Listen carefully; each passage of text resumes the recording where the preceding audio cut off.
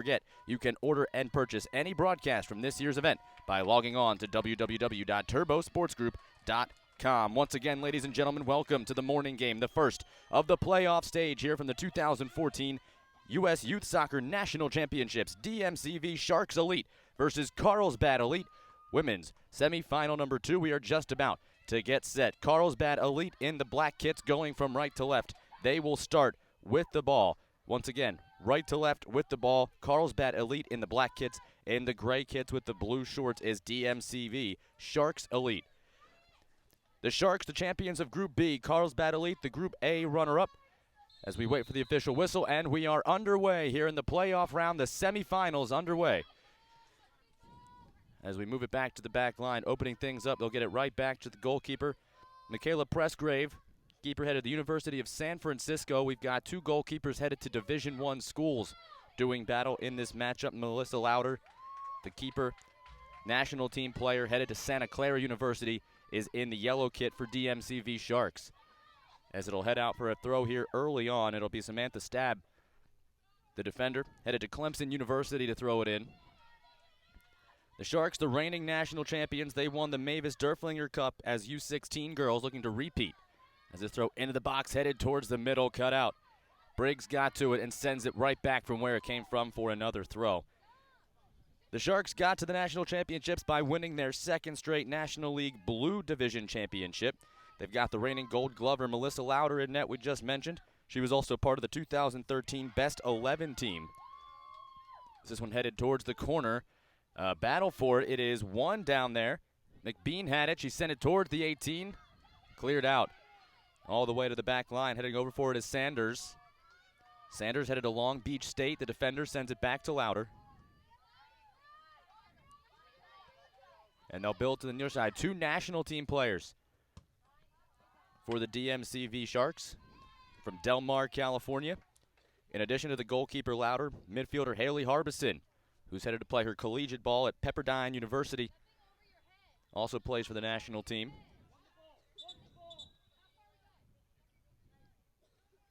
Megan Grant walked a bit too far with it. She's called back. Grant headed to Brown University, the defender for Carlsbad.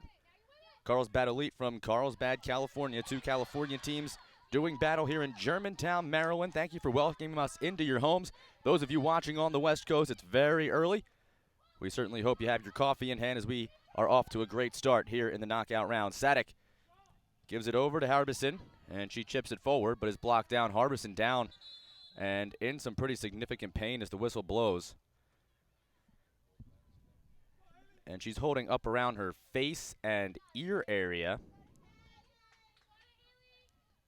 Harbison, the state of California and Region 4 ODP player. As the referee calling for the medical attention as she may have a laceration up around her eye. She's walking it off. Everything hopefully will be okay. Referee still calling for medical attention and now finally getting it. The Sharks went 2-0-1 in group play. They led the entire group with 7 points, scored 6 goals, gave up 3. Both of these teams did that. They scored 6 each and gave up 3. A very evenly matched matchup here. Carlsbad allowed exactly 1 goal in all 3 of their group play matches. Meanwhile, DMCV scored 2 goals exactly in all 3 of their matches. So if those stats hold true, that is in favor of the Sharks, who would be scheduled to win 2-1. Of course, history means nothing when it's settled on the pitch, as now Harbison has some ice around her eye as she makes her way to the sideline. She doesn't seem to want to come all the way to the bench. They're not going to substitute for her. They're just going to leave her over on the sideline as they check her with the standard concussion tests. Everything seems satisfactory as she gets a word from her coach, Felicia Capps, the 2013 South California Coach of the Year. On the restart, they'll just send it in for Pressgrave. Carlsbad went 1-0-2. Both of these teams undefeated through group play. This one's turned, but only as far as Sanders. Now digging it through the middle is Prickett. She pokes it ahead. Yates out wide. Here's Daly trying to cross it. That's stabbed out, but it'll go for a corner. First set piece of the match coming for the Carlsbad Elite squad. The Group A runner-up who had a perfect 7-0 record in the 2014 National League. They won the Red Division. We've got the Red Division National League champs versus the Blue Division National League champs here in this U17 Girls semifinal match.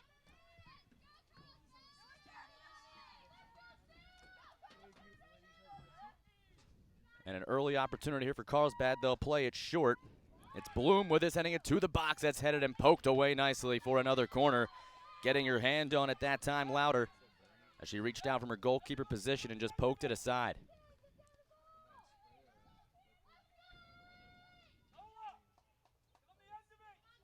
The Carlsbad Carlsberg U16 girls team also advanced.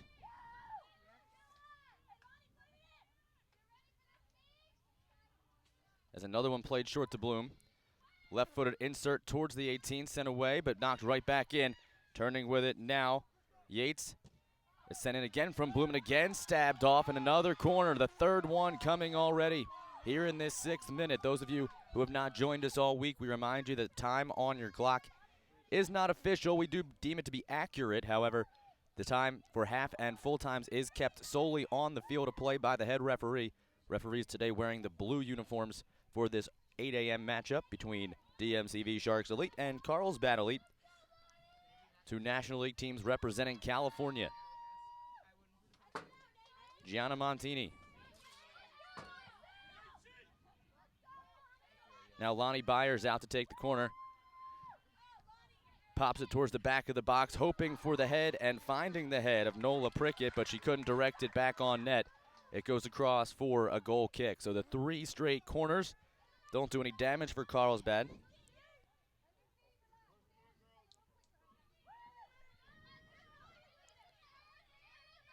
Louder, the national team goalkeeper, set to restart it. Punches it on a hop and kept in for a moment, but that'll get run out, and Carlsbad will get the throw in the attacking half as it's restarted quickly by Grant. Down the sideline, she's able to find Yates. Yates cutting it towards the 18, but she's cut off. Dominique Decoy got to it, but not enough of it as it was still turned on net, but softly into the waiting mitts of Louder.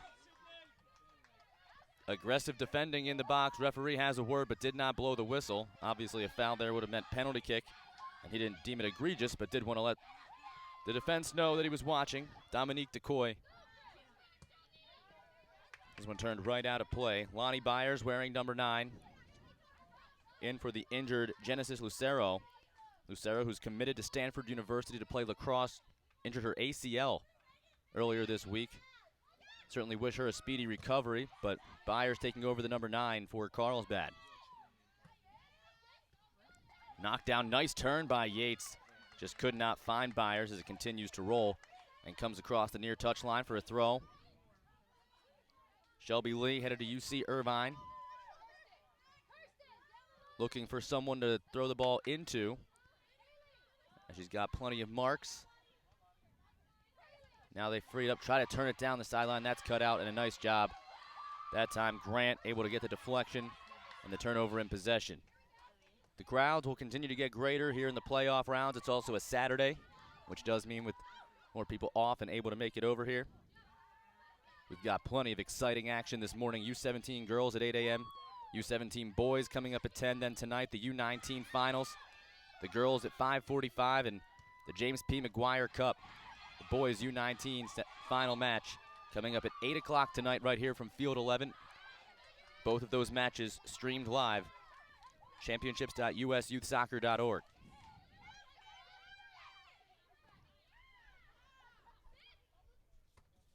Winner of this match will advance to the finals tomorrow morning. As Carlsbad takes this, it's Haney to the corner. Curls it towards the box. Louder let it go. Comes all the way across and racing back to pick it up is Sadek. She's headed to UC Davis. As a turnover here in a dangerous position, it comes to the middle. It's Haney. Can't catch much on it, though. Now a nice turn at the midfield, but a good sliding tackle. Megan Grant. That allows the defense to reset as she does well to come back and slide that one out of play.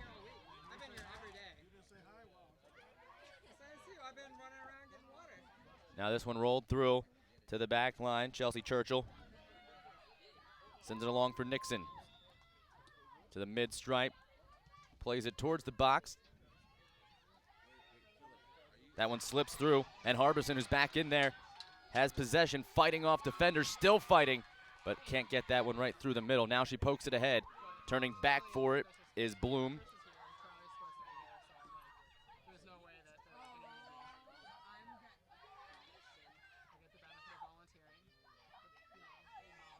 Harbison near side, that's poked forward. As Lee got to it, rolls it all the way down off the deflection. Another throw-in is forthcoming. The Sharks got a 2-2 draw in their opening match against Kings Hammer Academy. That was a rematch of last year's title match. Sharks winning last year in the championship and then winning again in the first match of group stage play here in 2014. Then they were able to get 2 straight victories after the initial draw, beating VSA Heat 2-1. The Heat were the runners-up in Group B. They're playing on the adjacent field right now against KC Dynamo. Winner of that match faces the winner of this match tomorrow.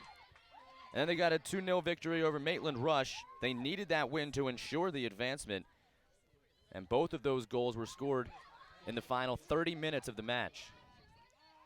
It was a nail-biter till the end, and then once they got the first goal, things opened up, and they were able to add an insurance goal to feel a little bit better. Keogh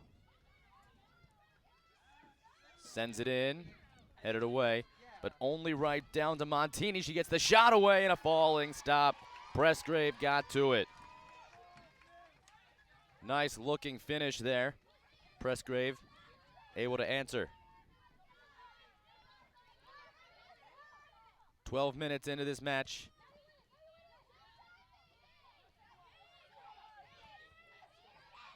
Yates trying to turn it through, fighting off the defense. Little hand check and the whistle and the foul as Yates reached in and tried to pull the defender back.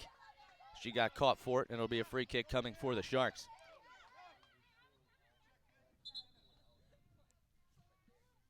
We're going to get our first substitution. Here are the semifinals, as Nola Prickett is going to come off. Megan Simmons on in her stead. The 2 midfielders swap.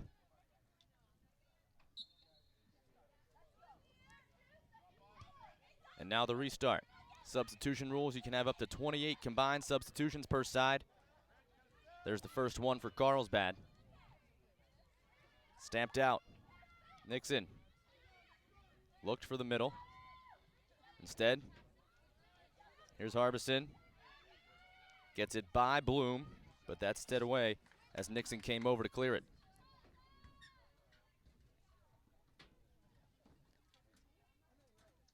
We'll be sure to keep you updated on the other semifinal match throughout. There's no score right now between KC Metro Dynamo and VSA Heat, the Kansas and Virginia squads. It's guaranteed to be a representative of the National League versus a regional champion, as these 2 National League competitors face off, and the Region 1 and Region 3 champs doing battle over on field 3. Left-footed send-in. Too many numbers in the box for the defense. And they'll win it. Good press forward by Delmar. Sharks getting urged along by their coach. Head coach for Carlsbad, Adam Skumowitz, who played his collegiate soccer at Cornell, adjusting his defense now. He's already made 1 substitution, haven't seen one yet for the Sharks. Harbison fought off. Clear sends the entire field sprawling as Keogh able to keep it in play. Can they find numbers in the box? Working towards the 18, nice little sidestep move. That insert blocked away and rolls harmlessly in on the keeper. Looking for the through ball there, couldn't get it.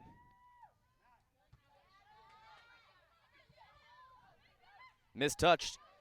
Cordova, bit cheeky with it, and it'll go over to Carlsbad on the defensive third.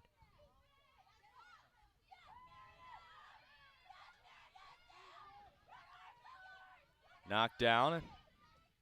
Turned back to the back line. Possession retained by the Sharks.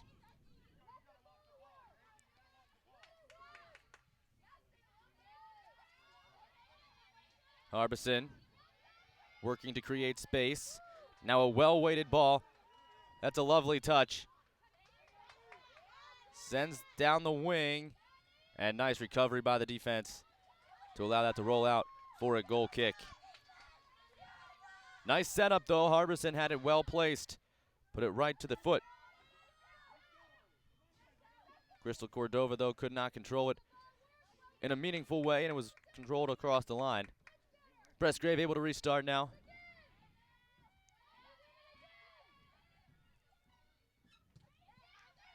Big boot. Stab down. Now race to the near side space if she can turn it upfield, and she does. Shelby Lee beats one defender. Working on Grant. Gets by her. Does she have something here? Blocked away. It'll be a corner. First set piece in a favorable position coming. 2014 U.S. Youth Soccer National Championships brought to you by Capri Sun, the official ready-to-drink juice of U.S. Youth Soccer, and by Turbo Sports Group, the official video streaming production company of the National Championships. Don't forget, you can order and purchase any broadcast from this year's event by logging on to www.turbosportsgroup.com.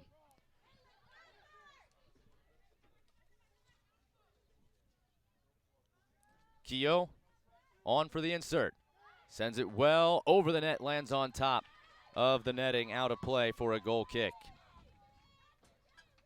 Just a bit too tight to the line there. It was well weighted. Found right the center of the net, just on top of it. So the first corner for the Sharks goes by the boards. DMCV was able to fight off 3 straight corners from Carlsbad in the opening minutes. We're here in the 17th minute of this elimination match. Semifinals for the U17 Girls National Championship. The reigning champ, the U16 Girls. As this one's rolled out. And chasing it down is Grant for the throw.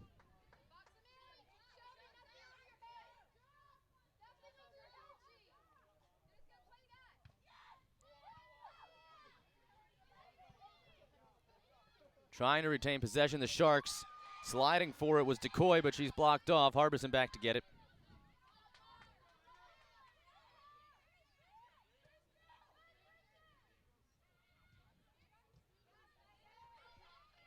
Nice little back kick by Montini, but nobody there to clean it up.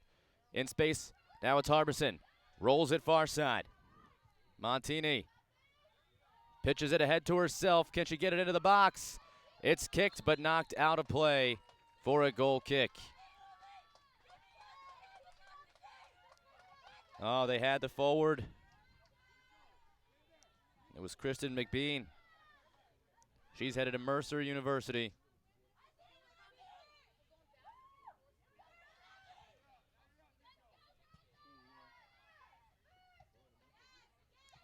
Pop towards the center, knocked down. Byers tried to turn it upfield. That's turned back, but the defensive line is there. Now a header here, and watch out. 2 players giving chase. It's going to be Lee who gets to it, rolls it towards the box, hoping for Cordova. Instead, she finds the keeper, Pressgrave, who comes out and scoops it up.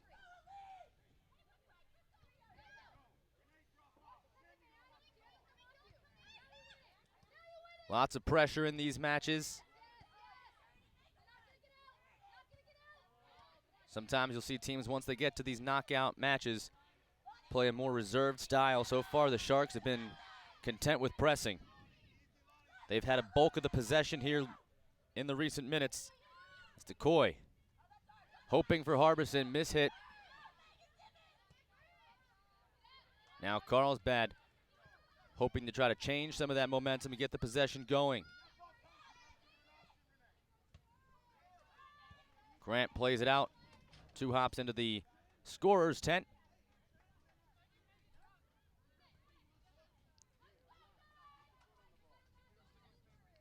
Stab with the throw in. She gets it back.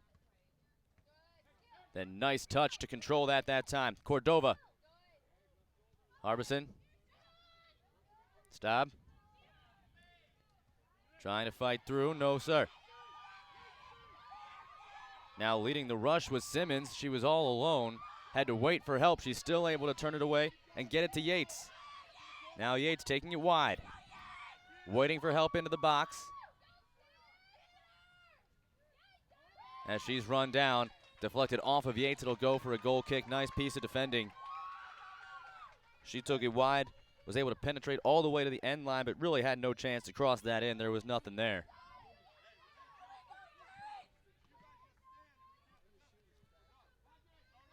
'20th minute. The opening half. The U17 Girls National Championship semifinal match.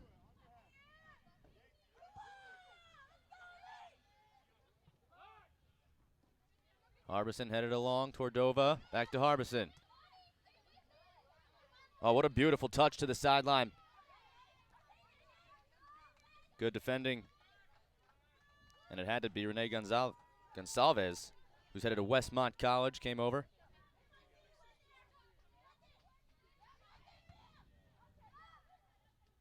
Decoy. Played on through for Cordova. Now chipped ahead, hoping for Lee. Knocked down. And referee signaling a handball. Didn't see much there, but the whistle and the turnover, and that's a shame for the Sharks. Looked like they were building something.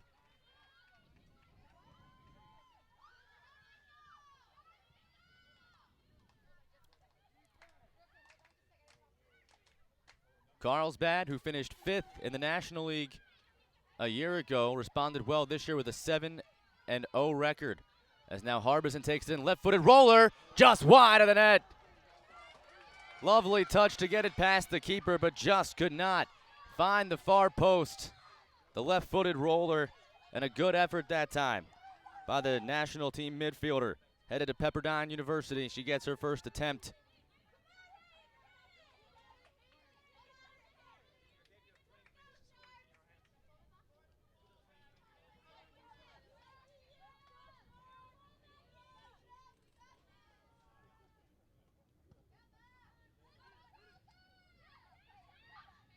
Turning, well controlled. Grant sends it back. Gonsalves.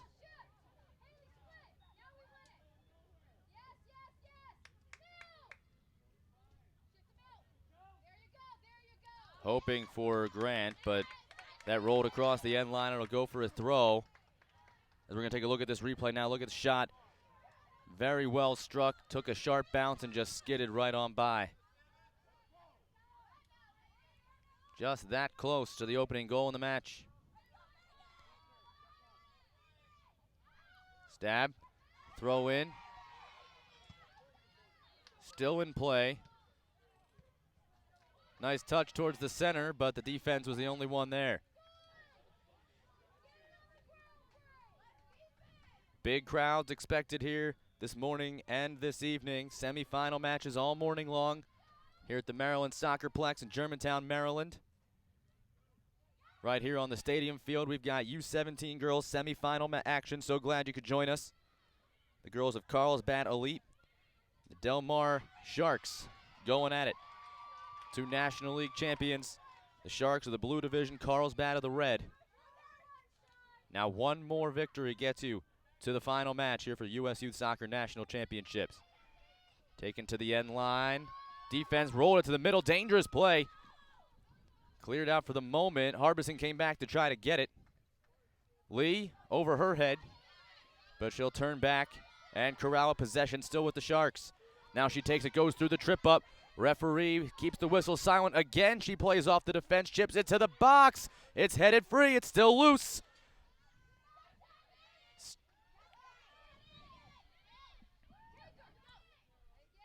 Decoy. Down for Lee, running into the box. There's the whistle and a foul. And the card coming out, the yellow. Had to make the foul as she was beaten by Lee. And the yellow card shown to Lonnie Byers. Yellow card caution issued in the 25th minute. And now a free kick coming. It was just outside the penalty area, so a well-timed foul. Just a step later, and that could have been a penalty kick. Instead, it'll be a free kick coming in a very good spot. And you're going to watch where she places this just about 2 strides away from the 18.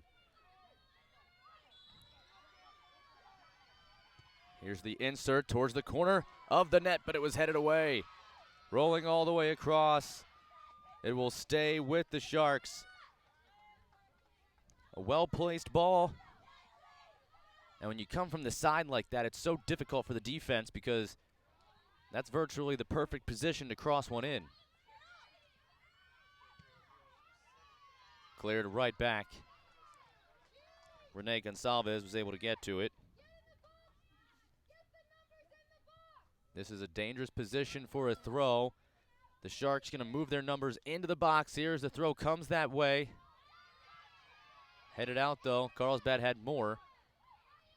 They retain possession, though. Chipped in, headed away.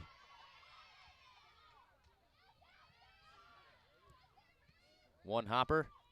Still the pressure on here. Sharks to it once again. Decoy. Gets it back. No crossover move. Left-footed roller towards the center of the box, but it was stopped away. Now Decoy coming over forward again. Yates to it first. Yates taken down. Whistle and a foul. And Yates still on the ground. I don't believe there will be a booking here. It was a hard foul. And Yates grabbing at that ankle, leg, it appears. But she's getting up, and that's a good sign. Now the entire Carlsbad squad surrounding her. The referee with the talking, and now he wants to talk to the Sharks side. We knew this game would be aggressive. 2 National League divisional champions. It was Samantha Stab who got the talking to. You've got a team that dominated the National League this season versus the reigning champion.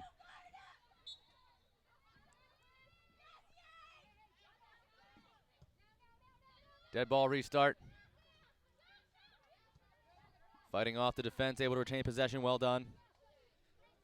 Here's Grant, the defender. Rolling for Yates. Nice touch. Haney. Here's Byers. Into the box. Byers, one touch. She found Haney, but Haney couldn't direct it on net. And then with the ball rolling away from her, Bridget Daly couldn't keep it in play. We've got another substitute coming, and it's coming again from the Carlsbad side. Their second substitution of the match.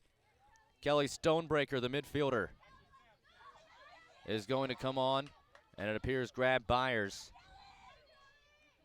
So Byers, who had the yellow card in the 25th minute, subbed out just a few minutes later. Byers, the forward, replaced by Stonebreaker, the midfielder, so perhaps with all the pressure that's coming from this Shark squad, they want to get something a little more defensive-minded as Yates able to fight through, gets possession. She's taken down and a free kick called. Penalty given, yellow card shown. Already out of the pocket. Yates fighting through 3 defenders, and she was able to draw the yellow card. Yellow card caution issued to Jordan Sanders here in the 29th minute. 1 yellow card aside already here in the first half, and things will only get chippier the longer this game remains at a draw. Miriam Bloom, the midfielder headed to Sonoma State University, lines up behind the ball. She sends it right into the wall, blocked back. Bloom will give chase and just turn it back as the defense was surging towards her. Now a nice redirect. Gets Bloom to it. Can she keep it in play? She does. Daly had that blocked off. Daly tied with Nola Prickett with 5 goals each during National League play. The two of them tied each other for 3rd place in the National League. As we've got a substitution coming. Looks like Kristen McBean is going to be replaced by Julie DeArmas. DeArmas, the forward, headed to the University of San Diego. And also Rachel Carroll, Utah State enrollee. DeArmas and Carroll, the substitutions occurring in the 30th minute.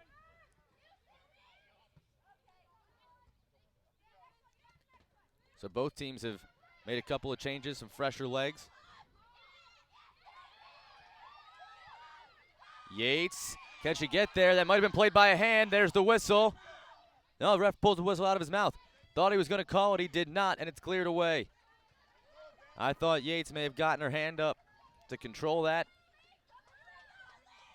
Referee, gave it a second look, but decided everything was clean. It was almost a chance. Now an attacking third throw in. Daly works it towards the box, shot blocked off and controlled. Louder tipped it to herself. She's so tough to solve in net, gets a round of applause from the supporters.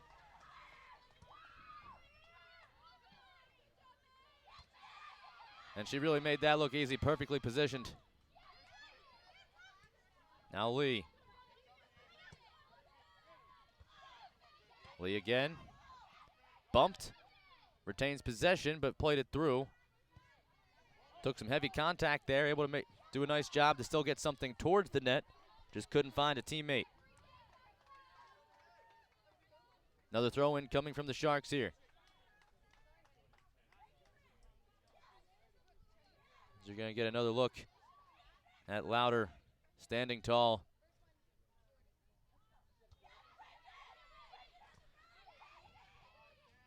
Decoy. Here's Harbison. Keogh. The California ODP player. Harbison. Lets it settle. Trying to touch it around Bloom. Bloom did well, but it still goes to Decoy, who just lost control. Unfortunate there. Decoy had it bounce off her shin, and she couldn't keep possession as they were trying to build numbers into the box. Fourth official ready with a substitute. It's going to be Brooklyn Gonzalez. She'll come grab Jordan Sanders. As one defender replaces another. Sanders, that 29th minute yellow card. So both coaches employing the same strategy. When their defender received a yellow, just a couple minutes later, they subbed them out.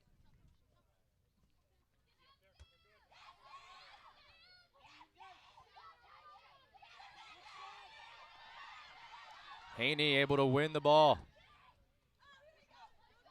Seeking Daly, but Gonzalez with the fresh legs is the first one back to it. Everyone can breathe as it rolls into Louder.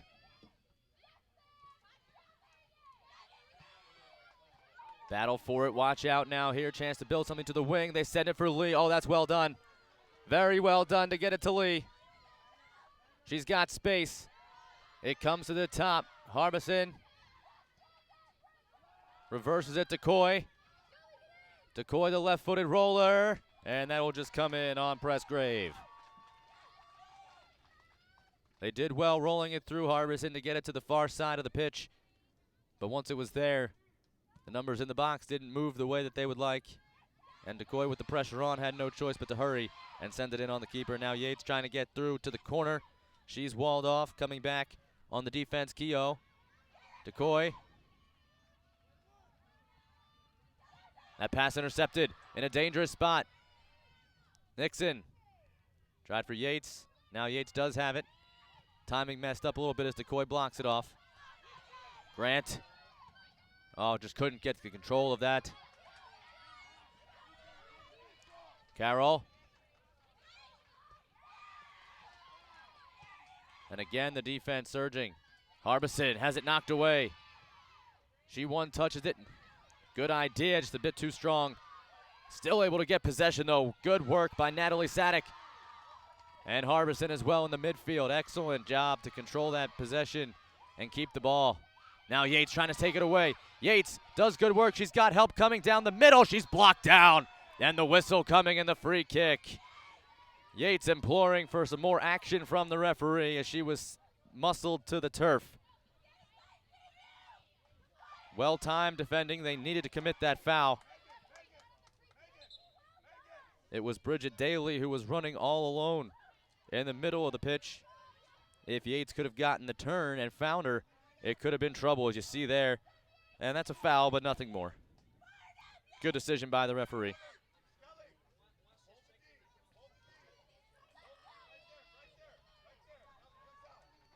Miriam Bloom, again, ready for the free kick.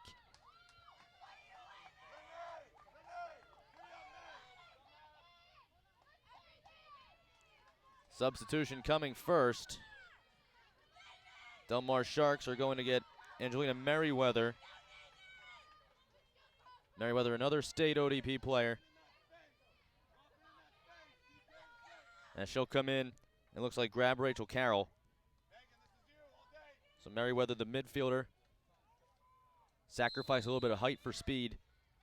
She comes in and marks the defender, Grant. This then into the box for Grant. She heads it down. It's blocked. It's still loose right in front, blocked away. It looked as though it might have been their own player, Bridget Daly, who stepped in front of that shot attempt. Comes all the way back. Churchill. That was the best opportunity for Carlsbad, probably for either side to score so far. Now this one played well. Nicely timed. Churchill towards the box. Can she get it into the middle? She does, to the back post. And Stonebreaker came sliding in a bit too late. Oh, what a send through the goal mouth. Seeking out as Stonebreaker and Churchill nearly combine. Watch out now, Carlsbad starting to build some possession and getting some chances in the attacking third. They had the three corners early, but since then it's been relatively quiet this end of the pitch. Now we're starting to see more attacking action coming from Carlsbad.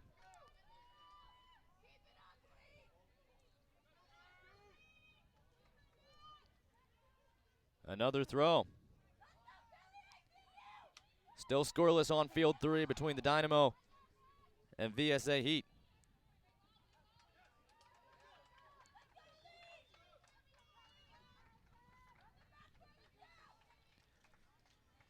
U.S. Youth Soccer National Championships are brought to you by Happy Family, the official on-the-go superfood of U.S. Youth Soccer, by Kohl's, the official department store of U.S. Youth Soccer, and by Liberty Mutual Insurance, an official sponsor of U.S. Youth Soccer.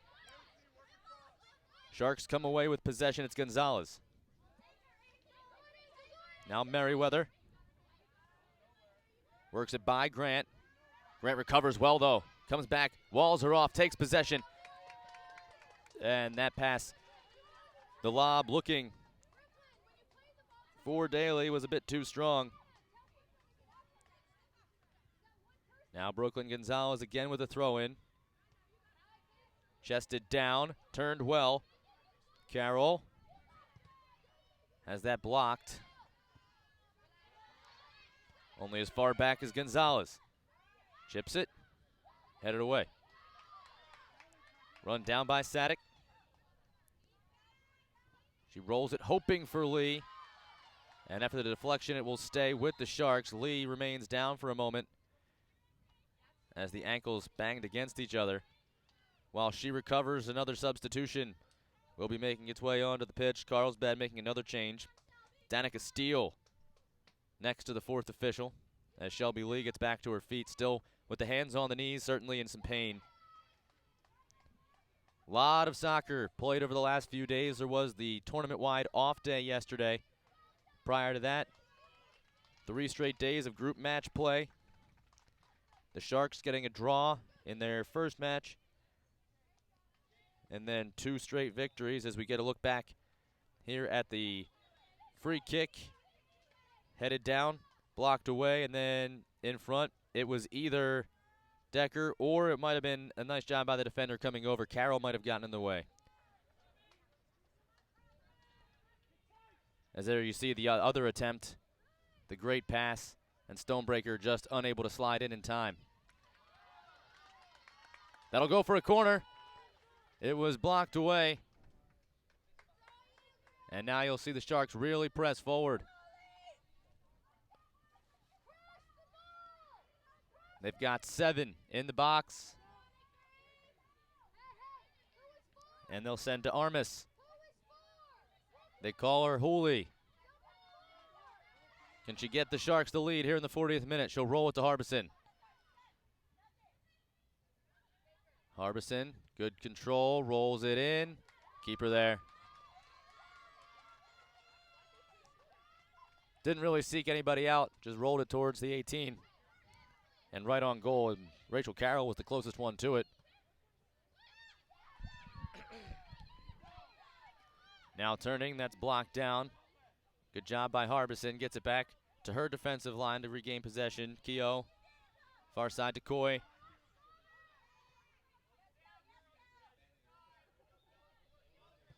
Montini. Bit too heavy. Cordova gave it a look. It'll just roll straight across. Another goal kick coming. It has been back and forth this entire first half. Some opportunities for both teams. Neither has been able to find the go-ahead goal just yet. Bloom heads it in the air. Lee trying to take it away from her. Bloom able to fight, keep possession. Now the whistle and the foul called as Bloom fought through. That was a good battle from both sides, and the Sharks get the advantage. They get the free kick. And this in a position where they can do something here.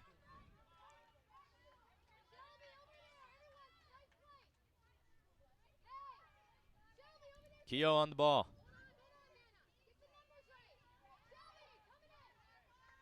Seven in the box again.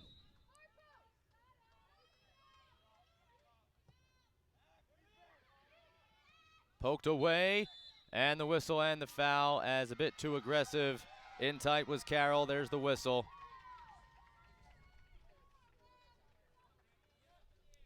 Carroll and Sadek were both crashing the net, and the whistle blew as the keeper came out to poke it away. Now that gets through everybody, and coming all the way out to play it is Louder. She's off her line still. Gonzalez does well as those two collide. And now the whistle, and the referee signaling with the head injury. They're not going to take any chances. Gonzalez and Bridget Daly came together, and both of them looked a little bit dazed as they fell.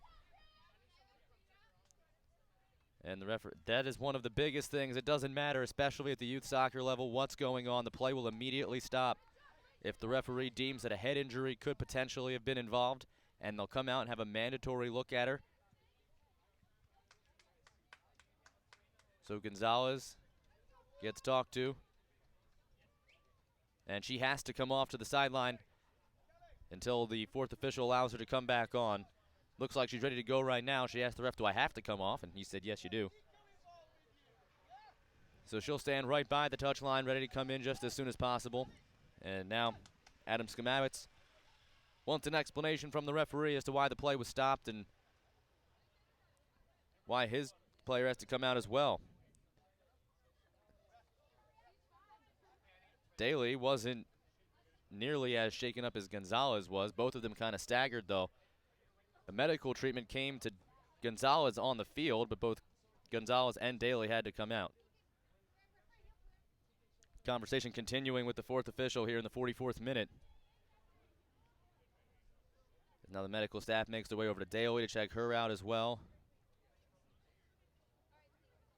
Do the classic eye test and everything else. Meanwhile, play still being delayed for some reason. Finally, the ref lets things go again. Once the two players were off to the side of the pitch, that really should have been the end of it as far as the official was concerned, as he waves them back on immediately.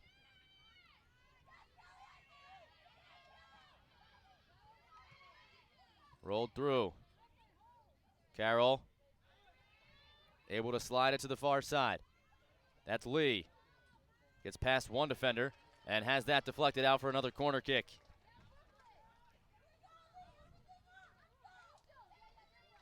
Julie DeArmas. from that far corner. Here in the final minutes of this first half, can the Sharks circle?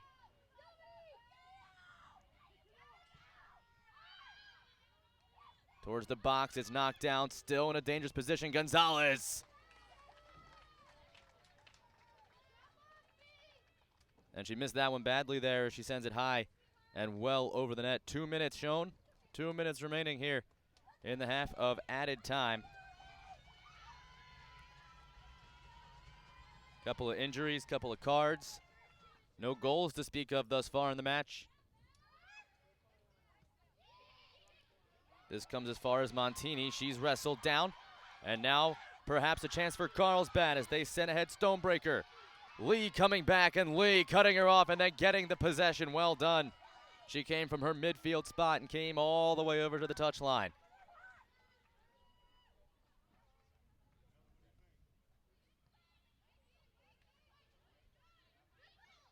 I think both teams will be satisfied with a scoreless first half, should that be the way the whistle blows. Some chances on either end. Perhaps more voluminous for the Sharks, but the better chances belong to Carlsbad. They had two very good opportunities that were blocked away or just missed. Harbison had a shot that beat the keeper but slid wide of the post as a whistle on the free kick as Harbison tried to take that away. Just about a minute remaining here before the halftime whistle. We'll see if things open up a bit more in the second half after these teams try to get back and find that go-ahead goal. One goal will change everything in this match. While it's still level, you're going to see these teams continue to feel each other out. They, of course, did not play each other in group play. This is headed nicely to the corner. It's Nixon. Circling. DeArmas working on her. Nixon. And that's deflected. Referee says it'll go for a goal kick. That was bounced back and forth a couple of times. As Lauder over to send it. Lauder had a couple of saves in that first half. And one of the things that was very impressive about her was her positioning. She did really well to get over and really didn't have to move much. We saw a couple of falling saves from Michaela Pressgrave on the other side. As right on the restart, there is the halftime whistle, so we are still level. No one able to find the back of the net through 45 minutes. There were chances. It was close. Saw a couple of yellow cards, plenty of corner kicks, some free kicks, but nothing to cross the goal line, nothing to give either side the lead as the first 45 minutes of this semifinal match are in the books. You're watching coverage of the 2014 U.S. Youth Soccer National Championships presented by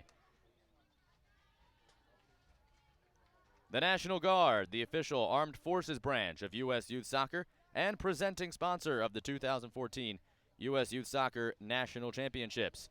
Also brought to you by Nike, the official supplier of U.S. Youth Soccer. Capri Sun, the official ready-to-drink juice of U.S. Youth Soccer. Happy Family is the official on-the-go superfood of U.S. Youth Soccer. Kohl's is the official department store of U.S. Youth Soccer. Liberty Mutual Insurance, who is an official sponsor of U.S. Youth Soccer. Also brought to you by Nestle Nesquik, the official post-game drink of U.S. Youth Soccer. By Skills, the official player performance training sponsor of U.S. Youth Soccer. Brought to you by Sports Authority, the official sporting goods retailer of U.S. Youth Soccer. Wilson Trophy Company, the official awards, medals, and pin supplier of U.S. Youth Soccer. NSCAA, a proud partner of U.S. Youth Soccer. Also by MLS, U.S. Youth Soccer is the official grassroots partner of MLS. And by Turbo Sports Group, the official video streaming production company of the National Championships. Don't forget, you can order and purchase any broadcast from this year's event by logging on to www.turbosportsgroup.com. It was an exciting first 45 minutes. 45 minutes left to decide who will advance to the finals here in the U17 Girls 2014 U.S. Youth Soccer National Championships. We will have highlights of that exciting first half and the second half after this short break.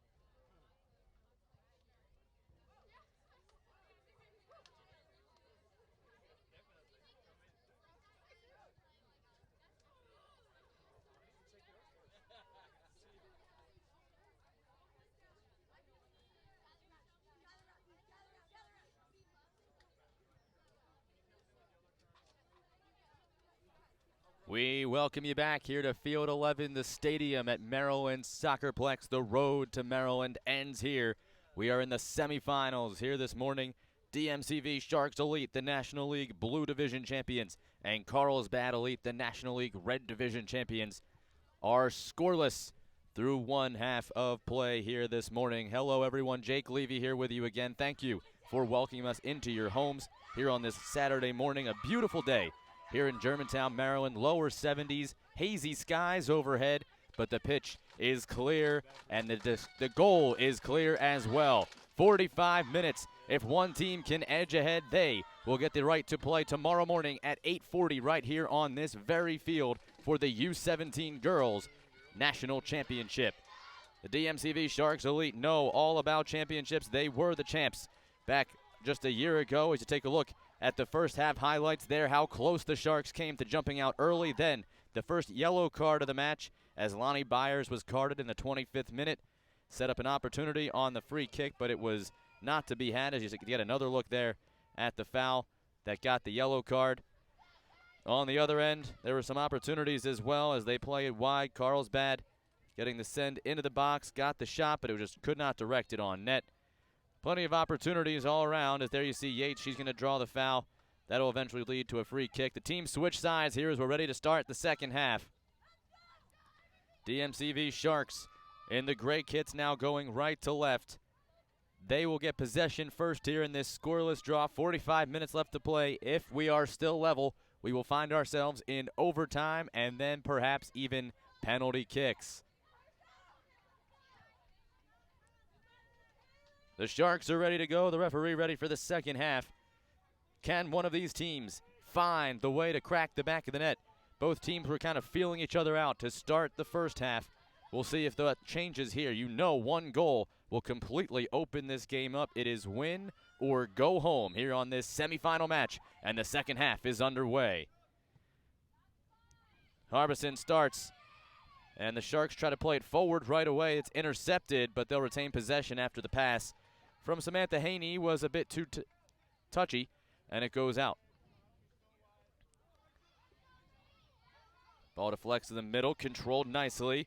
Montini turns, but all she can find is the right foot of Christina Nixon, who sends it back as far as Sadek. Now Montini, deflection in towards the box, controlled but tripped up and taken away.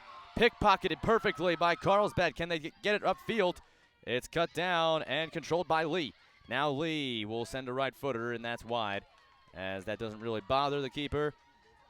Michaela Pressgrave watches it roll on by. New goalkeeper in for the Sharks.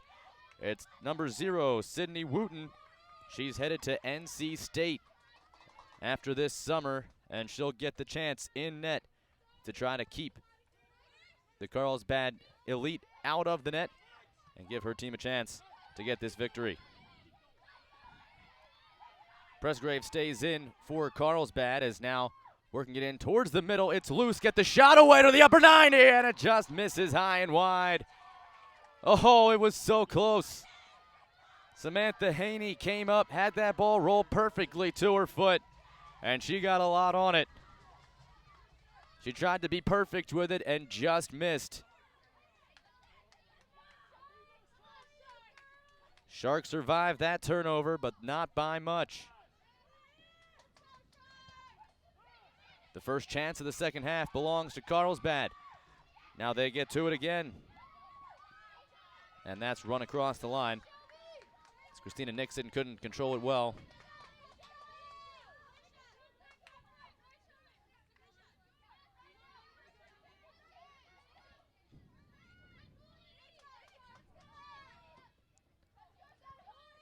Long throw, trying to turn, was Julie de Armas. She gets to it. Fighting through a couple of black shirts. She gets it to Lee. Harbison, nice sidestep. Referee plays the advantage. Montini ahead. Watch out now, numbers in, sent towards the net. The deflection over the top of the net. The keeper, Michaela Pressgrave, is still down after she came out and tried to slide that away. The pass went by her. And then Rachel Carroll had a chance deck that into the top shelf. As you're going to take a look at the chance the other way, this is how the opportunities began. The turnover is going to lead, as that's back from the first half.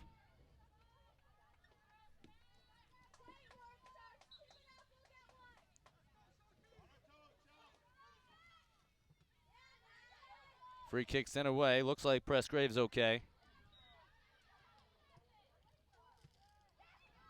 Harbison. Out wide. Decoy sends it down that far touchline. Angling it. Now taking it to the line, sending it in. That's deflected. Pops over the head of Carroll. Clear attempt whiffed. Lee.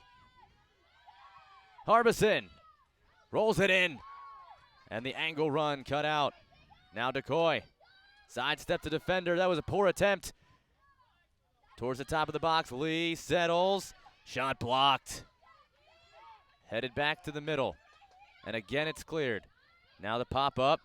Headed. Still up for grabs.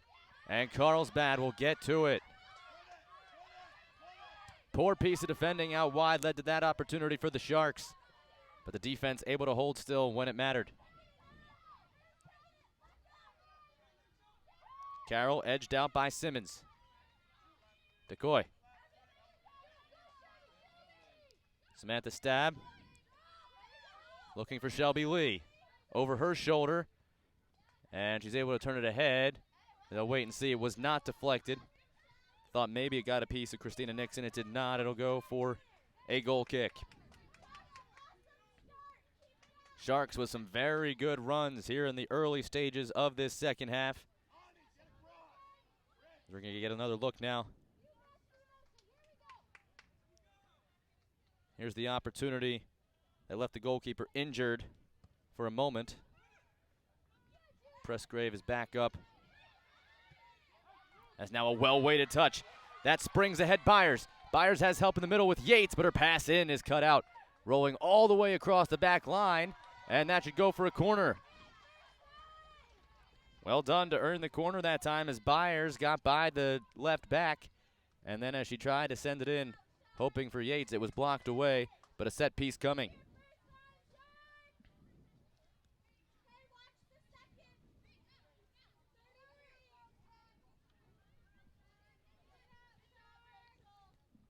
As the time wanes on, every set piece, every opportunity going to become more and more crucial. Byers into the box, it's headed away.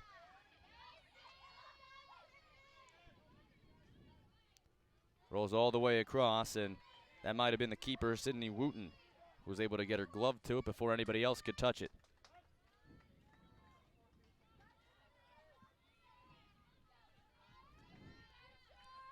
Wouldn't be a bad idea for Carlsbad to slow things down here after they were under siege for the first 5 minutes of this second half. Almost had the counter opportunity as Yates is able to earn the corner. Another well-done piece down along the end line by Carlsbad.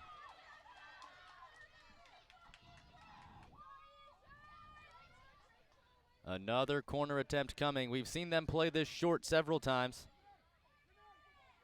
As now Bloom comes over. She's taken a lot of the set pieces from the attacking half. She's got the strong right foot. She's going to send this in from the end line spot. Well placed. Off the head of Gonsalves. And run across for the goal kick. So Louder, who started the first half in net for the Sharks, the 2013 Gold Glove winner, part of the best 11 team, helping to lead them to the national championship a year ago, will sit from the sideline here in this second half and watch her goalkeeping counterpart, Sydney Wooten, who's going to get the free kick. As Lee tries to head that along, it's blocked. Now Harbison controls. Decoy trying to find the Armis, but that was blocked away.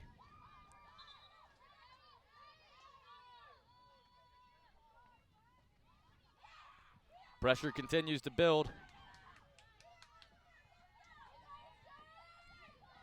as we near the final half hour. Remember, if we are still level after 90 minutes, we will have overtime here at the U17 level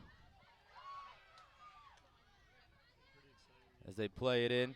At the under 17 level, it's two 15-minute overtime periods. So we'd have an extra 30 minutes as this one's played towards the box. Nobody there. Good defending positioning, as the only girl in the box was marked perfectly and she couldn't get to it. That was Byers, who was all alone on the far side. Only one next to her was a gray kit. So Wooten again to restart on the goal kick.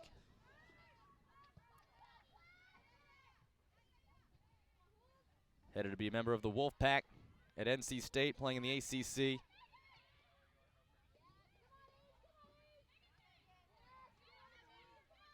We'll see several NC State Wolfpack later in the U19 final. That coming up tonight at 5:45.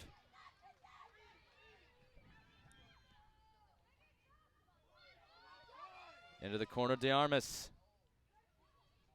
Goes through the legs. Now trying to circle back, but the follow-up was played nicely. Good help defense from Nixon.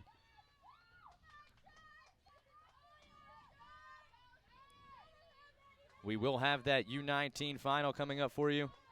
Chicago Pre-Academy Batogafo taking on VSA Heat.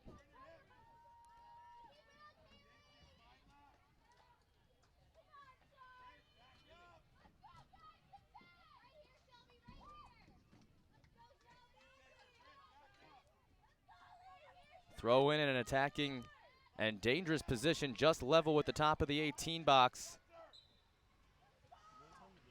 They throw it towards that. Headed up. Decoy knocked it down. Well done. Possession gained. And that'll go for a corner. Megan Simmons had to come over and stamp it away. And her left foot deflected along the back line. So now Hannah Keogh, the defender, also headed to NC State.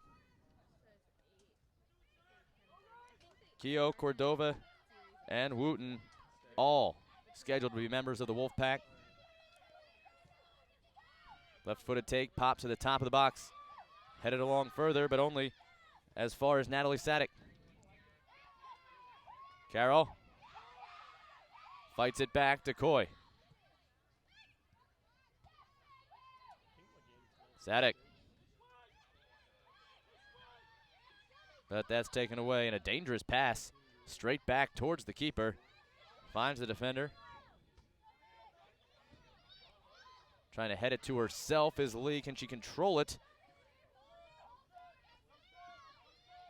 And now taking it towards the middle, DeArmas.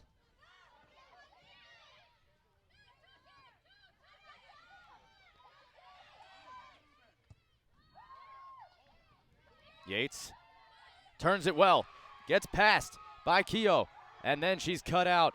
As coming back was Sadek. We're going to get the whistle and the foul. Sadek used the left hand to fight off Yates, and the referee determines that's worthy of a free kick, so we're going to have a direct free kick here in a dangerous position. Again, another attacking third. Chance to send this in.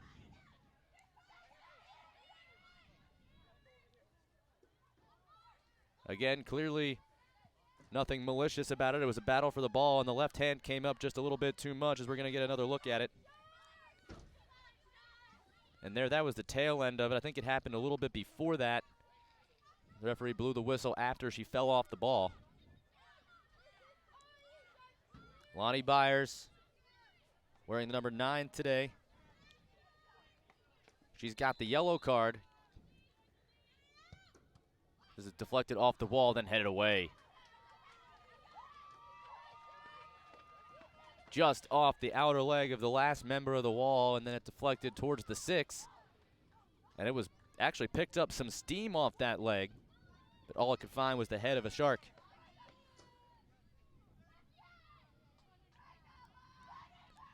Here's the corner, Byers. A long one headed up. Keeper knocks it down, still loose. Headed into the middle, and Wooten cleans things up. Megan Simmons had an opportunity with the head. She didn't get enough on it. She directed it well. It's a little bit too much loft, and that allowed for Wooten to come over and grab it.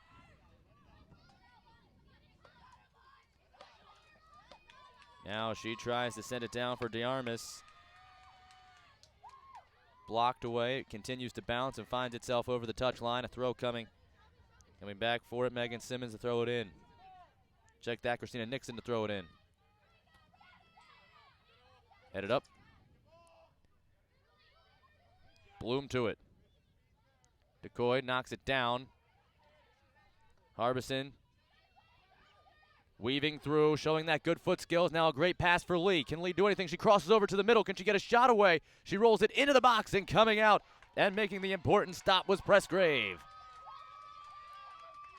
Nice midfield play there as Harbison got it over to Lee. Lee was able to sidestep.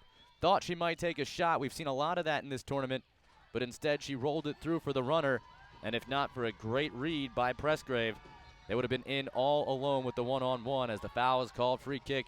We'll see if they choose to hurry it up or slow it down. And it looks as though Carlsbad's going to try to set things up with a deep in the attacking half. Free kick coming.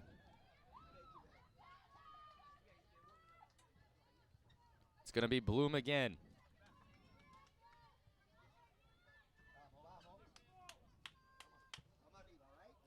To the box. Yates giving chase. It's headed before she can get to it. Now Hargrave chases it down. Harbison. Carroll. Feeding through for DeArmas. It gets by her, but racing down well is Lee. Nice burst to get to that ball.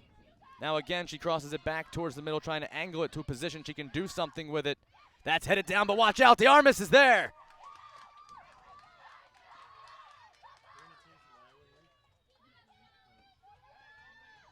Pressgrave was there first.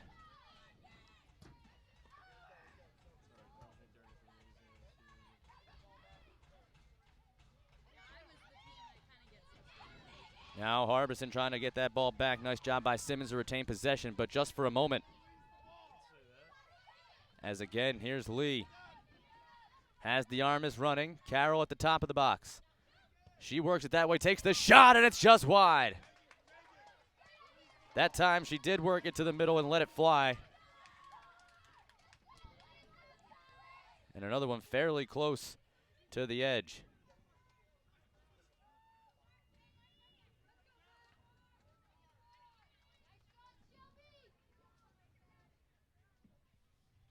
'14 U.S. Youth Soccer National Championships presented by the National Guard, the official Armed Forces branch of U.S. Youth Soccer, and presenting sponsor of the National Championships by Nestle Nesquik, the official post-game drink of U.S. Youth Soccer, and by Nike, the official supplier of U.S. Youth Soccer. Here in the 62nd minute, we are still scoreless. The chances really starting to build for both sides in this second half.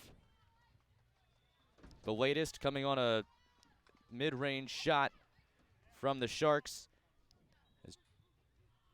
There you see Shelby Lee tried to curl it to that far post, and it just didn't start bending in time.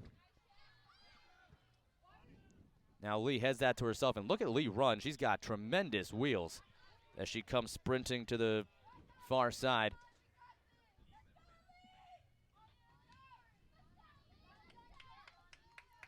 It was Lee's speed during the last attack that set up the chance. Lee, who's a California ODP player, midfielder headed to UC Irvine.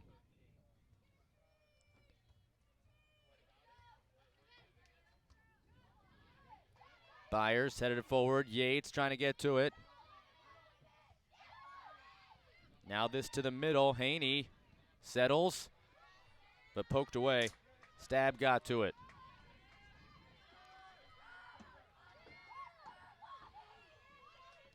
Working through the midfield now. Seeking out Harbison, but back on that nicely with Simmons. She heads it away. Now Yates, the only one forward. She turned it well, but there was nobody coming to grab it. As easily retreated on by Merriweather. Strong right foot from Merriweather all the way down the line. And end to end it sends Carroll running, but the defense there first. Now a little two-girl play over on the far side, gets it free. Harbison. Nice return. Now she flicks it on for Merriweather. But the whistle and the handball.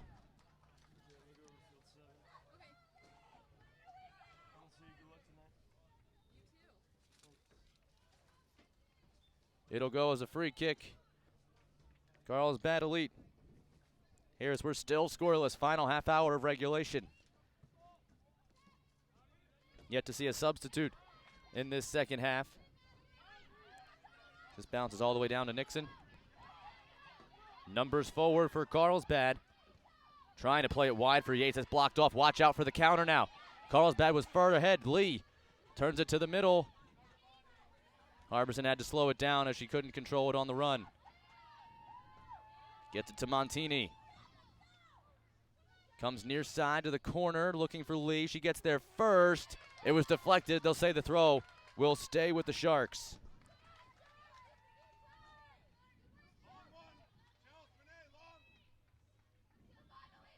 Can one of these teams find the right combination to get in front here?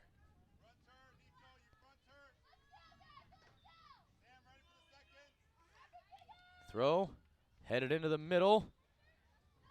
Byers turned it away, but only as far as Decoy. Merriweather to the box. Carroll, over her head, it comes down, and the shot attempt. And it was rising. She couldn't control it. That'll go over for a goal kick. Those plays into the box have been advantageous thus far for the Sharks. That time, Julie DeArmas found herself in all alone, but with the ball going up, she got well underneath it, as we'll get another look at that here. You see the perfect pop. It comes down and off the header right in there. Now DeArmas again from the 18. The shot, and it's just wide. It hit the water bottles on the side of the net. That's how close it came. Julie DeArmas. Couple of opportunities in less than a minute here, and she came close twice. DeArmas finding herself all around the net.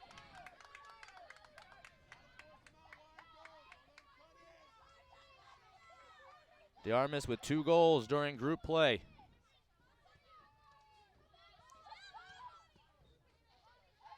As Lee knocked that down, but couldn't turn it back into the field.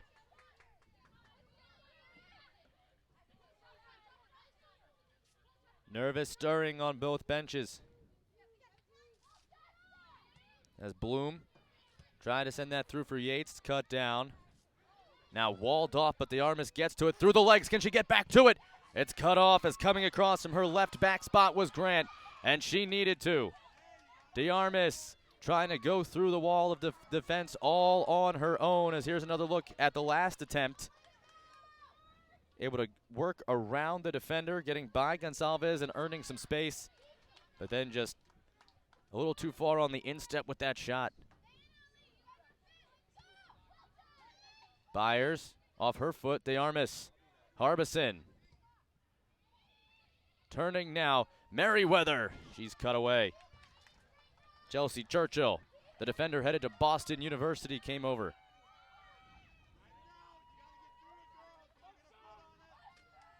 Merriweather in the corner. Can she find a way to get past? No. Good job there by Bridget Daly, the forward. Asked to do some defending. As Keogh, heavy touch, able to get to it. Sadek. Looking for friends. Decoy has it now. She sends it towards the header. Oh, over the leaping DeArmas, but not out of play. Lee to it. Sadek into the box. And that was just a bit too strong. Well, it was too strong for Montini and not strong enough to get all the way through to Decoy. But the throw coming, Merriweather. Decoy runs it to the 18. Now she sends it across for the one-timer. And some groans from the crowd as Montini sent it over the goalpost. Montini, who's set to become an Auburn Tiger, playing in the SEC. Substitution coming here. Carlsbad's going to get a midfielder. Hannah Miller coming into the match to grab Lonnie Byers. Remember, she's got that yellow card. There's one yellow card aside, both occurring in the first half. Byers received the yellow for Carlsbad. The Sharks' Jordan Sanders, number 7, was handed a yellow card just about 4 minutes later. As we approach the final 20 minutes of regulation, will we see a goal? Sadek's pass was blocked down. Keogh. Decoy. Racing now with numbers ahead. Tries to feed it through. She gets it through to Carroll. Carroll walking it across. Had Montini. Keeps it herself. Left-footed drive. And that's wide. Collision after it. But the referee signaling the corner kick. DeArmas going to get it. She's had a couple of chances here in the last few minutes. Now she's going to come out to the near corner, and she's going to send it in. Can she set up a teammate? We've got subs coming. Looks like a pair of changes going to be made for the Sharks as we take a look at the replay. Just a tough left-footed falling shot by Carroll. And DeArmas, who was set to take that corner, is going to come off. She's going to be replaced by Crystal Cordova. Kristen McBean also back into the match for the first time since the first half.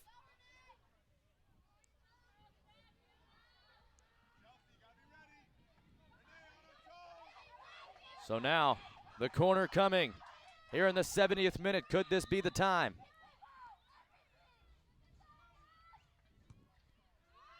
It's strong. In the air, Decoy giving chase. Able to save it. Comes down from Merriweather.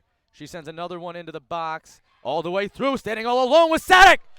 And Sadek just a bit high with it. Oh, she found herself all alone. Controlled it well. Tried to rush her shot before the keeper, Michaela Pressgrave, could get over there. And another one finds itself just high of the crossbar. Felicia Capps. DMCV Sharks have had plenty of opportunities here in this second half. Much the same as early in the first when the Sharks controlled possession. Towards the later stages, though, Carlsbad began to take over and get some very good opportunities.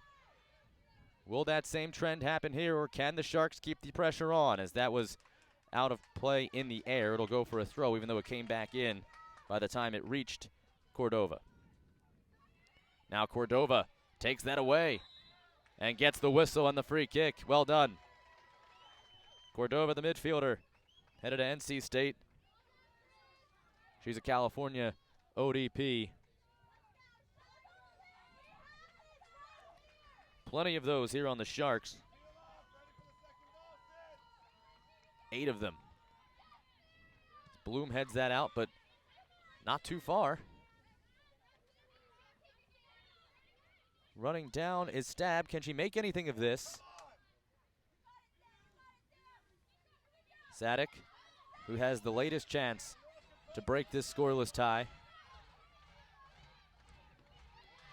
Back pass, Lee. Rolls it for Cordova. Trying to get it back. It goes all the way through to Stab. Can she make something happen? Rolls it in. Yates bumped down. There's the whistle Keogh called as she came through the back of Yates.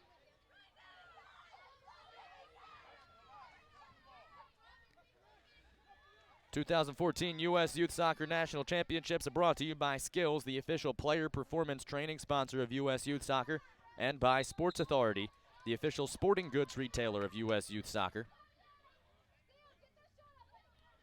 Here in the 73rd minute of the U17 Girls semifinal match, the Group B champion DMCV Sharks Elite from California, and the Group A runners-up Carlsbad Elite, also from Southern California, unable to find the back of the net.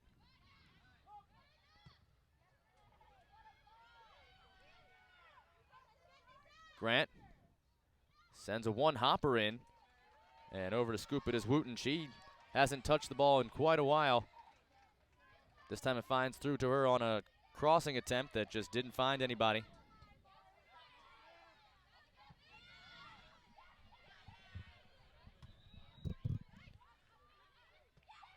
Now there's an opportunity taken, but bounced along. Comes back. Sent all the way across field. They'll try the right side. Merriweather to Decoy. Harbison. Working on Bloom. Blocked down by Bloom, but right back to Harbison. Now she sends it out wide for the insert. It comes to Cordova. She controls, but can't quite bring it down in time to shoot it. Unlucky there, as Cordova was open. It came to her, deflected right off her foot. And timely defending there to clear it out as the misstep prevents the chance for a shot on goal. We're going to get a substitution here in the 75th minute. The Sharks going to get Mary Briggs, midfielder, headed to Cal Poly.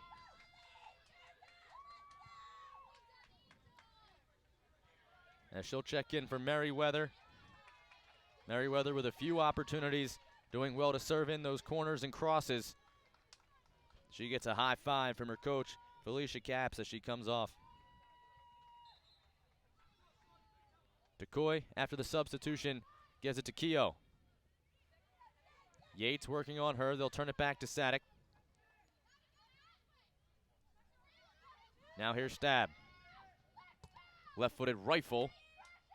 And that's not really close, as it looked like a shot attempt, but was even outside the 6 box. Keeper will watch that harmlessly roll across the back line. Now they'll get a goal kick. 15 minutes left here in regulation. We are still scoreless. That girl, Michaela Pressgrave, has made a few key saves in this match. Her kick is blocked down, and trying to regain possession on a good battle was Kristen McBean. And they will get the throw. So well done by McBean. Stab will throw it in. Goes to the corner, Cordova, creative little throw in there. She circles back, now tries to cut. She's muscled off, able to stab it back in. We've got a whistle, and it's going to be a free kick for Carlsbad. So Cordova got beat, had the ball taken away from her, and then when she tried to come back and regain possession, she was whistled. Now Lee intercepts that, though. Well done to control it with her head, but she can't walk it through the defense. Big clear by Daly. Daly spent a lot of time in that right back position today. She had 5 goals during Carlsbad's National League play, as she gets away with a bit of a push there. And down holding the knee for a moment was Kristen McBean, but she's up rather quickly. It'll come out as a throw. Stab's going to take it. Eyes up the top of the box.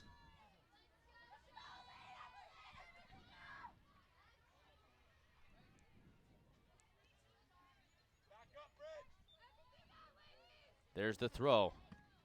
Knocked down. Yates sends it for Bloom. McBean all the way back to take that back. Stab.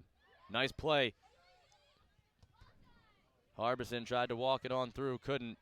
Comes back to Stab. Harbison takes it to the middle. And that's blocked away. That'll go for a corner kick. Chelsea Churchill had to come back and knock it away. Harbison had Lee out wide if they wanted to play for a cross. Instead, she tried to take it in herself, and she wins the corner.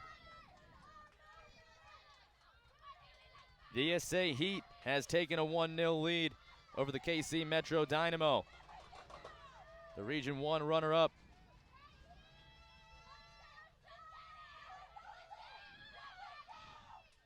Can somebody grab the advantage here in this match? Sent towards the box, headed away as Grant got up to knock it, but it's kept in. Long one, Lee knocks it down, turning, Lee. Drops it off for Montini. Now the shot, and that's over the crossbar. Stepped up and got the right-footed shot, but another one finds itself sailing just too high as the shots towards the Carlsbad goal continue to pile up like firewood.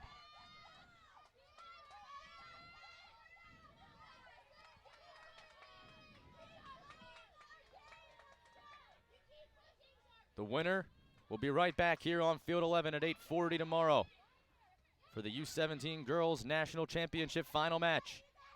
We'll have the call for you right here as the, I believe, throw was given, not the free kick. As we get another look at that shot that just cleared the crossbar. Stab stepping up, and that ball was rolling, trying to get the swing on it. Karina Lacey, a 70th minute goal, has put VSA Heat 96 Blue in front. We saw both of those teams play on the final day of group play here on Field 11. The Dynamos and Heat both getting the wins or decisions they needed. The Dynamo needed a winning result. VSA just needed a tie, and that's what they got. And now VSA, can they hang on in the final 20 minutes? Can anybody poke ahead here in regulation as we've got a substitution coming for Carlsbad? Hannah Miller coming off. Nola Prickett, her 5 goals were tied for 3rd in National League play during Carlsbad's 7-0 run to qualify for the national championships. Carlsbad then going 1-0-2 through the group play, find themselves here. The Group A runner-up.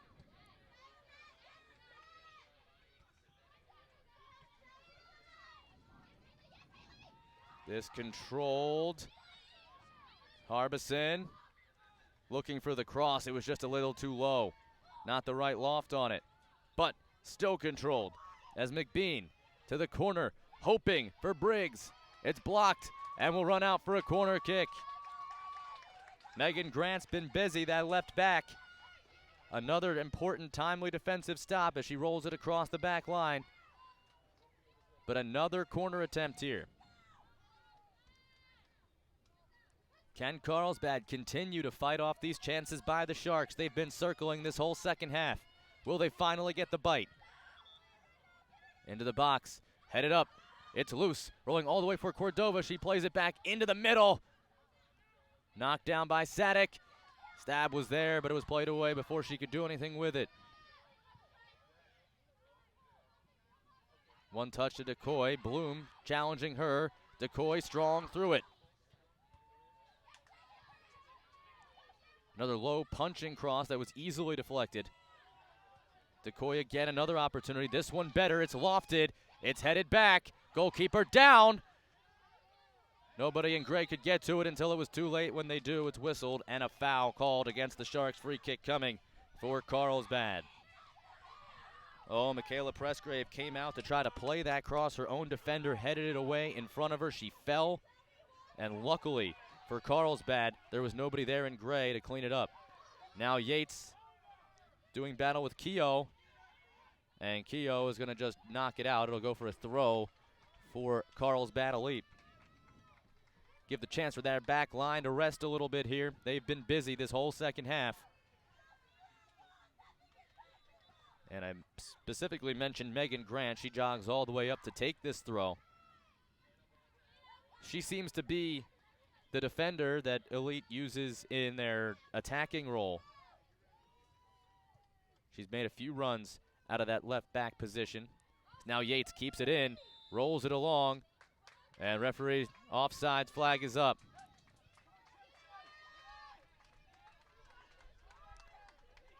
Tried to roll it to that end line, but the offsides means the restart coming, as the restart kick is sent right out of play. Throw in.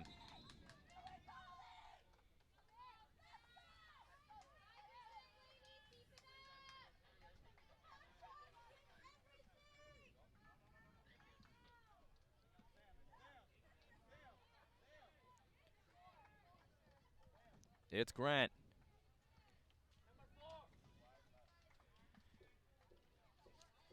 U.S. Youth Soccer National Championships brought to you by Wilson Trophy Company, the official awards, medals, and pin supplier of U.S. Youth Soccer. Also by NSCAA, a proud partner of U.S. Youth Soccer, and by MLS. U.S. Youth Soccer is the official grassroots partner of MLS. Substitution coming for Carlsbad. Danica Steele, the forward in.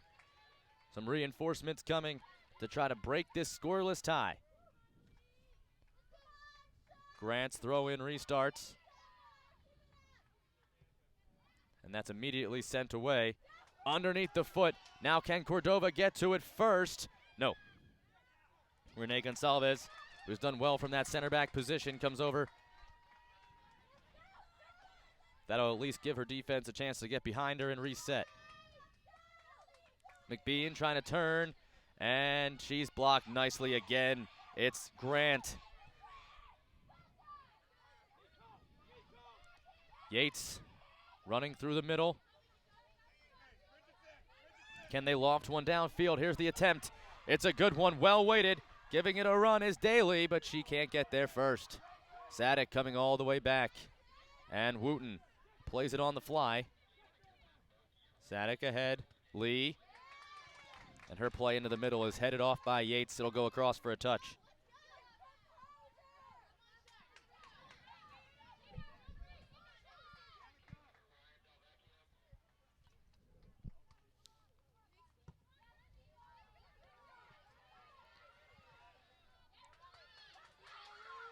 Decoy rolling through.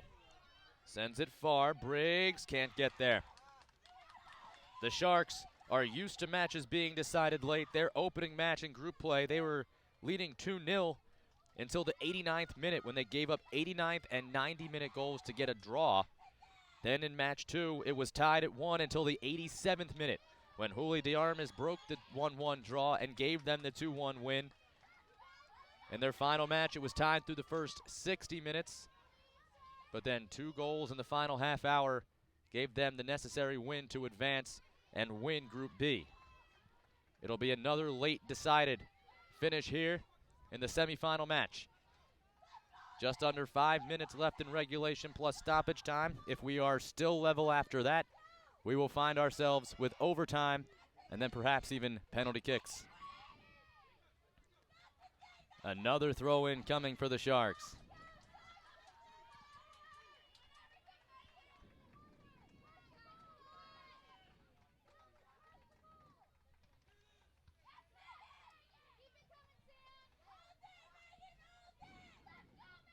Carlsbad,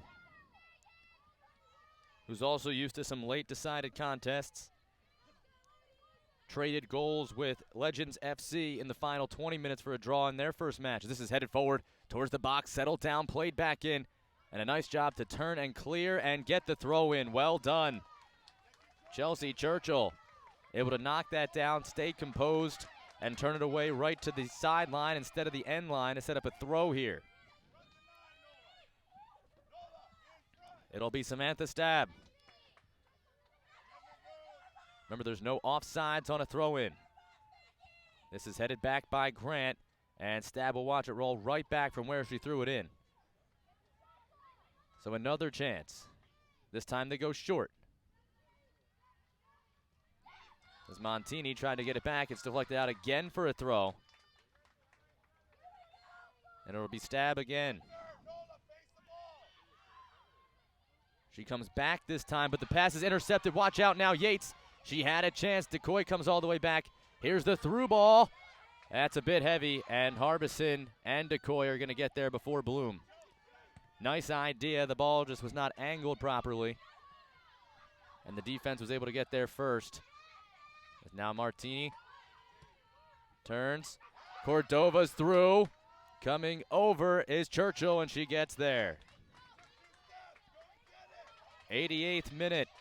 Every opportunity so big as Lee. Cordova tries to touch it back to Lee, but it bounces out. It'll go for a Carlsbad throw.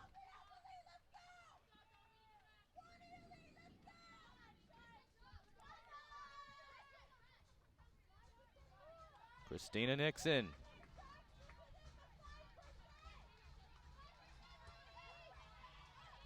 Headed up by Daly. Yates furthered it along. Now it's taken off by Sadek. Possession one. Trying to turn with it was McBean, but she was stopped and then pulled back. And the whistle and the free kick as McBean was called for an infraction. Not really sure what she did. Looked like she was pulled back as she was trying to make the play. But the whistle and the free kick for Carlsbad. Sent along well. Yates. Can she turn with it? She did, but then she was stamped out by Stab. Briggs.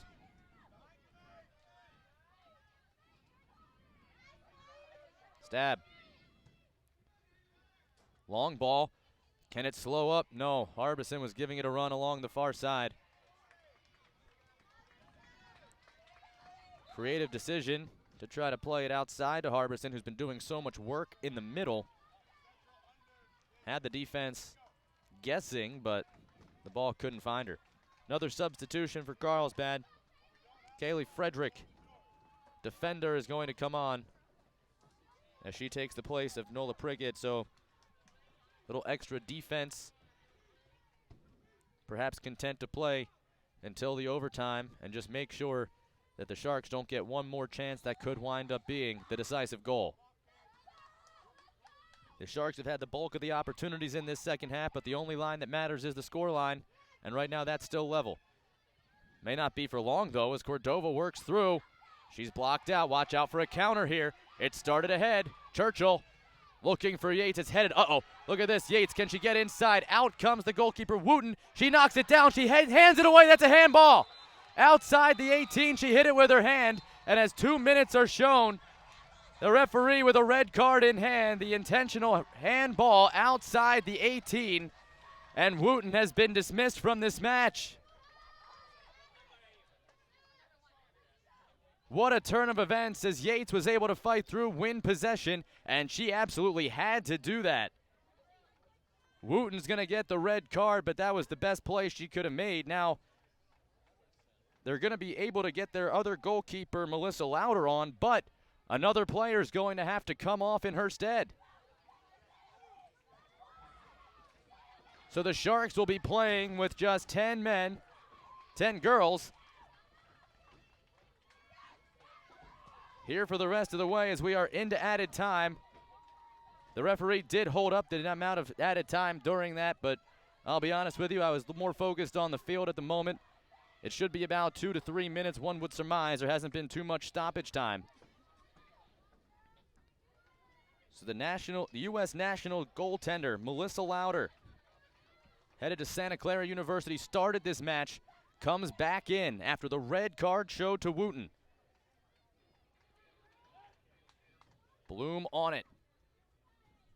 Can they strike here in stoppage time and get the victory? Carlsbad for a chance at the finals. It's high and over the crossbar. Overtime becoming more and more likely as that free kick is missed. But for the rest of the way, the Sharks will be down a player. As of right now, Wooten's handball, the reason why this game is still level. Yates, who did well to force that handball, knocked down this time.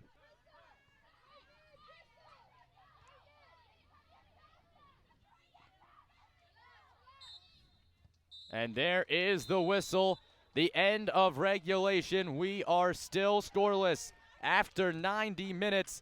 We've seen some exciting action, but the Sharks are going to have some figuring out to do.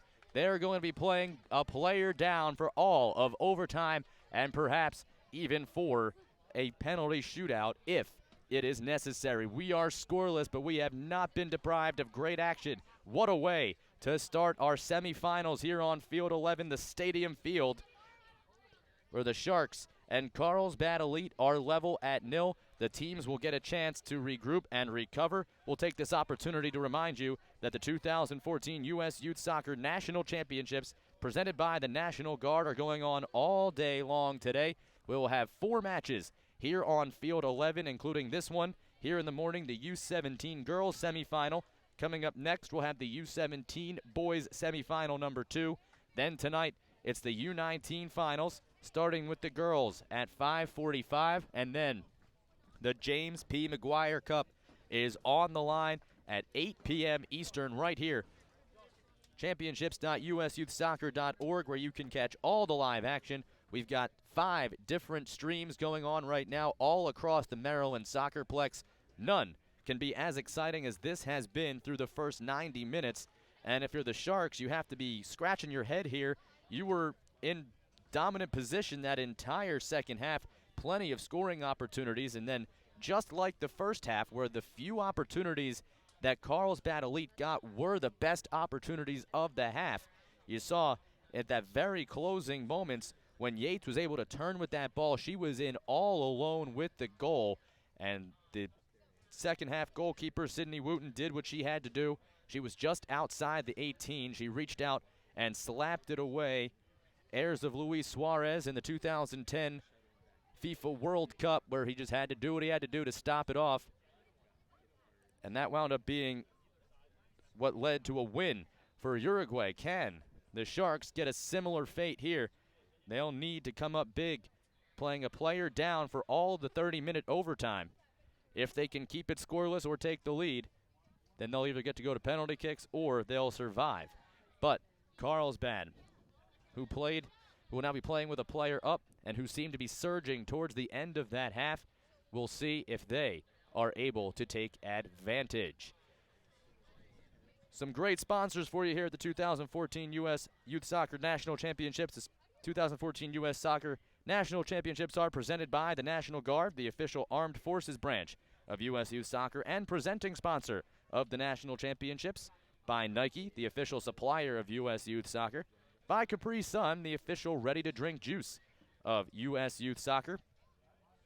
As you get a look at both benches warming up and getting ready to start overtime, it's also brought to you by Capri Sun, the official ready-to-drink juice of U.S. Youth Soccer, by Happy Family, the official on-the-go superfood of U.S. Youth Soccer. Brought to you by Kohl's, the official department store of U.S. Youth Soccer. Liberty Mutual Insurance, an official sponsor of U.S. Youth Soccer. Nestle Nesquik, the official post-game drink of U.S. Youth Soccer. Also brought to you by Skills, the official player performance training sponsor of U.S. Youth Soccer. Sports Authority is the official sporting goods retailer of U.S. Youth Soccer. Wilson Trophy Company, the official awards, medals, and pin supplier of U.S. Youth Soccer. NSCAA is a proud sponsor. MLS. U.S. Youth Soccer is the official grassroots partner of MLS, and by Turbo Sports Group, the official video streaming production company of the National Championships. Don't forget, you can order and purchase any broadcast from this year's event by logging on to www.turbosportsgroup.com. Have a feeling there will be a few purchases of this match. It has been a doozy. Scoreless through 90 minutes, as we're going to get a look now at some of the excellent play that we have seen here, as we're going to get a look at the red card. That's the play of the half so far, the play of the match, the decisive play. Wooten reaching back out of her 18 to poke it away from Yates, make sure she couldn't score. She takes the red card for it. She did plead her case, claiming that she was right around the 18, but that's why there's a clear white line there to determine where you can hit it with your hand and where you can't. So she is sent off the pitch. She'll rest on the bench and can do nothing but watch, but she'll watch knowing that her play is the reason why this game is still level. She's headed to NC State to continue her soccer career. The crowd gets loud, the players get loud. This is going to be an exciting 30 minutes, a lot of energy. Can the Sharks, playing a player down, hang on? They had so many opportunities to score in that second half. Carlsbad still in disbelief that they could not capitalize on what was the best chance to score in this match, coming in extra time. Set up a free kick from just outside the 18. That missed high of the crossbar. They play with 10. They'll go with 3 along their back line.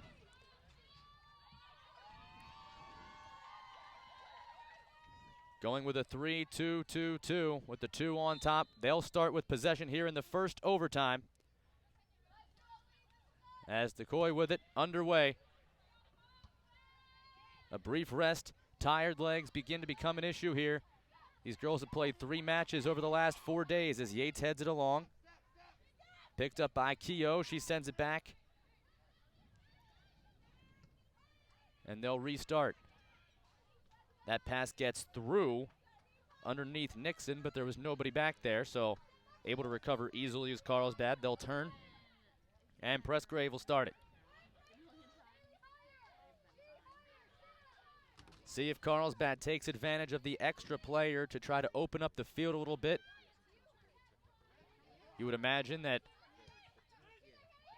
head coach Felicia Capps will use as many subs as she can to keep her girls fresh. This is a miss hit. Yates in again, and this time out to get it is Louder as she pokes it away with the right foot. But again, Yates finding herself in behind the defense, and the keeper coming up big to deny her. Grant up for the defensive throw-in. And Grant a bit delayed there, has to hustle to keep it in play, but she does. It swung towards the middle and cleared away.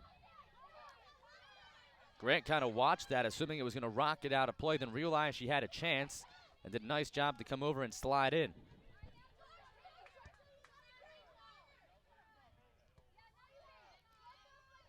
Reversing field. Now they'll cut it back. It's Grant again. That pass intercepted Harbison. She's got Lee with her. She spins around. Now she's got something out wide. Merriweather's there. It's Harbison. She feeds it into Merriweather. She's in. Flag is down, but the keeper's out, and Pressgrave gets there. Harbison had Lee with her, but she spun and waited for the run that she wanted. Merriweather made it, and Harbison found her well. And a good job by Michaela Pressgrave out of her net to take it away.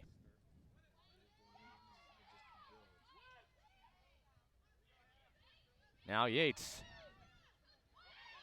Called her name quite a bit the last few minutes or so. Grant for the corner. Keogh can't get there, but Melissa Louder does and sends it screaming towards her bench. And Coach Felicia Capps showing off perhaps her former goaltender skills as she knocks it down. Yates turning, gets by Decoy. Sends it to the middle. It's loose. It's popped up. Circling. Now they'll send it back for Bloom. Big right-footed shot, but that's well high. Not much of a threat there off the foot of Bloom. They did well to find her. She might have been better served to settle that down and try to collect it. She had plenty of time. Tired legs, tired minds, perhaps playing into some of the decision-making on both sides. Keogh gets it restarted with a kick. That's knocked down. Merriweather looking for stab. It rolls all the way through to Sadek. Now Merriweather, one touch to Decoy. Merriweather again. Merriweather blocked down. Grant headed it back to the middle. Bloom. Churchill launches it, well weighted, and Sadek heads it back and almost kept it in play. Trying to fight back around the leg of Daly, but couldn't do it, so the throw-in will come for Carlsbad here. Headed down. Harbison tried to run that through the middle. Instead, here's Yates. She's blocked down. Good piece of defending. Again, Stab with 2 crucial hits.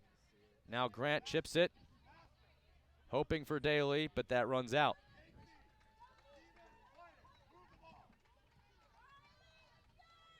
Here in the 95th minute, we'll have until the 1:05 mark before another brief rest as the teams will switch sides.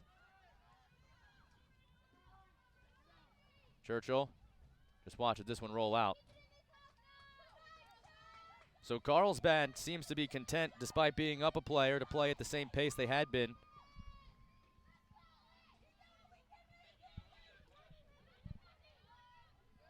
Grant turning. Yates controls, but a bit too heavy of a touch, and as she tried to recover, it was taken away by Stab. Now Merriweather. Merriweather trying to work around Grant. She does. What a play by Merriweather. Tries to send it in. It's blocked off, and it will go for a throw. Merriweather showing a good burst there to get around Grant with the left-footed touch. But as she tried to cross it into the box, Grant was able to recover good position and knock it away. Got lucky, too, as it came out along the sideline, so it'll go for a throw instead of a corner kick. Stab retrieves the ball. She'll take it. The throw into the 6. Bouncing. Cleared as far as Merriweather. She chips it ahead, and that'll go high and wide. Sub coming for Carlsbad. Samantha Haney, the forward, is going to get back in as she'll come in for Prickett.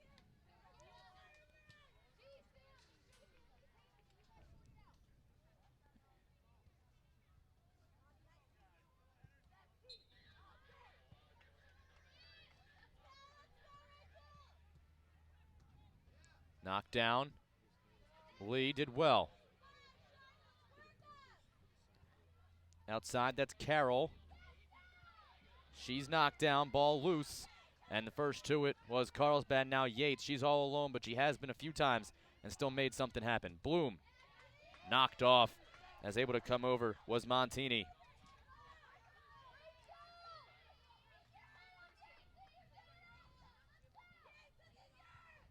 Daly leaves it. Churchill will throw it in.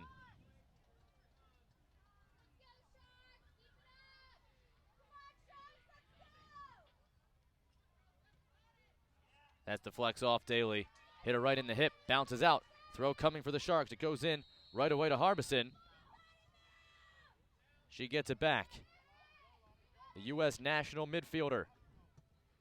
Right-footed serve, looking for Merriweather, blocked by Grant, and trying to control it, but could not. That was Lonnie Byers, and DeCoy was able to come over and play it out. Grant to throw.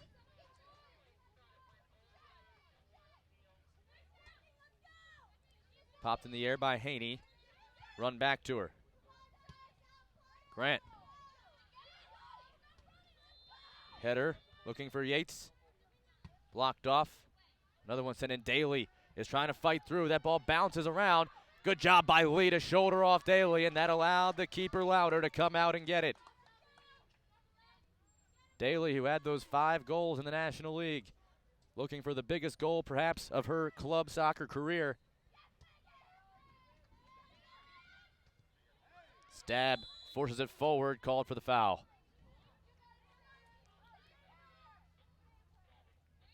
Haney sits for a moment, appears to be okay.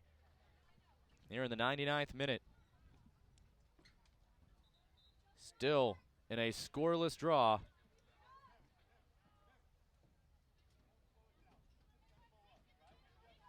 Referee calming things down along that Carlsbad back line. Specific words for Churchill. As Bloom rose it to her to restart play from the dead ball.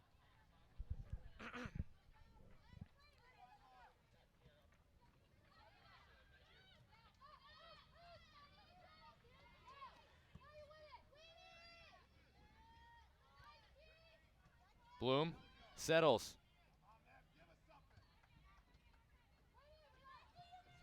Montini trying to find it through for Merriweather, angled and cut down by Grant. Now she comes back for Byers. This headed along. Yates touches, controls. Yates trying to work through, but she is cut down. Merriweather, nice trap there. Now she's got possession. Working ahead with potential numbers as she spins around the defense. Well played. Merriweather chips it ahead, looking, and that's blocked off before it can get to Harbison. And then another good piece of defending by Churchill as she runs step for step with Harbison to allow her keeper, Pressgrave, to come out.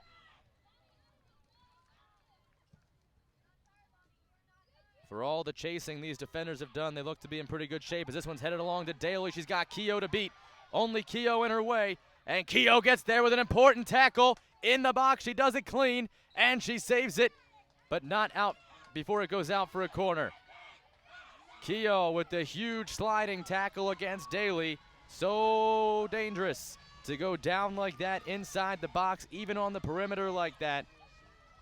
Keough timed it perfectly and then tried to get up and race over to keep it from going along the end line, but it did before she got there. So, Lonnie Byers from the far corner here in the 101st minute. She plays it short. One touch and in on the keeper, deflection, and it's just wide. It may have been tipped. Oh my, Daly was there. As we'll get a substitution. Carroll's gonna come out for the Sharks. Julie DeArmas gonna come back in as we get another look.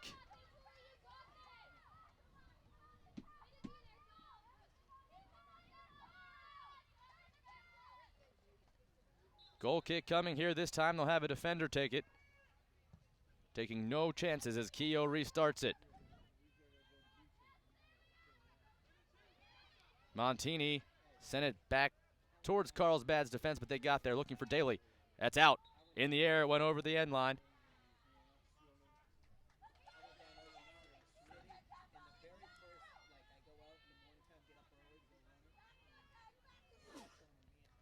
Still level here in the final 4 or so minutes of this first extra period. Harbison tried to turn. Bloom took it away from her. Harbison all the way back, though, gets it right back as she took it away from Haney. Now she streaks down the middle. Harbison feeding it through, looking for DeArmas. She's got her. DeArmas beats through one defender, but the help was there from the center back. Bloom. Her big boot blocked off by Stab. Comes down for Lee. Lee, nice little play to chest it down and kick it over the head of defense. They'll get the throw in from it. Throw in for Julie DeArmas. Keeps it in play. That's stabbed down by Stab. Rolling all the way back to Coy. Harbison. To Coy. Poked it free. Now looking for Merriweather. Grant came over and knocked it. Now Byers turns and clears it. With Yates giving chase. It's turned back into Yates. She holds possession. Yates working against Keough. And a bit ambitious there with the shot. And that just rolls in harmlessly on Louder. For those of you just joining us, the Sharks playing a player down after goaltender Sydney Wooten was red carded for handballing a ball out of the goalie box. She had to do it.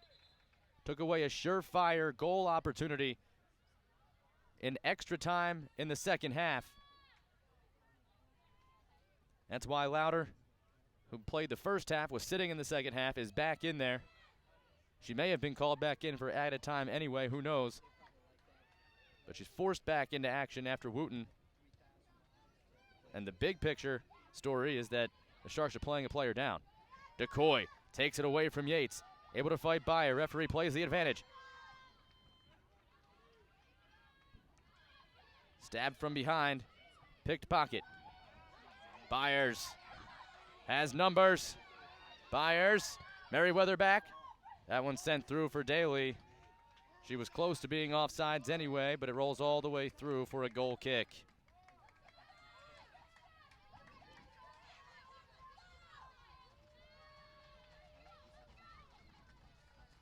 Both of these teams had +3 goal differentials in the group stage, scoring 6 times, only allowing 3 goals. Today, scoreless through a full 90 and now almost through the first period of overtime. We are in the 105th minute, maybe a minute of added time, depending on the fourth official's feeling.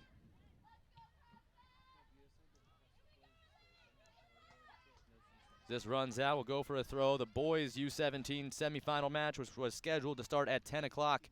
It is now 10:07 Eastern time. That will be delayed to start, obviously.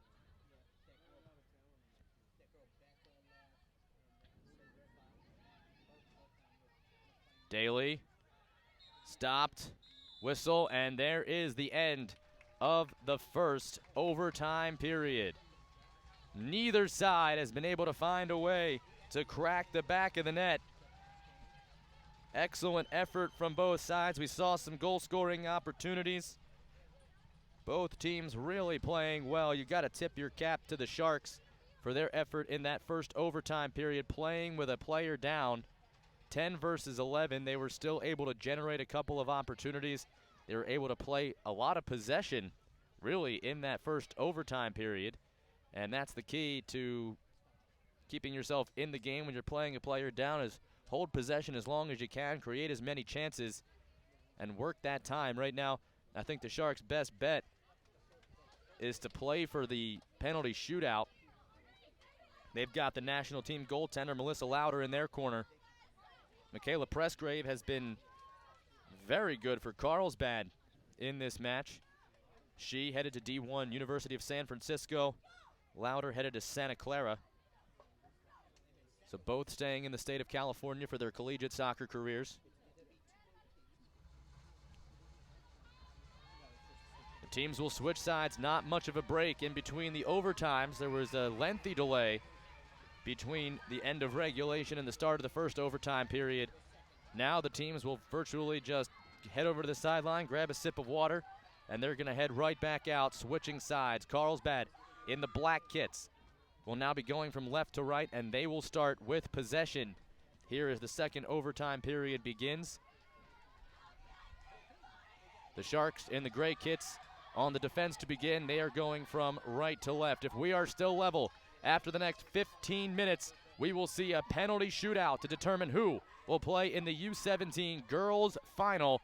15 minutes left of field play, and it starts on the referee's whistle.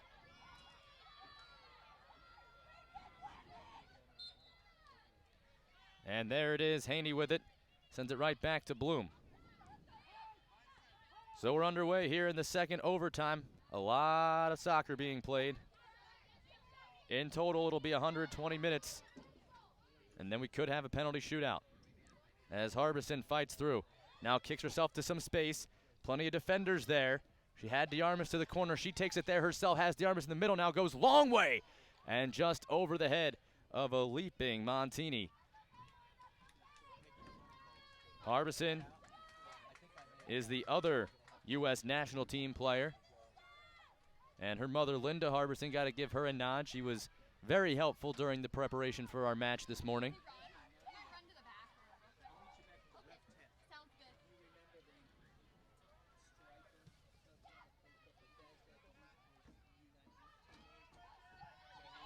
Trying to control that was Sadek. Spinning with it now, Lee. And she wins possession. Well done. Harbison. Lob pass was blocked, but it'll come right back to her. She gets to try again. Bloom facing off with her. DeCoy. Threading it. Keeps possession. Tripped up. Whistle and a free kick coming. Incidental contact, but DeCoy did well to win the free kick.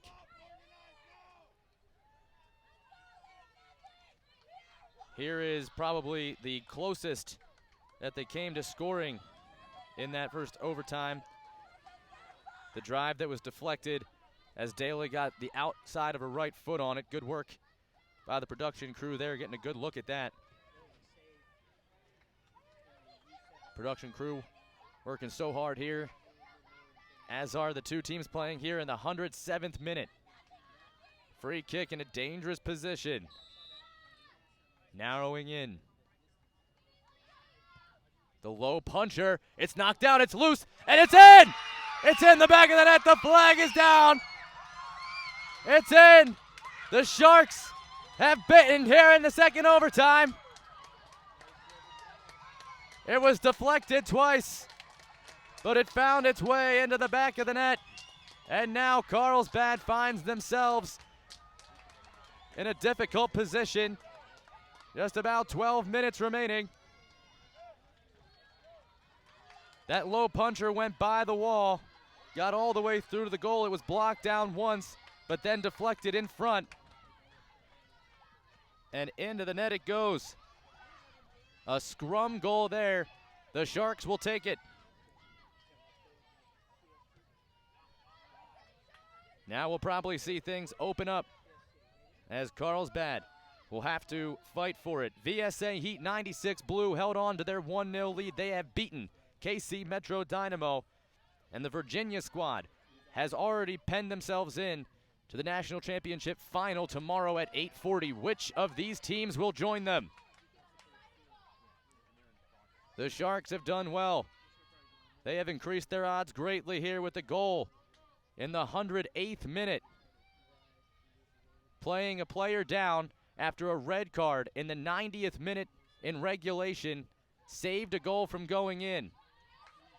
It all goes back to Sydney Wooten's decision to reach out and swat the ball away from Yates when she would have been in clear cut on goal. That kept it level, sent us to extra time, and now playing a player down in the second period of overtime.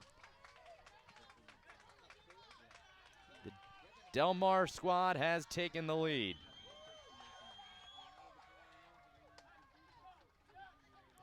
Mass substitution here as Zizi Komar and Brooklyn Gonzalez each come flying in. Kristen McBean coming in as well. We'll take another look at the go-ahead goal. Bouncing around and following it virtually into the net. It looks like it was DeArmas who got it to go. We'll wait on the official decision of the goal scorer, but it looked like it last touched off of DeArmas in the 108th minute. Time ticking down. Just about 10 minutes to go. The clock in your corner has stopped. Don't worry, it's still being counted on the field. The referee has the final time.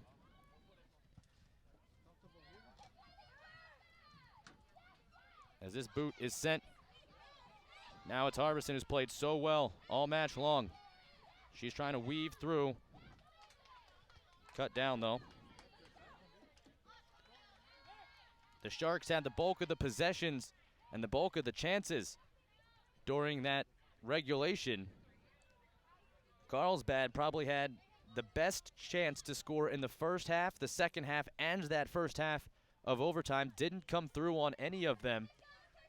And if this result would hold, Carlsbad is going to be sitting as they head home after today thinking about what could have been if just one of those opportunities had found itself going through. Meanwhile, the emotion has to wait for a moment as there's still about 8 minutes left to play.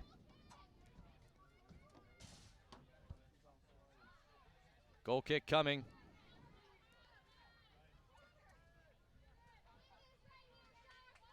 Yes, Del Mar with the 1-0 lead over Carlsbad. Turning upfield, Simmons. And that'll go over for a throw-in. Sharks will be content to take their time as the Del Mar, California girls have the 1-0 advantage. Finally breaking through in the 108th minute.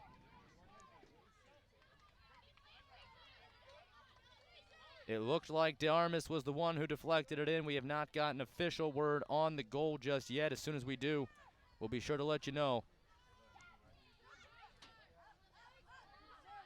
But the important note is that with just about 7 minutes remaining in overtime, the Sharks have taken the lead.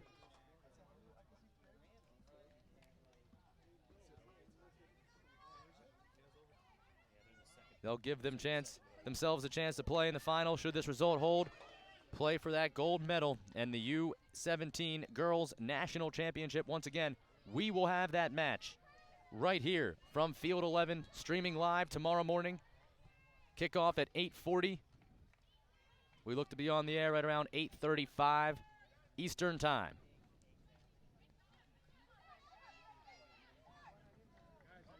Lee. Another goal would just about do it as Lee is satisfied to take it to the corner here. Still too much time for that, one would imagine, as it's knocked out and the throw coming. With still 5 minutes left, you would think that they would want to try to open things up a little bit longer, as Carlsbad's going to get Kelly Stonebreaker, a midfielder, in replacing Simmons.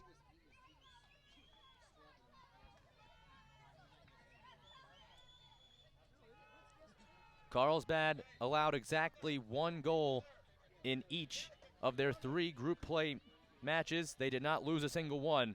Right now, the 1 goal here in their semifinal match would be enough to send them packing.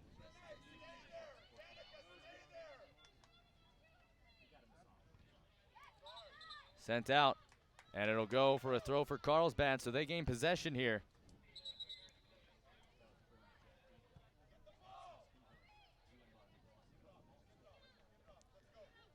The reigning U17 Girls champions, the DMCV Sharks Elite, from Del Mar, California. 5 minutes away from getting back to the finals match and a chance to cap off their repeat run. Montini can't take that away. Churchill running through. Churchill. Defenders pressing up here. This is touched back to her in a good spot. She takes it into the box. It's cleared. Miss hit though. Look out. Turnover. And the drive by Daly blocked off. Bloom looking for Yates. She can't pull it down, but it's still loose. Coming up with a big right foot is Grant, but that's way too big as she skies it out of play for the goal kick.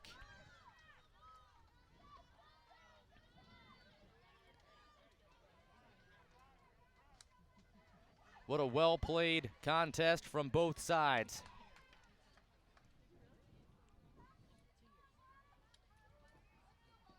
Keogh going to once again take the goal kick here, not risking anything in overtime. Grant backs up on it.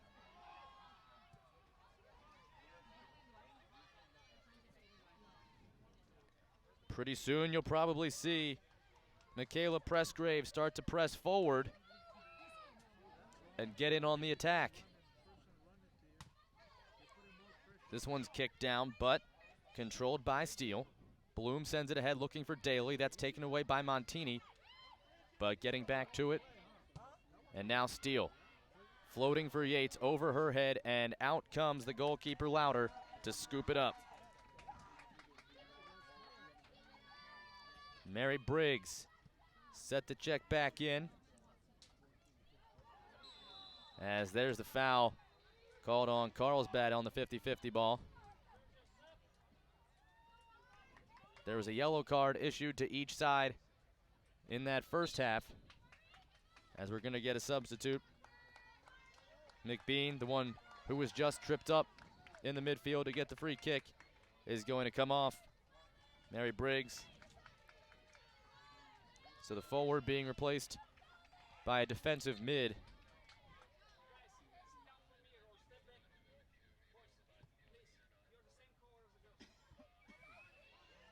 Header towards the net. Pressgrave with a big boot to restart it. Can Carlsbad find something here to get it to PKs? Will they find a hero, or have the Sharks already found theirs here in the semifinal match? That gets through. Feeding it to herself, Nixon towards the middle. Sent right back to the side. Working quickly, it's Steele. Now Yates bumped off. Clears, mishandled. It's loose, right at the top. Daly with a drive. It curls back to the post, but waiting right there calmly was Louder.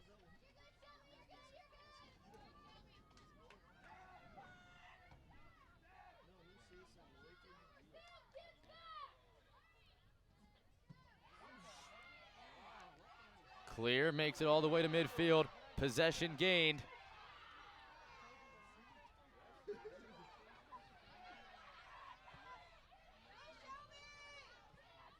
Going for Lee. Daly gets there first. Just getting back to her feet now is Yates. It looked as though The sideline official had put his flag up for a foul. The referee in the middle of the field did not call it. It would have been a free kick in a very good position. As now a yellow card has been pulled out. And let's see where he's headed with it. And the yellow card shown to Keogh. So she receives the yellow card caution here in what could be the final minute of overtime.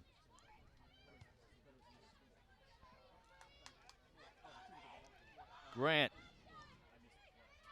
Steele. Bloom. Searching for Yates. Louder there instead. Their attempts have been delineated pretty clearly since the going down a goal. Their attempts have been to try to find Yates with those long lob passes. And the defense and Louder have been there every time.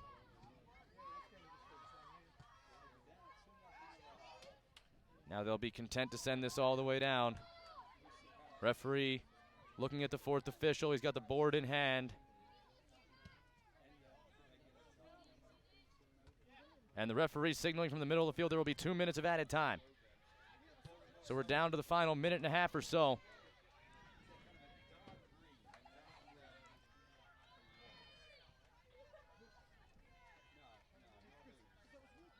As the referee now shows the 2 on the board. Bloom. Final couple of opportunities here. Daly. Can they find something? Lee blocks it. Carlsbad still gets to it. Working back to their own defense, and this is poked away nicely. Briggs got her foot in there and broke it up. That'll at least force him to take longer to build anything. Referee checks his watch. That whistle could come at just about any moment at this point. Stonebreaker turns it. Again floating for Yates. She's knocked down. Whistle silent. As Yates continues to take a beating going for these 50-50 balls in the air. Steele drives it back. Long range hit. And Louder will just watch that go all the way across for a goal kick. Our unofficial clock has 1:21 showing right now. It's up to the referee, but we estimate just about 1 minute left. Referee looks at his watch.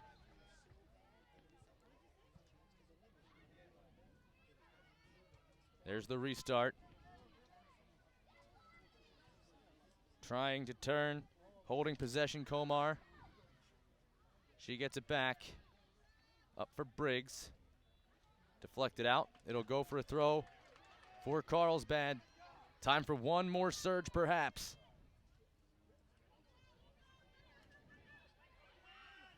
Daly. Churchill. Gonzalez got to it. Montini. And the whistle and the free kick given after the collision. That is not the final time whistle, but a free kick awarded. And the Sharks will more than likely be happy to play this one in their own half, kick it around a little bit, then dump it.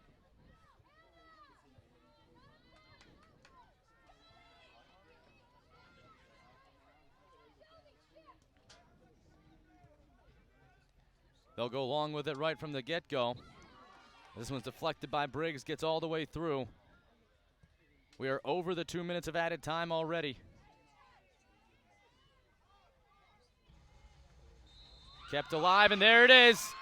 The final whistle. The Del Mar Sharks are one step closer to repeating as national champions. The semifinal victory with a 108th minute goal in the second overtime. Another late decision for them, and it's in the positive this time as their run continues. A 1-0 finish, playing a player down the entire overtime. They get the goal. And elation as they get the opportunity to play on. And while they celebrate their advancement, of course, Carlsbad Elite left with what could have been. They had probably the best opportunity to score in each half of regulation and in the first half of overtime, but they could not capitalize on any of those opportunities. There were plenty of opportunities for the Sharks throughout the match, and they finally got one to go off a free kick. It pinballed around. We believe it was last touched by Juli DeArmas, the forward who's headed to the University of San Diego.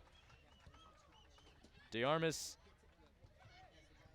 who had the game-winning goal in match 2 of group play, one of the 2 victories that the Sharks had in their 2-0-1 run to advance as the Group B champions. They will make their way on to face VSA 96 Blue, the runners-up of this group.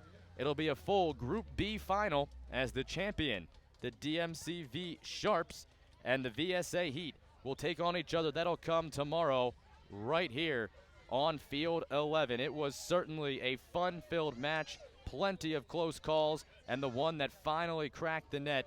You also have to highlight the tremendous decision by Sydney Wooten, the keeper who played the second half, who made an excellent play. As the time was expiring in regulation, she was outside of her own 18.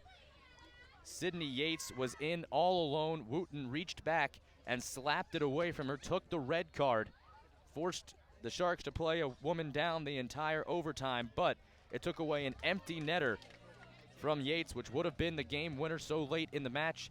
And then 18 minutes later, she was rewarded with the goal scored by her teammates, the 108th minute goal, and the victory for DMCV Sharks Elite. What a way to start our first day of championship play here Saturday from Field 11. We've got boys U17 semis coming up, and of course the 2 big U19 finals matches in the night games later on. But for now, on behalf of the entire production team, U.S. Youth Soccer, and all those at Turbo Sports Group, again, my name is Jake Levy. The final score from the Maryland SoccerPlex in the U17 Girls Semifinal from Field 11 is 1-0. The DMCV Sharks defeat Carlsbad Elite in a battle of the Californias. We'll be back with more coverage of the 2014 U.S. Youth Soccer National Championships presented by the National Guard.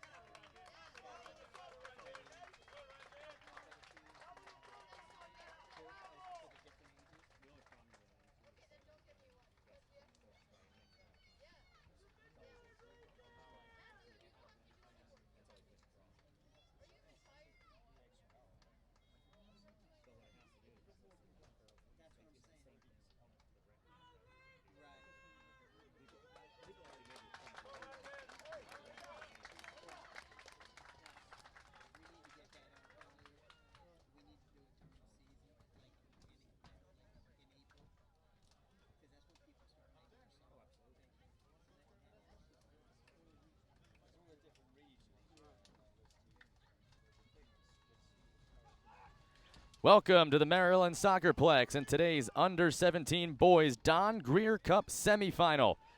From the 2014 U.S. Youth Soccer National Championships, we've got Manhattan SC PSG versus Fullerton Rangers 96 White. The 2014 U.S. Youth Soccer National Championships are brought to you by the National Guard, the official armed forces branch of U.S. Youth Soccer and presenting sponsor of the National Championships, by Nike, the official supplier of U.S. Youth Soccer. Brought to you by Capri Sun, the official ready-to-drink juice of U.S. Youth Soccer. By Happy Family, the official on-the-go superfood of U.S. Youth Soccer. By Kohl's, the official department store of U.S. Youth Soccer. Liberty Mutual Insurance, an official sponsor of U.S. Youth Soccer. By Nesquik, the official post-game drink of U.S. Youth Soccer. Also brought to you by Skills, the official player performance training sponsor of U.S. Youth Soccer. Brought to you by Sports Authority, the official sporting goods retailer of U.S. Youth Soccer. Brought to you by Wilson Trophy Company, the official awards, medals, and pin supplier of U.S. Youth Soccer. NSCAA, a proud partner of U.S. Youth Soccer. MLS, U.S. Youth Soccer is the official grassroots partner of MLS, and by Turbo Sports Group, the official video streaming production company of the National Championships. We are ready to get underway here. The Fullerton Rangers, 96 White, are ironically enough wearing the black kits.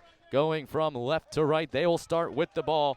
The Rangers, the Group A runner-up and National League Blue Division runner-up, coming from California, taking on Manhattan SC PSG 96, the Group B champs representing Region 1 and New York East. With that whistle, we are underway. The Fullerton Rangers going left to right with the ball first. That's stamped out. Jack Harrison trying to turn it up.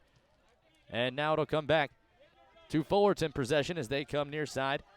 Ednis Arriaga finding Pineda. Looking back for Arriaga, that runs out for a touch. The Fullerton Rangers, their fourth straight national championship appearance. They were champions in 2011 and 2012. They won their second California Southern State Championship this year, winning it again after winning it in 2012, the last year that they won a national championship, as that cross is stamped out. Pineda has been on 3 straight best 11 teams. He wears number 10 in black for the Fullerton Rangers.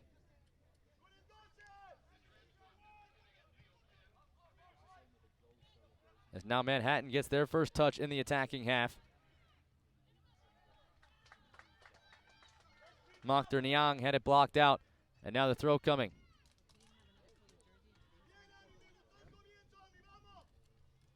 This is semifinal match number 2 with the Group B champion Manhattan SC taking on the Group A runner-up Fullerton Rangers. Manhattan finishing 2-0-1 in group play, picking up 7 points. They had a +8 goal differential, scoring 11 times, giving up just 2 goals. Keep in mind that when keeping score, you are only allowed a +4 goal differential in any game. My math is not faulty. They won a game 6-1, but only got +4 for that match. Amara Sisse was tripped up. He thought he was fouled, but he was whistled for raising his leg too high. The free kick coming for Fullerton Rangers. The Rangers qualifying for these national championships after finishing as the National League Blue runners-up for the 2nd straight season.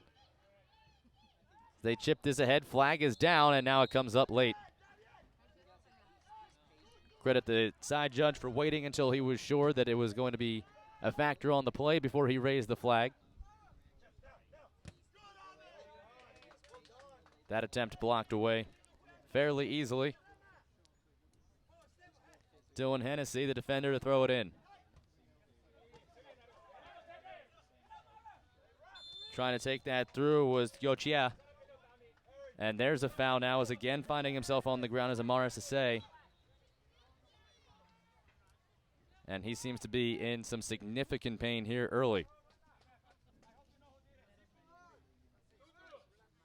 The Fullerton Rangers from Fullerton, California, coming coast to coast to play here in Germantown, Maryland. Manhattan SC taking the trip down I-95 as they come from New York State, winning their 2nd state championship. They've Both of these teams won their respective state championships in 2012 and 2014. Now across into the box. Blocked down, still free, turning and clearing it was Ruiz. Fighting for it, Ronaldo Pineda. Ronaldo Pineda, part of the U.S. national team. He and his brother Emergi Pineda, both part of that U.S. national team as he's tripped up and there's a whistle. Emergi Pineda was the first American selected to play in Nike Academy in England. Very good footballer, or he's getting some outstanding training.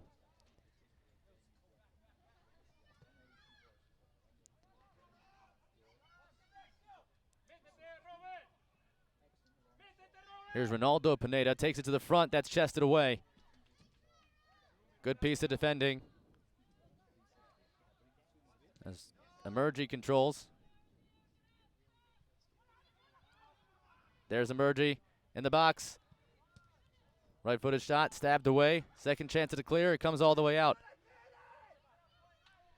One touch by Sisse, it comes back to Berg. Oh, well-weighted ball. It comes all the way across. It's Goyechea breaking free. Out comes the keeper. Keith Murphy had to come out in the green kit, and he did so.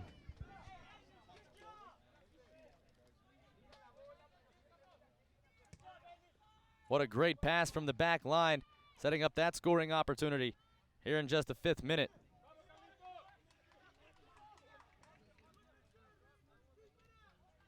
It sent John Sebastian Goyechea in all alone.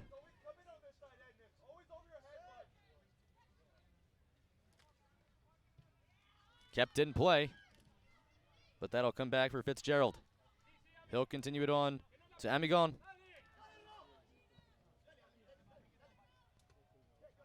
Goyechea heads it along, but that'll just go right to empty space where the defense can play it. Aaron Zepeda drops it off for the keeper. Fullerton went 2-1-0 in their group play run. Identical goals for and goals against with 4 each.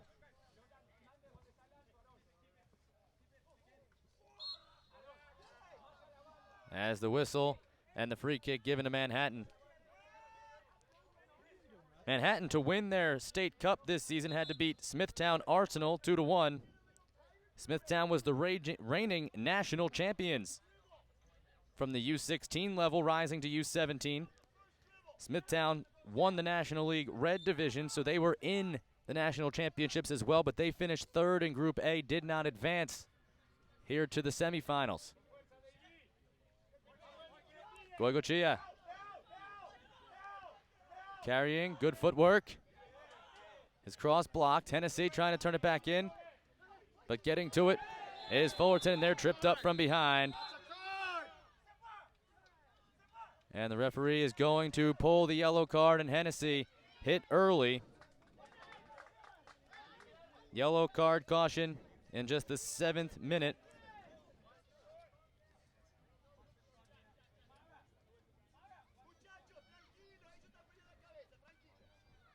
So we've got our first booking of the match here. Should take a look at Goyechea's chance. Nice job by the defense to peel it off of him, and then coming out and cleaning it up was the keeper. Ednis Arriaga came back, and he had to. After the booking, set to restart play. Limas sends it down the wing, hoping for Coronado. This is sent towards the box. It's over the net.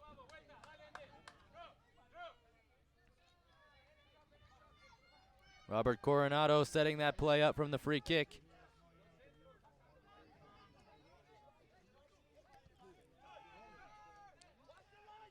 They play it short. Fitzgerald trying to roll it through to Sisse. He stopped. And good effort to control that one by Coronado. Coronado, number 8, wearing the captain's band. As his heavy touch is controlled nicely. Arriaga trying to send Ronaldo Pineda, who had goals in each of the final 2 matches of group play.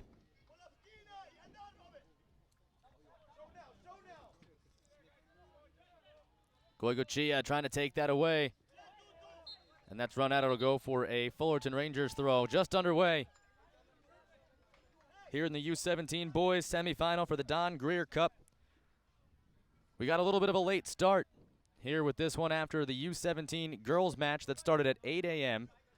Went into overtime. Took an extra 30 minutes to be decided.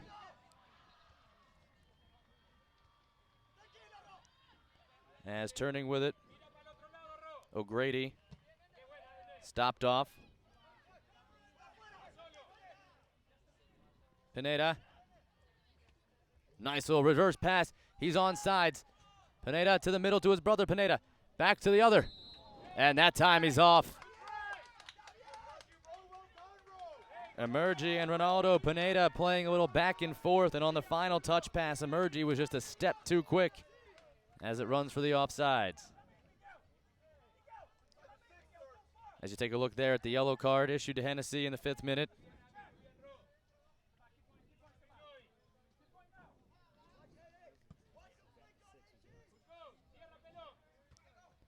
Free kick taken. Fullerton able to recover it though. Here's Ronaldo Pineda.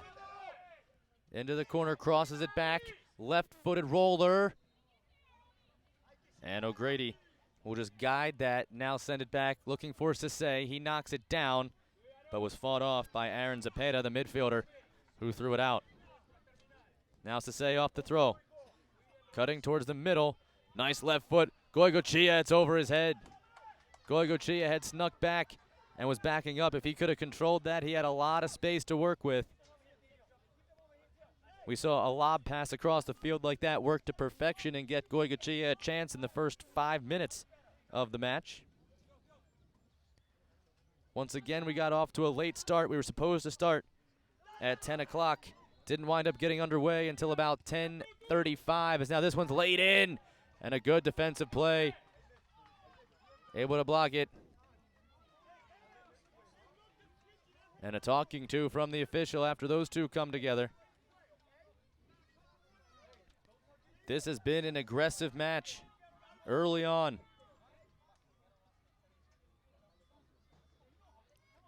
Playing for the right to go to the Don Greer Cup final. That'll be tomorrow. Scheduled for 10:40 again right here on Field 11. We will have both U17 finals tomorrow as we wrap up our coverage of the 2014 U.S. Youth Soccer National Championships presented by the National Guard. Nice job to retain possession, O'Grady. Had gotten it to Dia, but he's stopped down now Pineda. Rolling it for Ronaldo Pineda. But two at first was Fitzgerald. He'll just turn it back and get it to Amigon. Amigon reverses field. Nazaj has it taken away. They continue to battle this roll to the top of the box. And then shoulder down. No foul, says the referee, throwing his arms out wide. It was a strong shoulder. Player still down for Fullerton. Another lob going for Goigochea. Look at this lovely pass. Goigochea is in behind the defense. He kicks it to himself. Does he have any help? Sisse is in front of the net. He's pushed off again. And again, good back defending. Arriaga coming all the way back and forcing him off the ball at the last possible moment.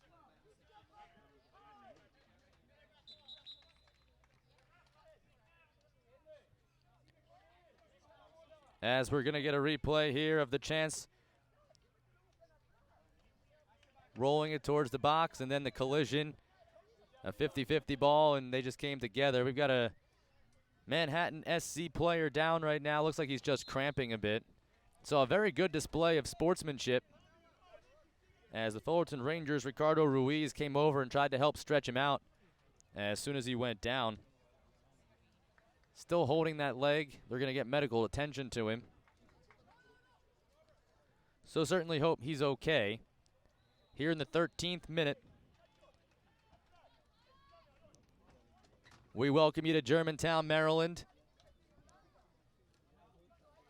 Beautiful blue skies overhead with a mix of some hazy white clouds. Been picture-perfect weather virtually all week long. Wednesday was a bit hot, but the rain that we thought we were going to get on possibly Wednesday and Thursday held off. As you're going to get a look now at the replay on the chance at goal, Goicoechea all alone. Look at all that green grass in front of him. Nice one touch to set himself up. A cheeky little play, but then the defense coming over and walling him off.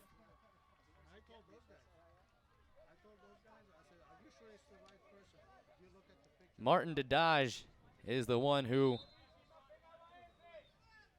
was a bit shaken up. As on the restart, Fullerton, Pineda, pushed down by Goicoechea. That'll be a foul.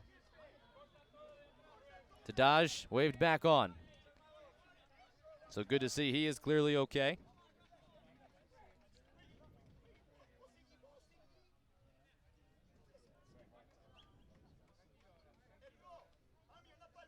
Captain Coronado, right from his end of the midfield stripe, pointing out his target. Plays it, controlled by Pineda. Ronaldo Pineda searching for Trancoso. That'll go out for a goal kick. Fullerton Rangers won their opening 2 matches, including a victory over defending champion Smithtown Arsenal. Israel Gonzalez got the game-winning goal in the 88th minute. It was level at 1, and he snapped the score with a beautiful goal, made it 2-0, 2-1, and then the 1-0 victory over LVSA 97 on Wednesday. Ronaldo Pineda's 32nd minute goal was the only tally of that match. That's now Sase taking on 4 defenders. It's wrestled away from him. Pineda has Coronado in the middle. He feeds it through, and it's stamped out at the last moment. Nice piece of defending, Giuseppe Milan. Danger not totally averted yet, though. Goicoechea. Hennessy rolls it to the middle. Fitzgerald with Pineda on him. Sends it searching for Dadage, and he keeps it in play, but it's turned over. Watch out now. It's rolled into the box. Here's the shot, and it's in the back of the net. Carlos Trancoso with the goal. Trancoso with the goal.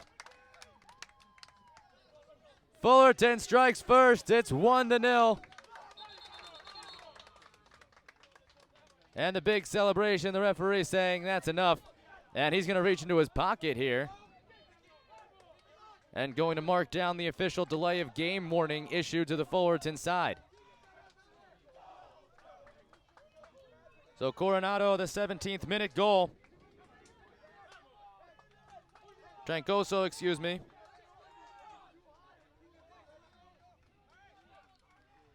Carlos Trancoso on a beautiful feed across, playing down that far wing.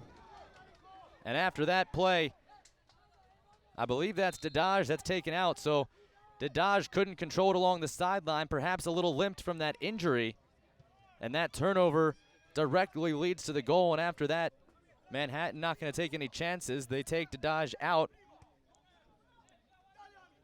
And they sub in Michael Steer.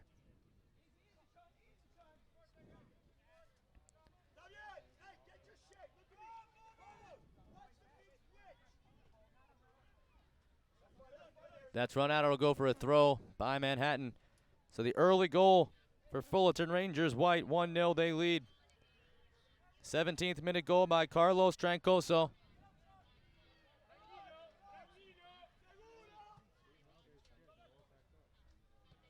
Coronado. Pineda. Seeking out. That time Ruiz. It's over his head. And then the substitute, Michael Steer, steers it out of play.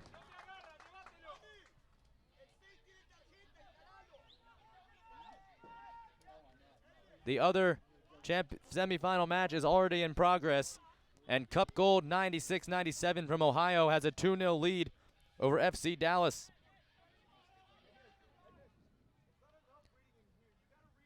So both group runner-ups, Fullerton Rangers from Group A, Cup Gold from Group B, both with early leads.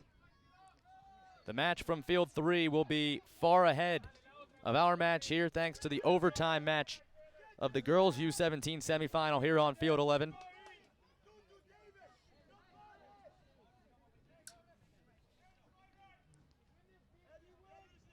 Which saw the Delmar Sharks advance to the U17 Girls semifinal. This could be a good day for the U17 Californians.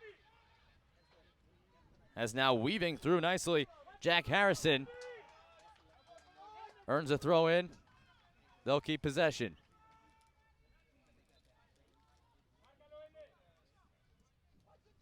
To the corner, Daniel O'Grady. As this is chipped in down the sideline. That's a pretty well-weighted ball, just a bit too shy with it. Now Pineda trying to go between the legs is walled off by Hennessy, and that foul is going to go on Hennessy. He can't believe it. He thought he was standing his ground. Pineda tried to go between him and then tried to run through him and got the free kick. Let's take a look now back at this goal and the opportunity.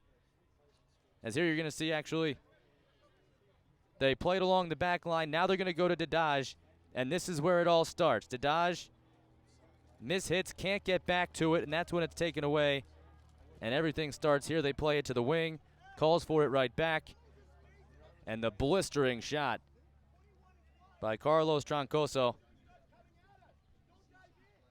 That's the opening goal of the match. Now another free kick, and this one's coming in a very dangerous position here.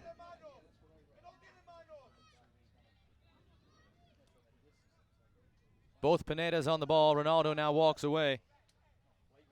Emergi Pineda. Pineda! Well high of the crossbar, and surely he can do better than that from that distance. Emergi Pineda, been on 3 straight best 11 teams. On the U.S. national team, alongside Ronaldo.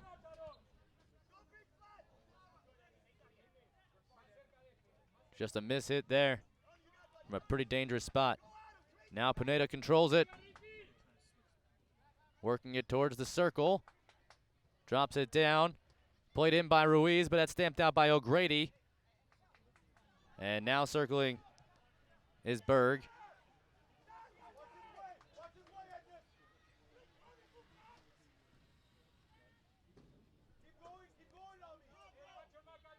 O'Grady chips it ahead. Now it's Hennessy. Fitzgerald. Milan. Goigochea trying the right side. As he's tripped up, it'll get the throw.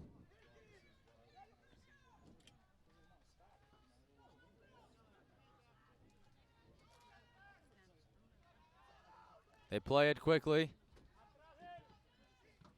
Blocked away.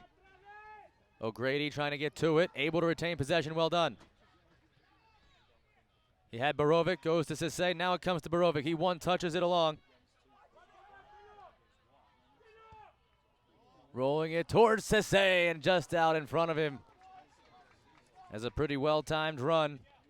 That pass squeezed through, but Sisse couldn't get there.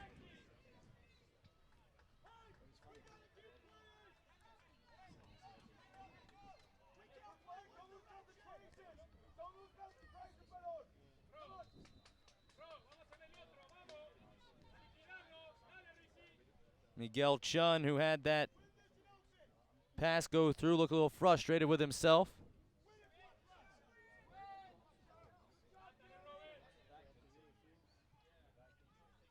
As now Sisse tried to turn it back, turned over. Pineda.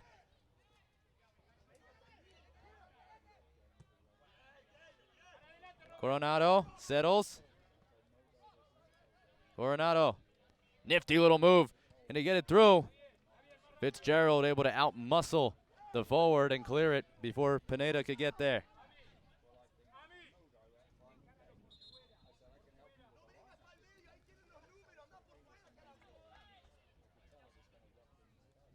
And calling for the fourth official after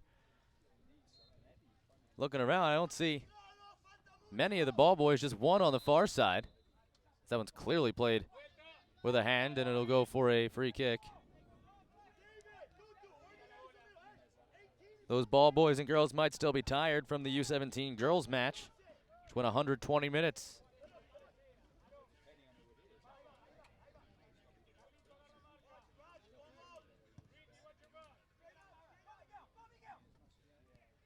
Headed. Goigochea trying to fight through. It comes down to Chung. He settles but can't get to it.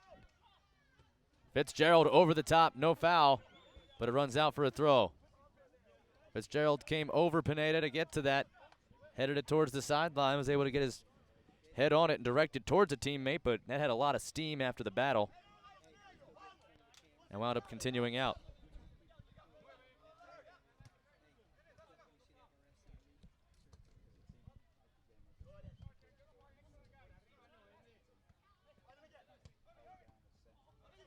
Arriaga.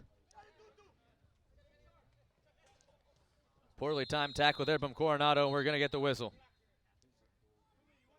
Referee going to talk to him. Is not going to book him, but it looked like it deserved a whistle, and it got one just a bit late as Fitzgerald restarts it quickly with the left foot, sending it to the far side. Fitzgerald gets it back, plenty of space to work with. Sisse. Back to Fitzgerald. O'Grady slid it through well.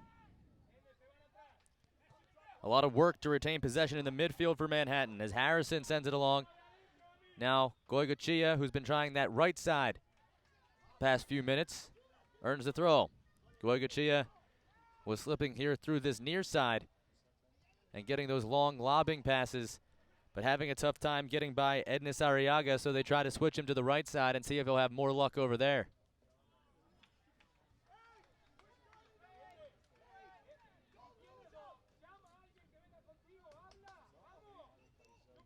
This Manhattan SC squad giving up a goal early here. That's not something they've grown accustomed to. They gave up just 2 goals in the group play, and one of them was an own goal. Their last 2 matches of group play, they outscored their opponents 10-1, and the 1 goal they surrendered in a 6-1 win over Cup Gold was a lone goal. That Cup Gold squad right now is leading 2-0 over FC Dallas Youth 97. So Manhattan has to think they'd be eyeing up a rematch with the team they beat 6-1 in group play. Goigochea trying far side for Harrison, but it's well offline and will roll out for a throw. Fullerton Rangers getting it. But before they can even think about a rematch, they are going to have to focus now on trying to erase this 1-goal deficit. Gonzalez bounced it off Ruiz. Tried to find Pineda with that through ball, doesn't go through.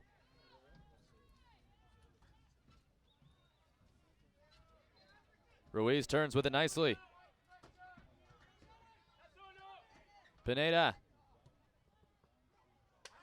looking for the other Pineda, Ronaldo, but it was behind him. O'Grady. Hennessy.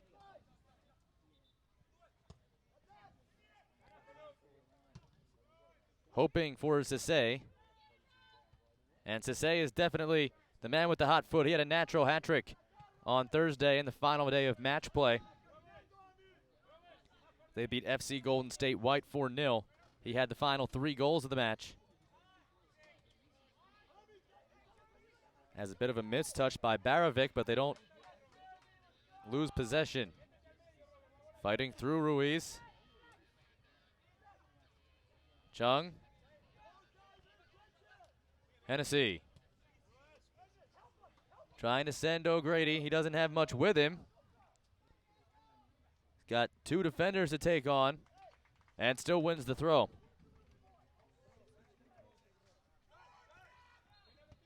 Chung tried to one-time the throw in, but scoffed it a bit, and it rolls to the middle harmlessly. Now Pineda taking it all the way across. Goicoechea chasing him down. He'll just circle it back, making Goicoechea do a lot of running here. Oh, what a lovely weighted ball. Pineda's through, but the keeper's out. Good read that time by Amigon as Pineda was in line to come in untouched. Long cross pass for Chung. He heads it, able to run through Arriaga. And the referee going to call the free kick in favor of Manhattan. So Arriaga, who stood in the way of Chung. And that's good to see after calling Hennessy for the foul earlier in their end for standing his ground. Referee staying consistent there. And this time whistling Arriaga for the Rangers for doing the same thing. Giuseppe Milan comes up to take this free kick. They set the line just inside the edge of the box at the top as Keith Murphy directs his traffic. Referee out to talk, calming down some jostling. Milan's cross, it's in. Goicoechea set it up for Chung.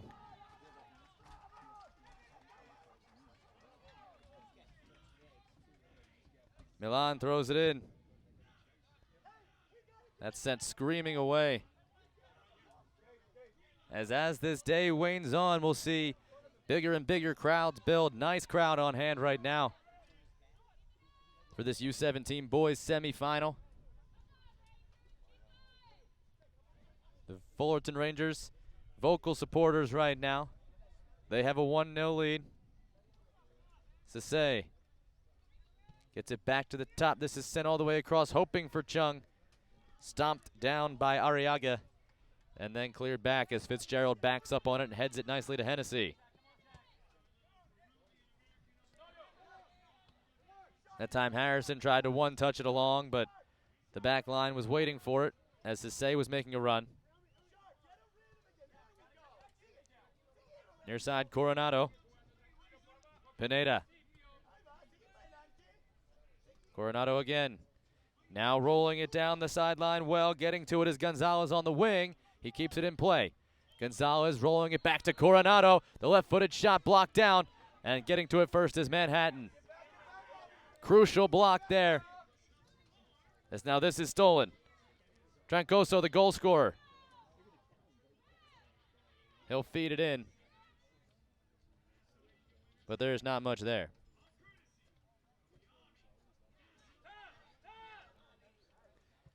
Long range shot from Pineda, a bit ambitious with the left foot, as that is well wide.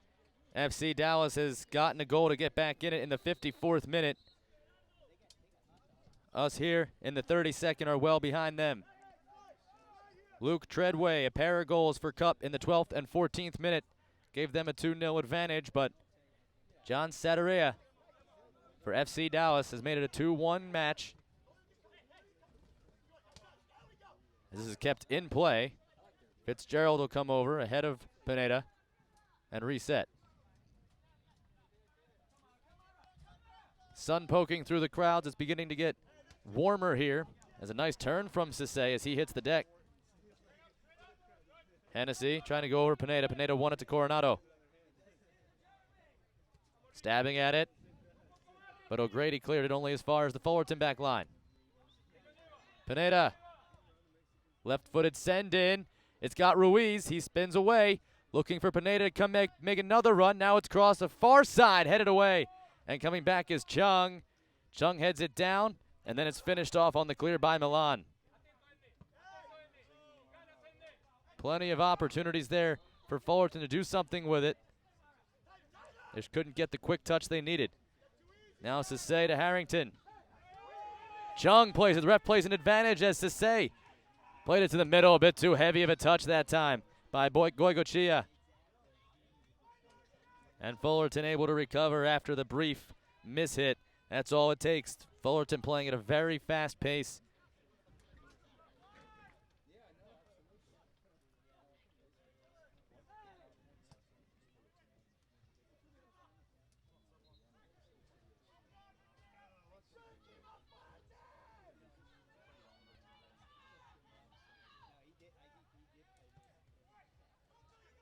Harrington trying for Chung.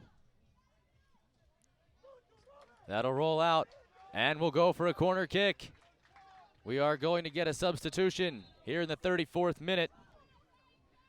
U.S. Youth Soccer National Championships are brought to you by Capri Sun, the official ready-to-drink juice of U.S. Youth Soccer, and by Turbo Sports Group, the official video streaming production company of the National Championships. Don't forget you can order and purchase any broadcast from this year's event by logging on to turbosportsgroup.com. Also by Happy Family, the official on-the-go superfood of U.S. Youth Soccer, by Kohl's, the official department store of U.S. Youth Soccer, and by Liberty Mutual Insurance. Osman Uzi is going to make his way on. As the corner kick, a high popper towards the 6, headed on, blocked off as Fitzgerald was able to get his head to it.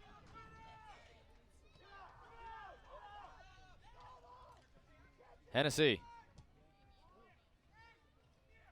Fitzgerald is making a run, big turn, and a strong boot from Andres Limas as he sends it back to where it came from. That Manhattan back line. Headed down, Pineda. Another Pineda making a run. They say this is onside. Keeper gets to it anyway. Flag stayed down. That was awfully close. Unless the far defender was keeping him on sides. He was definitely behind the 3 closest to us here in the press box. Didn't wind up being an important decision as Ronaldo. Pineda cutting through defenders, spinning again. Uzi got to him, knocked him down, and we're going to get a free kick in a dangerous position. Referee coming over. I don't believe this will be anything more than a free kick, as Pineda is still down.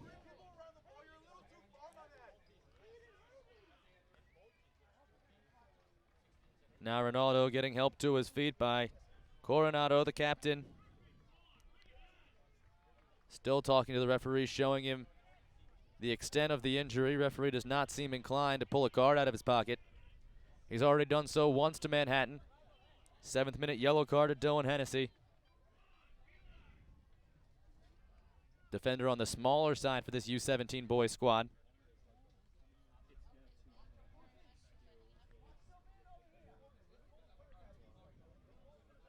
Emergi Pineda and Robert Coronado both by the ball. Who will take it? Coronado runs through. Pineda's try. And again, he misses high and wide of the net on a free kick attempt. Much closer that time than on his first effort. As now here in the 37th minute, Manhattan trying to speed things up, see if they can't level this match before halftime. Remember that time on your clock is not official. It's accurate, but time is still kept on the field by the referee. He's got both full and halftime. Manhattan comes through with possession all the way across for Hennessy.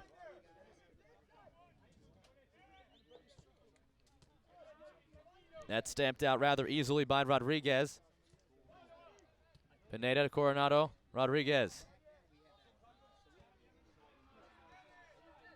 Now Gonzalez. Again Gonzalez with it. Left-footed lob pass. Ronaldo Pineda flicked it on, but he's muscled off by Fitzgerald. Still fights through, gets possession. Working into the box. He's got 3 around him, though, and Uzi finally able to take it away. Watch out for a counter near. Has Chung tried to set up Uzi. Another dangerous turnover. Coronado sent it forward. Ruiz in for Pineda. Pineda touched it by the keeper, but he can't get around and keep it in. It'll go for a goal kick. Oh, Pineda trying to be shifty there and get it around the keeper. He was able to do so and get around him, but just didn't have enough space to work with. Ran out of real estate and went for a goal kick.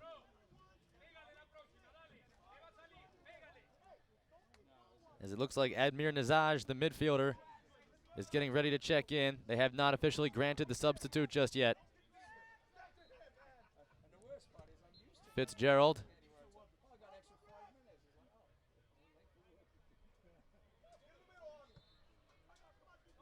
Hennessy.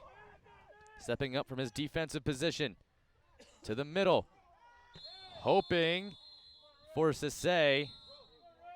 And we've got a whistle here.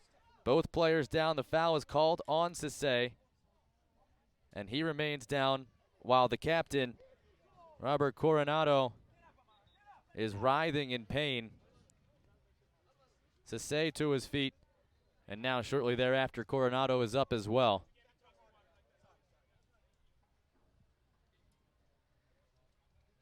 Seen a few violent collisions here early on as the referee talking to Sisse right now.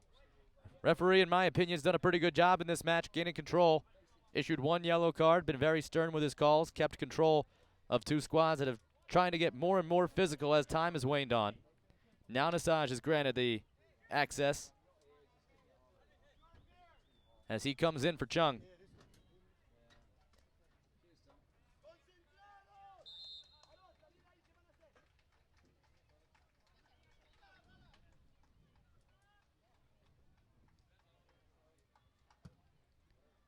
After the foul, the re-kick. Manhattan comes down with it. Fresh into the game, Nazaj turns it on to the middle. Played along by Harrison. Now they drop it back for Milan.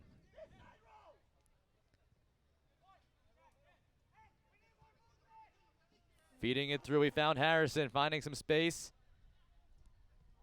Working against Rodriguez. But Lemus eventually comes and at least gets it back to the defensive line. Fullerton with a 1-0 lead. A 17th minute goal by Carlos Trancoso.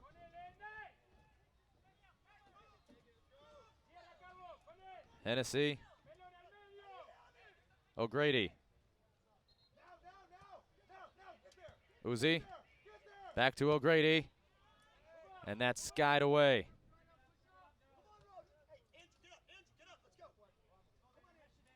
Milan.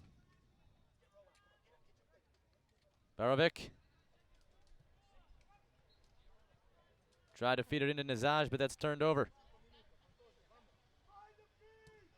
Coronado can't get to that. It's bounced around by a few Manhattan players. Finally finds its way to O'Grady. He'll come near side for Uzi.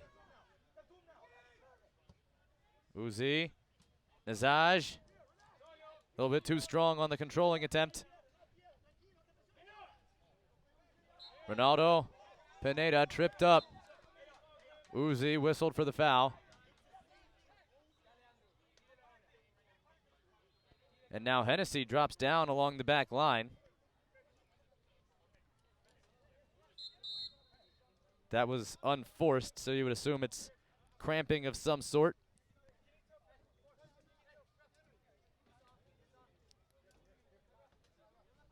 Here in the 42nd minute.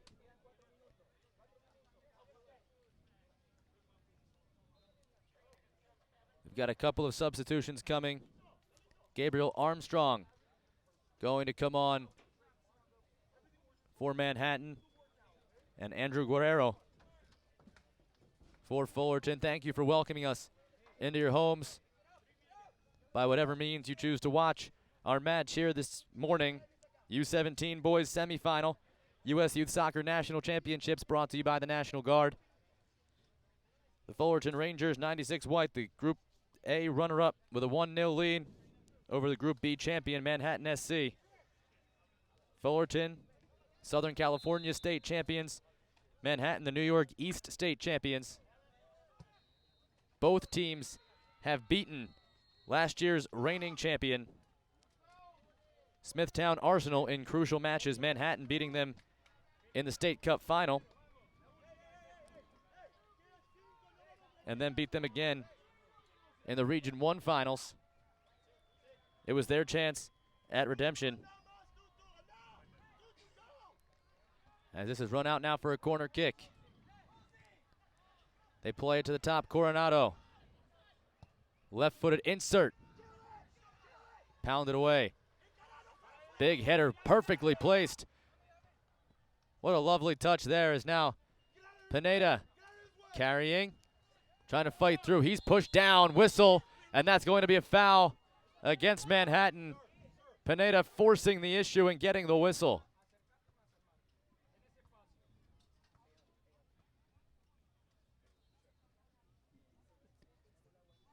And we mentioned how Dadaj came off the field after that turnover, thinking that maybe the injury was greater than they originally feared, and he is now on the athletic trainer's cart, which has come over here to field 11. Hopefully they can get him wrapped up and get him ready to go. I think he just needs to be retaped after they looked at that ankle. But meanwhile, here's the free kick coming. Pineda was taking on 2 defenders and did well to earn it.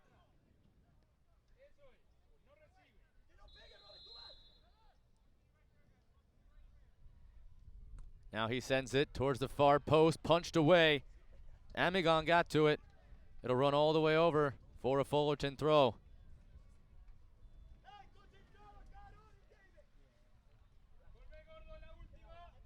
Pretty even play early on here in this first half. We've seen waves that seem to favor the Fullerton Rangers a bit more than Manhattan, but other than that, it's been level. One of those waves off of a turnover netted Fullerton the lone goal of the match so far. They lead 1-0.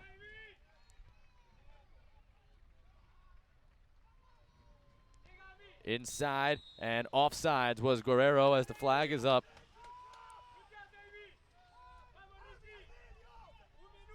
Set to restart. 2 minutes. 2 minutes shown of added time.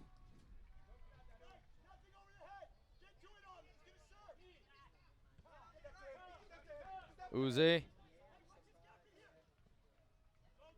Steer. O'Grady. Back to Steer. Uzi. O'Grady. Into the middle, Harrington. That's blocked off. Now Harrison sends it far side. Trying to roll it through. It's cut down and blocked off. Trancoso got there. Kept in play, but that's headed right for a Fullerton player. He gets to it. Uzi fought through for possession but didn't see it right away. And good help from the back line coming up now. Coronado leading the rush. Runs by Braddock. Sent in. Fitzgerald using his size to head that up. And that'll bounce out for a corner. Important play there. Had a runner in behind him. Looked to be Pineda yet again, who's been making those runs down the wing.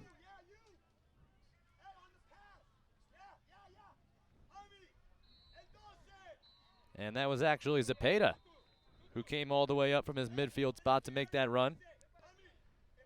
This could be the final play of this first half.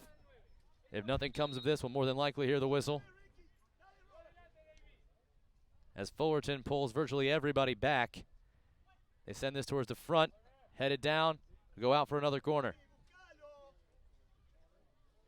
Interesting with such little time remaining in this first half that Fullerton would pull all four of their defensive backs out of the box and have them hang back around the lone Manhattan player in the circle.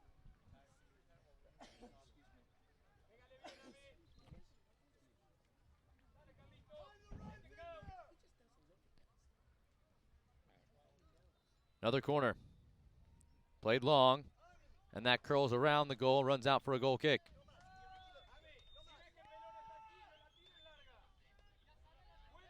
Any moment now we expect for the referee to blow the whistle to signal the end of the first half.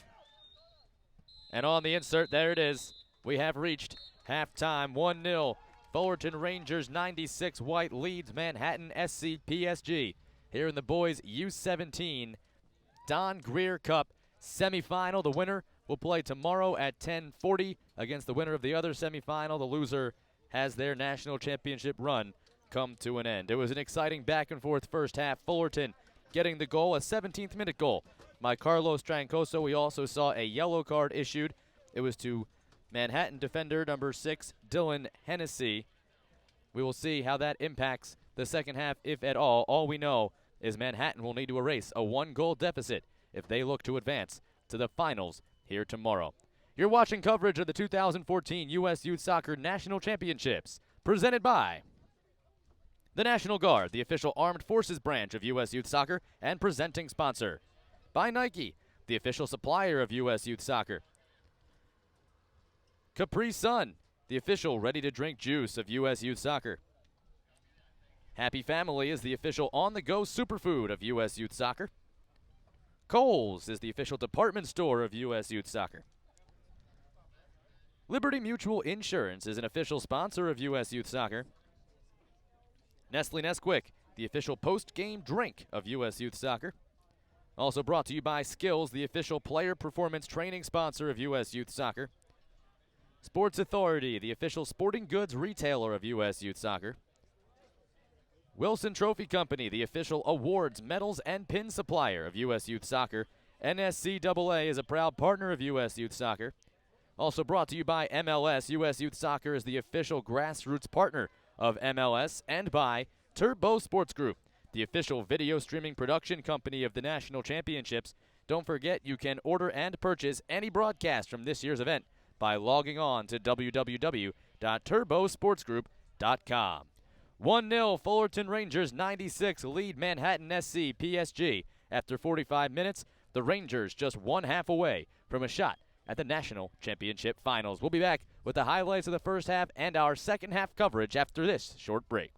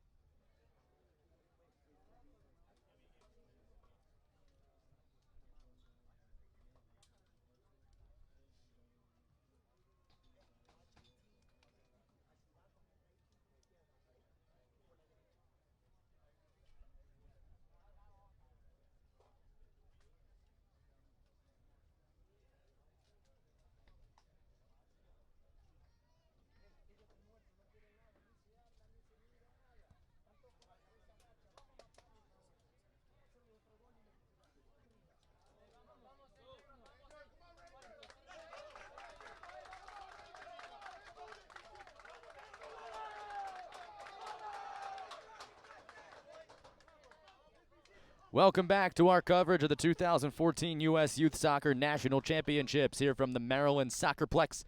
Here at Field 11, Fullerton Rangers 96 White lead Manhattan SC PSG 1-0 through 45 minutes of the U17 Boys semifinal for the Don Greer Cup. Let's go ahead now and take a look at some of the highlights from that first half. It was certainly an exciting half that saw a ton of action and chances on both sides as we get to it right away, starting first with the chance for John Sebastian Goycochea.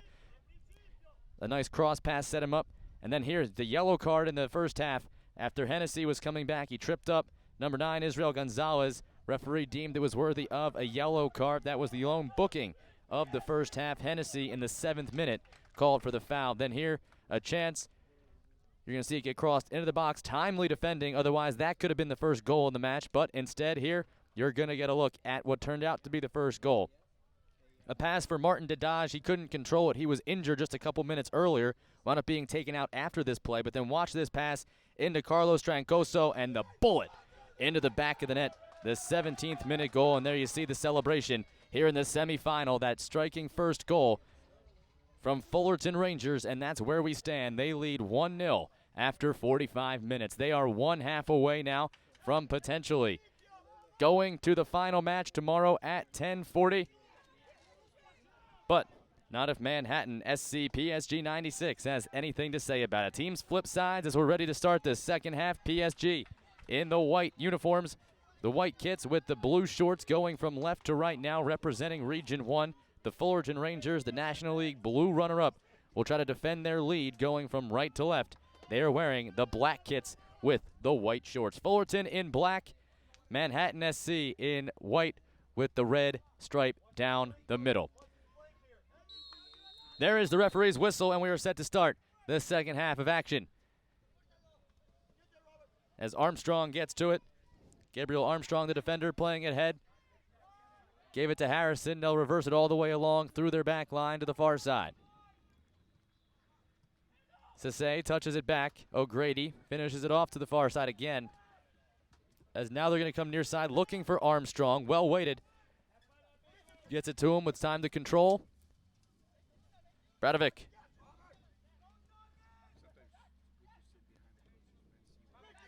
Harrison carrying through. O'Grady touched it along nicely. Now a little poke over the top and coming out and grabbing it was the keeper. It's Keith Murphy still in net for Fullerton as he comes out and pulls that one in. Was not tested with a shot in that first half. Had a few plays where he had to come out and read the ball. Had a lot of help from his defense in tight as Uzi knocks this down. Tried to get it to Sase and does. Uzi and Sase back and forth. They touch it, keeping possession. Now this one's sent far side. Now coming in for Armstrong. Can he get there? Oh, lovely play. Armstrong can't keep it across, though. The defense wins out in the end as Armstrong was able to battle and get the positioning, but the ball was too far in front of him, and it ran out for a throw. For those of you just joining us, we got a little bit of a late start here with our U17 boys semifinal, supposed to begin at 10 a.m. The girls semifinal U17 that started at 8 wound up going into overtime. So we got started about a half hour late. Around 10:35 was the opening kick. Gave time for the teams to warm up a little bit, stretch out, and then they walked out just as quickly as they could. That's the danger with stacking semifinal games right behind each other. Triangle passing gets Armstrong free. Milan, his pass intercepted. And then the attempt to pass it back by Pineda was blocked away. Goes out for a throw.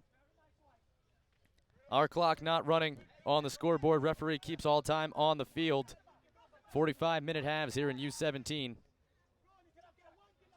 We'll try our best to get that clock up to speed and get it running just as soon as we can for you to give you an accurate representation of just how much time is left.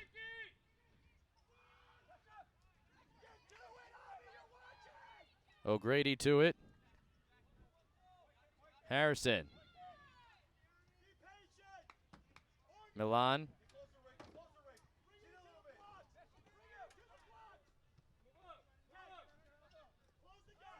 Amigan. Only been beaten once thus far. As Goicoechea trying to chase that down, it bounces ahead of him, runs out for a throw-in.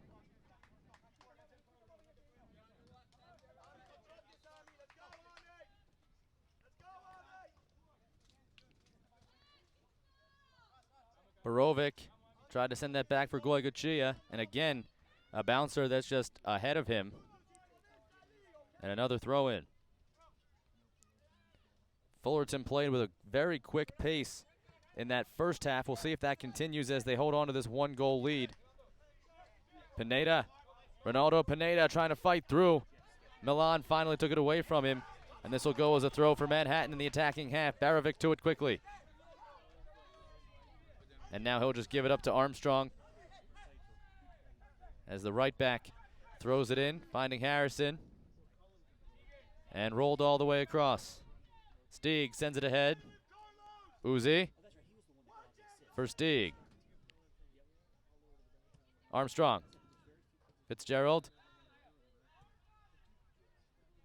Fitzgerald again to it. Barovic. Tried for Sazi. He was tripped up. And Ceze didn't get the call.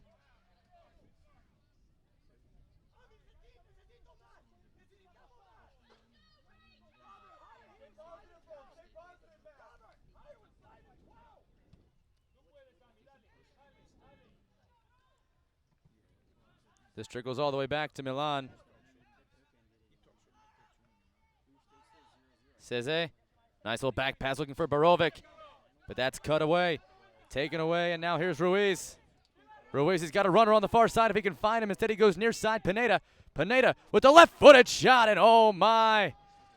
Oh, just a rising shot. He got a lot of that, but just couldn't get the knee directly over the ball, and he crossed it high over the crossbar. It didn't miss by much. It just continued to rise on him.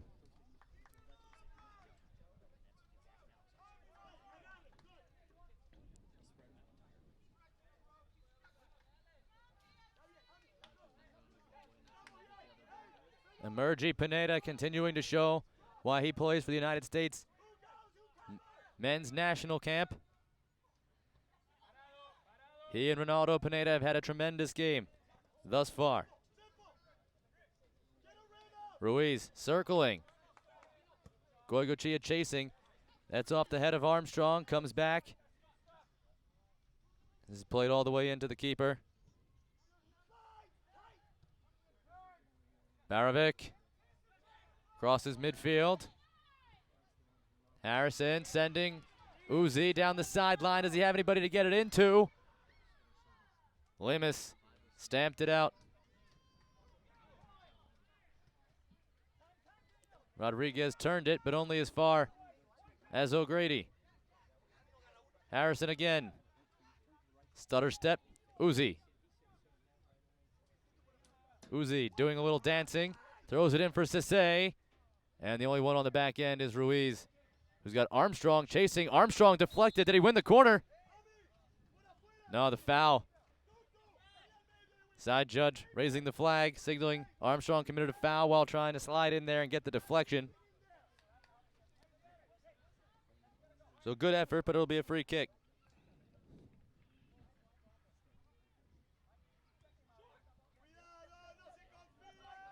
Short kick comes to Zepeda.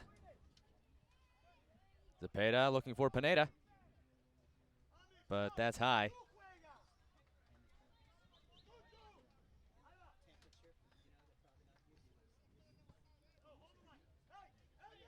And the Fullerton coach, James Obleda, telling his players, you play along the back line. Wants them to build a little bit more possession before just trying those lob passes ahead to Pineda. As now this one's well picked out. He finds Harrison. Got Cisse running through the middle. This is deflected! And it'll go for a goal kick. The flag was down. The trail runner was the man that they sought out. It was placed perfectly. It was coming in hot and just couldn't get the touch on it that he needed. It was Goicoechea again who had the opportunity. What a tremendous cross into the box Good play all the way around, starting with the back from the lob feed to Harrison. And then he did well to get the left-footed cross all the way through to his trail runner. Saw Goygochea from the back. Goygochea got to it, was onside, timed it perfectly, but couldn't get it to go. Pineda, meanwhile, a drive on the skip. And coming over and fielding it is Amigon. That was easy for him. I don't think he expected the shot to be taken, but he recovered nicely. Coronado. Near side, Ruiz. Rolls it along, and that's deflected out. It'll go for a throw for Manhattan. But first we are going to have a substitution. As Armstrong comes out, Steer will take the throw. Take a look here. The perfect lob, setting it up, and then Harrison with the bullet. Goygochea in, but just as that ball bounced up, he got underneath it and skied it over the crossbar. Steer. Found O'Grady's head, but that header finds a black shirt. Now this one rolls through Ruiz, giving chase. Dangerous pass there. Luckily, Ruiz unable to stamp it down. Coronado. One touch back to him. Nice pass from Pineda. And Coronado with the whistle. Foul and a free kick.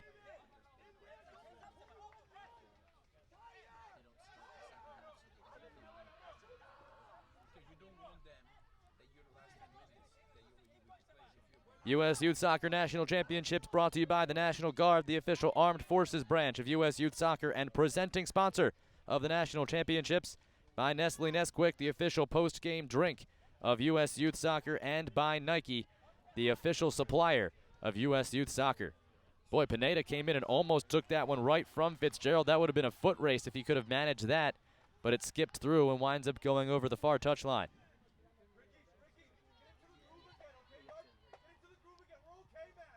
If you're just joining us, 1-0 Fullerton Rangers lead the Manhattan SCP-SG here in the second half of the boys' semifinal U17 match.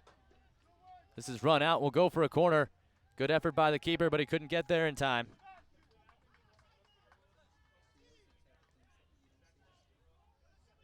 A 17th minute goal by Carlos Troncoso is the lone tally thus far. That came 40 minutes ago, and it's held up to this point. Fullerton looking to add to that now with this corner kick. It's going to be Ronaldo Pineda on it. Right-footed insert, punched away. Flying up was Amigon. Uzi comes back, tries to get it by Pineda, and there's a handball as Pineda controlled it with that. And thus the whistle and a free kick for Manhattan. Don't forget, coming up tonight here from Field 11, the stadium at the Maryland SoccerPlex, we've got the U19 National Championship Finals. First, we've got the girls coming up at 5:45. Then at 8 p.m., we've got the James P. McGuire Cup, the oldest trophy in youth sports history, on the line. That match at 8 o'clock, both of them available on live stream.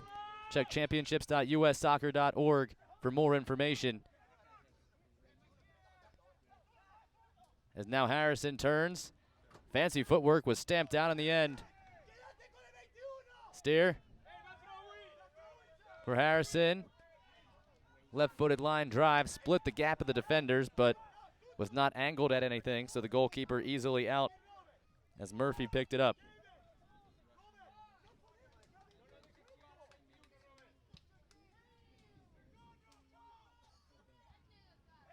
Ronaldo able to control that well with his chest.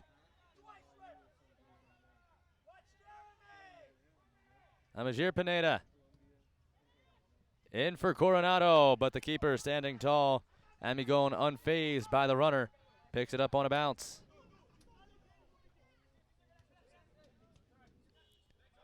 Chip this all the way back. Watch out. Dangerous play. Fought through. Pineda and a sliding stop at the end for a corner. What a play by the defender. Coming back was Milan and bailing out his goalkeeper. After Ronaldo Pineda took it away and was in as he thought all alone, Milan came sliding across and was able to send it away from net. Oh, what a chance to double the lead. Ronaldo Pineda was right there. That's a finish that Ronaldo Pineda usually makes, but the well-timed tackle forced him off of it. Just a brilliant play to break through the defense, steal it right off the foot of Gerardo Amigon, the goalkeeper.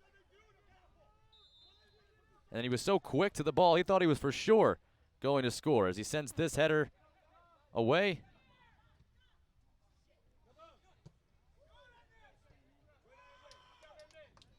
Manhattan possession. They breathe a sigh of relief as Uzi turns with it. Now Sisse. And it will go over to Fullerton after he kicked it right out on his own accord.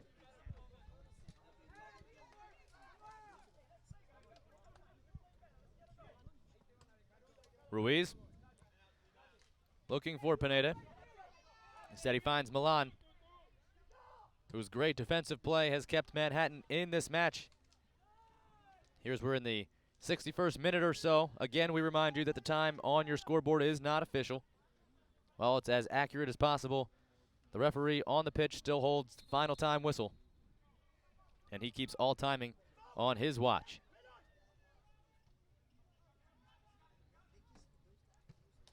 Headed towards the middle, looking for Pineda, fighting with a much taller Fitzgerald, and Fitzgerald got that, and then a very ambitious play as that one's just blasted over to the scoreboard on the far end of the field.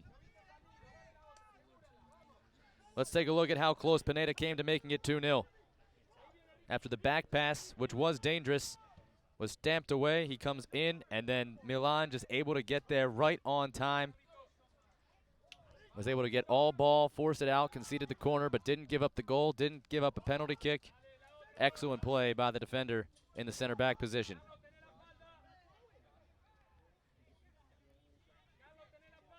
O'Grady.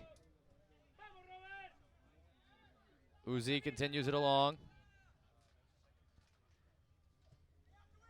Now this one run, hoping for Sisse, but it doesn't get there. Steer, near side. Sisse stepped in front of. Pineda, blocked off Sisse.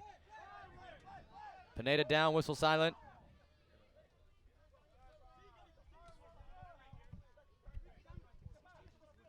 Ruiz running with it, sends it forward. Here's Trancoso. Trancoso blocked off, still loose. Again, popped in the air, dangerous positioning. Sisse trapped it, but couldn't control it. It'll run out for a throw for Fullerton.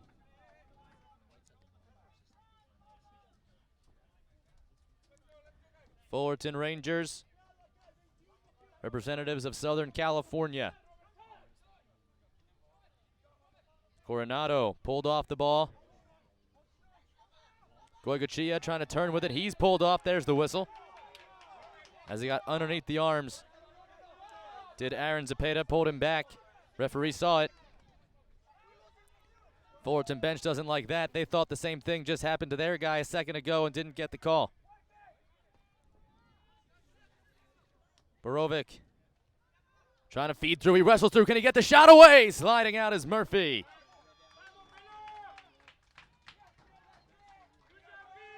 Murphy coming out and cutting down the angle after Borovic did well to split the defense.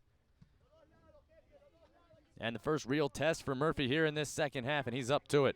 Now Ruiz going 1-on-2, won't win that battle. And coming across to play it ahead to Goycochea. Back to Harrison, who switched fields numerous times here in this half. Fitzgerald ahead to Uzi. Uzi drops it back. Hennessy. Nice flick back to him, but it's stopped. Borovic to it in the middle. It's Harrison. He works around the defense, looking for Hennessy. It's blocked, but only as far as O'Grady. Near side steer. Can he find something? Sends it towards the box. Leaping the header! And it's over the crossbar. It'll go for a goal kick. Sisse, who had the hat trick just 2 days ago, was able to get the head on it. He thought it was deflected, still pleading his case with the referee.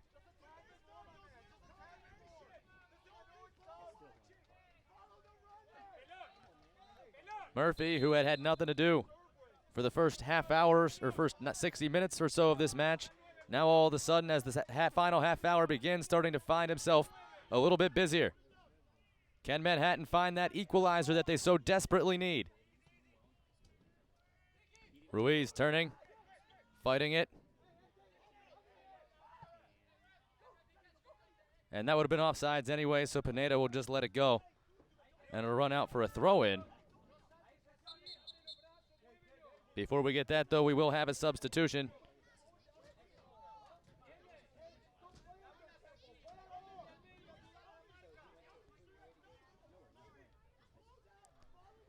Miguel Chung is going to come back into the match as he comes on for Uzi. Chung, the midfielder, had a scoring opportunity in the first half. And he'll come on to play what looks like the second highest on the field, playing from that left side, so he'll be in that striker position.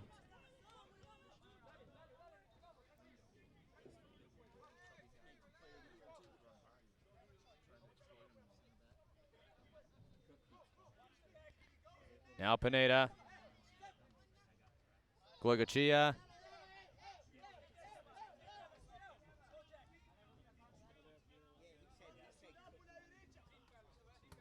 Goicoechea, nice turn over his head.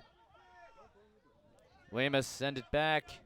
Headed along by Coronado. It'll go out for a throw. Steer will throw it back to his goalkeeper, Gerardo Amigon. Has it back.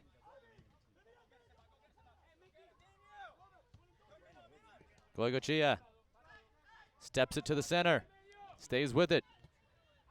His pass is just booted the other way.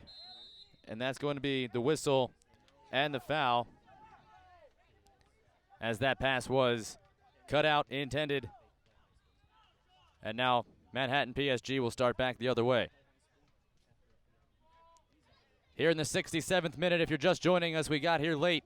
Late start to our second match after our 8 o'clock U17 Girls Semifinal went into overtime.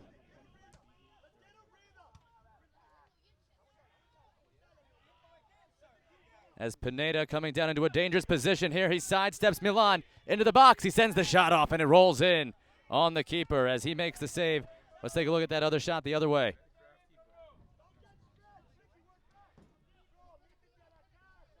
As you see the header, and yeah, that was a good call by the referee. That was all Sisse who got a piece of it, just couldn't direct it towards the net. Now this play through, flag stays down, Goicoechea onside, and that pass was hit off. It just hit the back end of a defender. He didn't even see it, but he made an important stop, because if that got through, Chung was all alone. Now Chung tried to turn it for Hennessy, but it was blocked off. O'Grady continuing the pressure. Trying for Goicoechea. That's blocked off. It'll come back to Steer. Steer gets it right back. Can he do anything with it? He had to control it a bit as it was coming off hot. Now Goicoechea. His cross blocked off. And that'll go for a corner. So the set piece coming, as they'll press everybody forward into the box, you would imagine. Running low on opportunities. 69th minute. Remember, we play full 45s here at U17.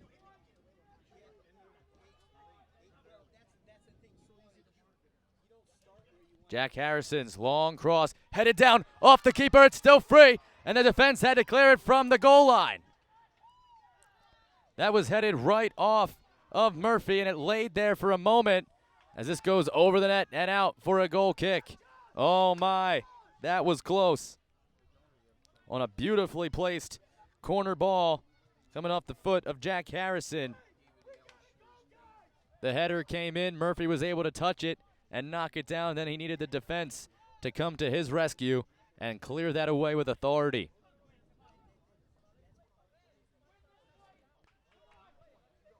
Manhattan so close. The PSG boys trying to get that equalizing goal. They've had a few better opportunities.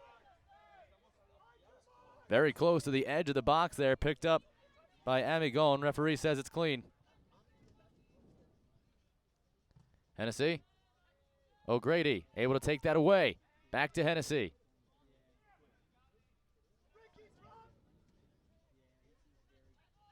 Coronado.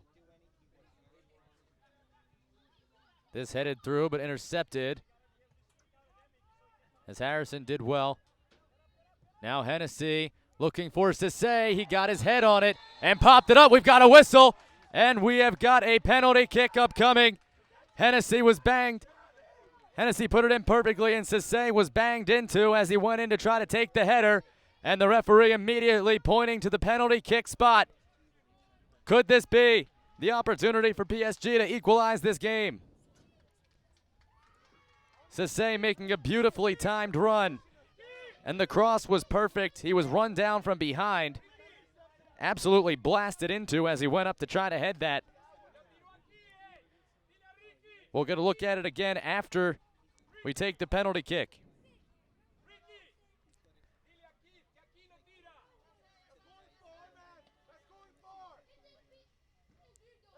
With all the pressure on Armstrong. The center back with a big foot. Scratch that, it's Fitzgerald on. Sean Fitzgerald with the shot, and he missed the top of the net. Fitzgerald cleared it over the bar. And the pressure-packed penalty kick does not net the equalizing goal. Disbelief for Manhattan PSG, and that's the worst way to have it not go in. If it gets saved, you tip your cap to the keeper. The last thing you want to do is put it off target, and that's just what Fitzgerald did. Let's take a look now as we go back and see what's set up. The penalty shot, it didn't. As now we've got a goal kick coming.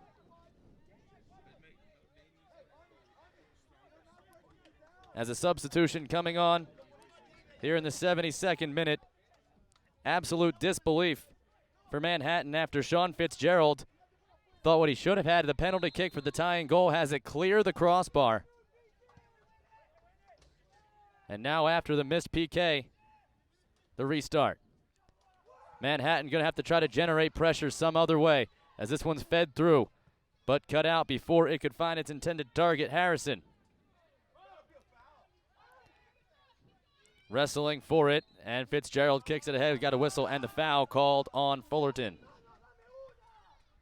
Now we'll give you a look at what led to the penalty kick after the nice insert and the tackle from behind as you see the shoulder go right into the small of his back. Sisse, who drew that foul, with it in the corner now. And he has that kicked out of play. Throw in. In an advantageous spot. They do it quickly, though. Hennessy, who sent in that cross. Harrison, fancy footwork. O'Grady trying to turn, taken away by Coronado. He starts it back, getting it ahead to Guerrero. Guerrero trying to poke it ahead of himself, but that's taken away as Michael Steer got back well. O'Grady. Steer.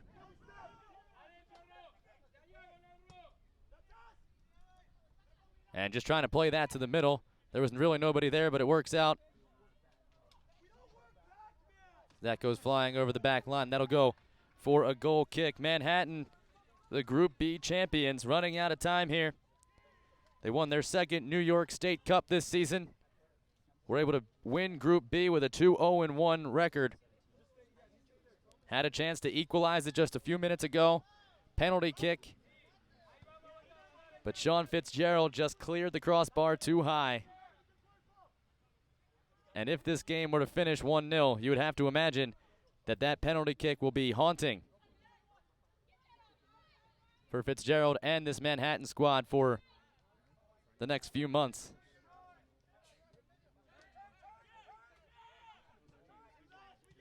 Borovic.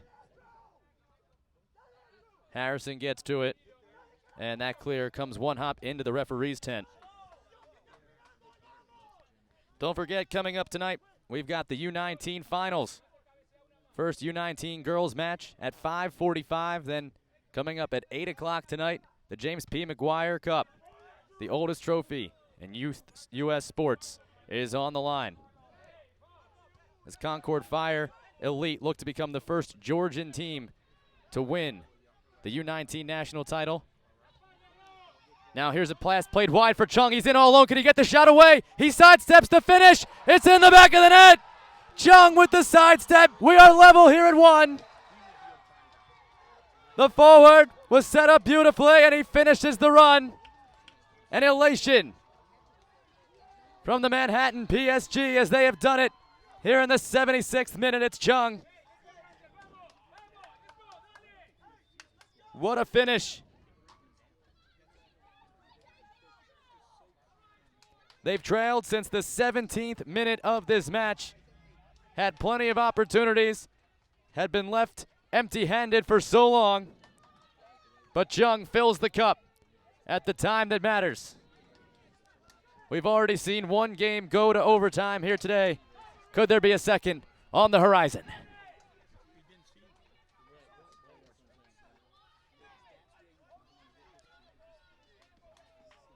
Manhattan, who was held out of the attacking third for much of the first 60 minutes of this match, we said as it got to this final half hour, we're starting to break through. They got the penalty kick, which was missed, but Chung, who was so patient and so poised, he had the chance to try to take that shot right through the keeper. That's a blatant handball. And the whistle and the free kick coming. He had the chance to try to beat the keeper straight on. Instead, he was creative with it, used that left foot to touch it aside, and then once he was through, that was about as easy as it gets from 4 yards out and nothing in front of you but white webbing. As we'll take a look at it again one more time here on the replay. The pass, the perfectly weighted through ball, and then watch this. Oh, cheeky. He slides right by him and buries it with the left foot.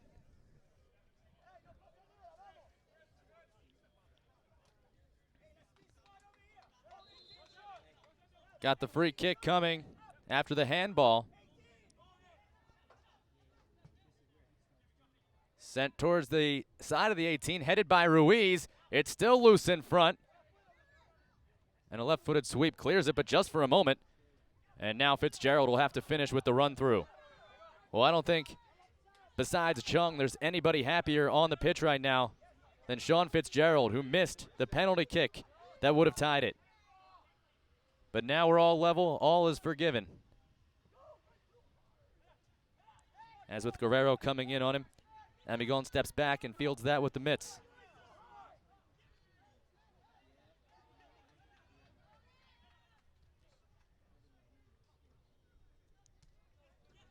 O'Grady, one touch to Chung. Able to sidestep another defender, but just for a moment. Now Pineda wins the possession. Ronaldo Pineda, who had a goal in each of the final 2 days of match play in the group stage. This flicked on, hoping for Ruiz, but easily blocked down as Giuseppe Milan got to it. Goycochea starts this back. Now he winds up with it as he turns. Player down for PSG. As Harrison leaves it far side, Goycochea. That's Sase, their head forward, who is down on the pitch. Fitzgerald comes up. And now Sase just getting up as they'll kick it out as a courtesy to allow Sase to get looked at by the medical staff. It was away from the play as the ball was sprawling towards the far side that Sase was tripped up. He's holding his knee. Might have banged it in a collision. Here in the 80th minute. Will we have the deciding goal here in regulation, or is more extra soccer ahead of us here on field 11? Amigon, well out of his net. Fitzgerald over. Hennessy plays it wider to Goicoechea.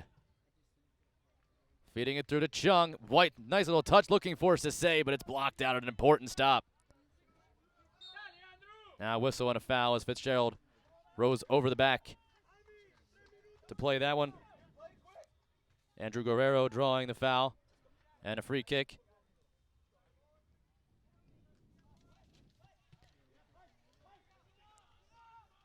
You're watching a presentation of the U.S. Youth Soccer National Championships presented by Wilson Trophy Company, the official awards, medals, and pin supplier of U.S. Youth Soccer. Also brought to you by NSCAA, a proud partner of U.S. Youth Soccer, and by MLS. U.S. Youth Soccer is the official grassroots partner of MLS. Ruiz off his hip. Guerrero tried to feed it to him, but it's banked away. And we're going to get a whistle. And the free kick awarded to PSG. This Manhattan PSG squad had outscored their opponents 10-1 over the final 2 matches of group play. The only goal they allowed was an own goal. They gave up the 17th minute goal here, but the defense has been strong ever since. They just got the equalizing goal. Now can they carry on? As on the pitch comes Aldana. We are level at 1 here, despite the fact that your scoreboard says 1-0. As this is deflected out, it'll go for a corner. Nice win. And the corner coming up.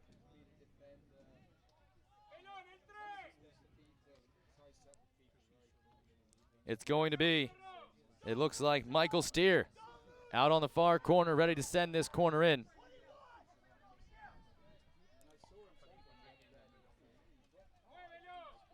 As the kick comes in, header on, punched away. Oh, Fitzgerald got to it, and rising to punch it off was the goalkeeper Murphy. An important save and another corner upcoming.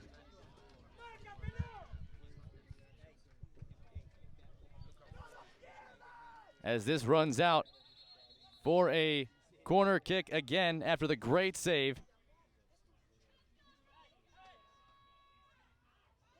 And now the referee wants to have a conversation with, I guess, Fitzgerald. As you take a look here at the goal one more time. That was Chung.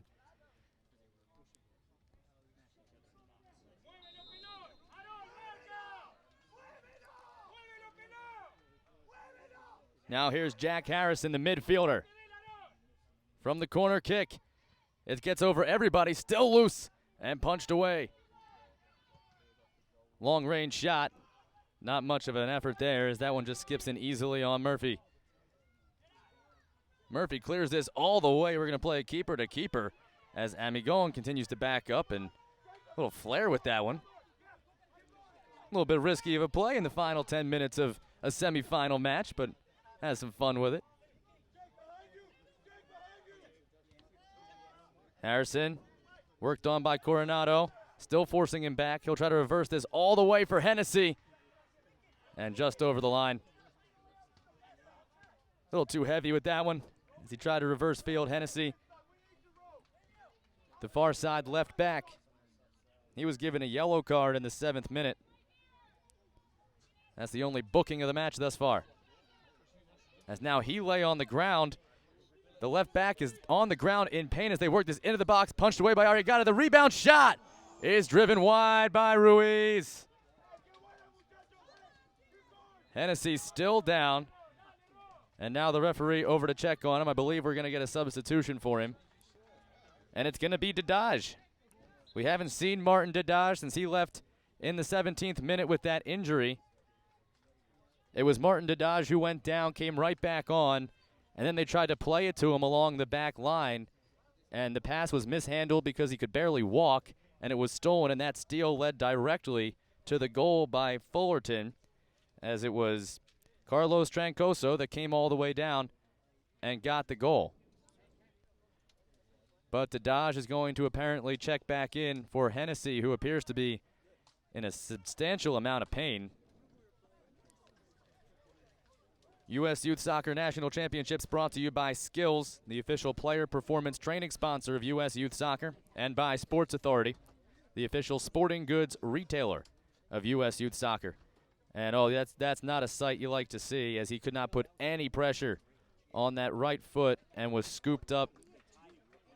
And still, it's his left foot, actually, as he continues to hobble. No, it is his right foot. As he tries to say he's okay after nearly being fireman carried off the field. And now very gingerly and slowly making his way across the pitch. Certainly hope that it's not as bad as it appears from right now. Using the help of the training and the coaching staff, there's a sign of good sportsmanship. It was Ruiz who collided with him. And Pineda comes over and shakes his hand, makes sure he's okay. As we're going to get a look now at the near goal on the cross from the corner, and the keeper, Murphy, having to rise to the occasion. That's his first save, and it's a big one. Coming in the final 10 minutes, getting up and punching that away. It was placed perfectly. Fitzgerald got a lot of it, hit it flush, and right tucking underneath the crossbar.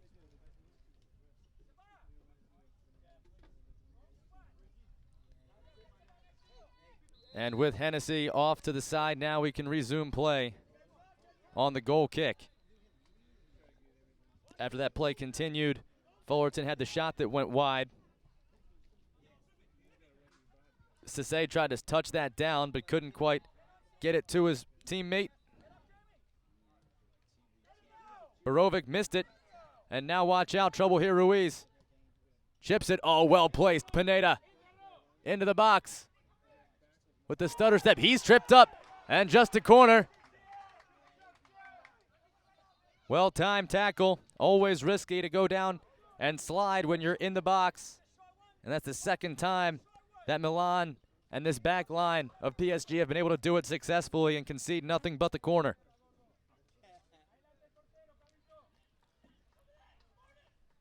Ronaldo Pineda.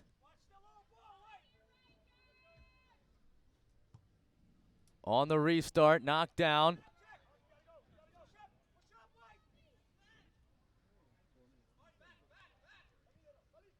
Amajiri Pineda, the U.S. national team player, fighting through, jumping over potential defenders, the whistle.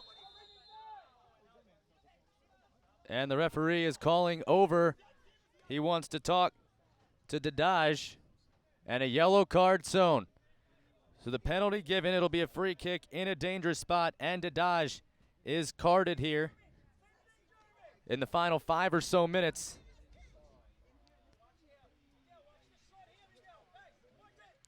Just on the edge of the 18 box.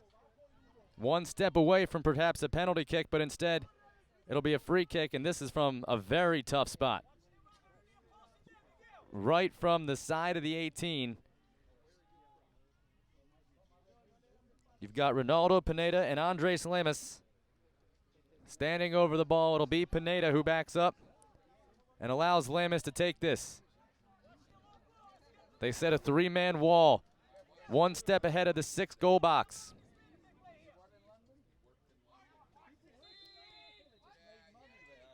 Lemus rolls it. Pineda one-timer, blocked off, and it's in, but the flag is up. It will not count. Offside's the call. And they'll play it quickly. Fullerton is in disbelief. Fullerton is in disbelief that the goal is disallowed. The flag is up, the far side official. And now they're going to go over and talk about this. The head referee heading over to the far side judge to get an explanation of the ruling of offsides. And the offsides call stands. Dadaj to Harrison. Nice job by the referee, though, getting an explanation from his side judge. And after conferring, they decide the ruling stands. We'll try to get you another look at that if we can. It's so tough when they are ping-ponged around like that.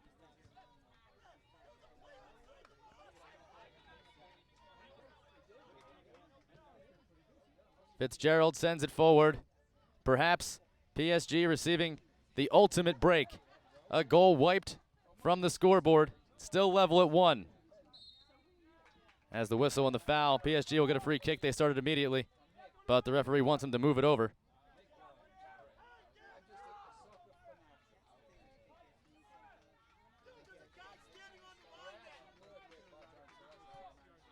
Fullerton's coaching staff still in words with the fourth official on the side here. They can't believe. Now O'Grady moves it to the middle. O'Grady sets it up for the left-footed shot. And that'll go for a goal kick.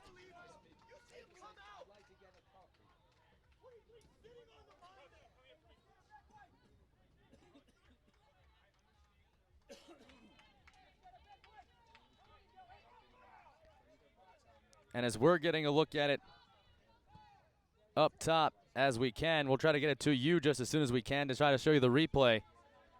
Fullerton's arguing that PSG had a player standing right on the goal line. As here Goigachia fights through. Long send looking for Chung. The header falls right to Chung's foot. Chung sidesteps, pokes it through. O'Grady, can he get the shot away? The finish! Oh, and it's just wide. Goal kick coming as O'Grady got the left-footed touch on it, sliding through, but could not finish in the back of the net. And now O'Grady coming up a bit limp as he went sliding into the turf, and a chance that he might have got his ankle caught on the ground as he came flying through. If you're just joining us, we surmise there's about 3 minutes left in regulation. And now we see scoreboard is over that. We still have not gotten a signal of stoppage time to be added on. The fourth official is checking his watch. We've had plenty of injury time, as now you see the replay, and there's absolutely no reason to call him offsides. Wow. Absolutely not. Fitzgerald was standing inside the goalpost, and Fullerton absolutely has a claim. Fullerton robbed of a goal here in the second half. Fitzgerald standing literally inside the goalpost when the shot was taken. It was perfectly placed. And Fullerton does not win this match. You have to believe that they will go home bitter, as they should. Let's take a look at it again in slow motion here as we break it down for you.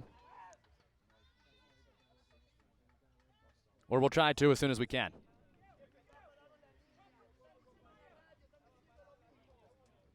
As you see, we're looking at it up top. There's a player literally standing, number 23. It's Dadaj, not Fitzgerald. Dadaj is standing in the middle of the net, shielded by the keeper.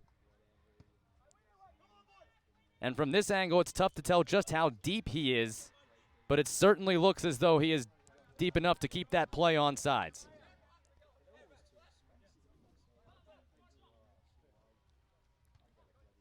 The bottom line is you must play on, as this is deflected out of play. We're still level at 1.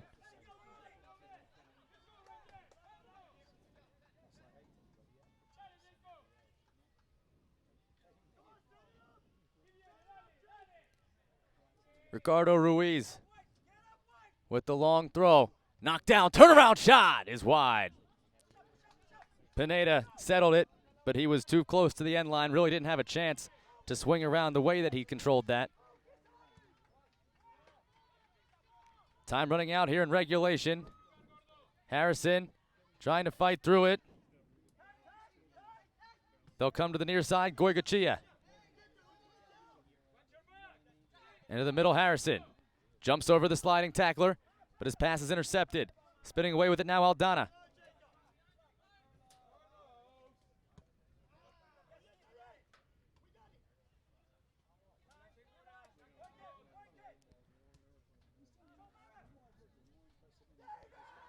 as they work it down into Sase, very close. We're going to try to get a look at this up top for you if we can. And as you look at the shot come in, oh, there's absolutely no doubt from that angle. Good work, guys. Camera angle shows it very clearly. That play was onside. We'll show it to you just as soon as we can when we get a nice stoppage. It's Harrison turning. Working down the wing. Crosses it towards the box. Goigachia there, but it's headed away. Chung gets a shot off. Deflection by Sase. It's still loose. And nothing but defenders. Zepeda has to come up and send that flying.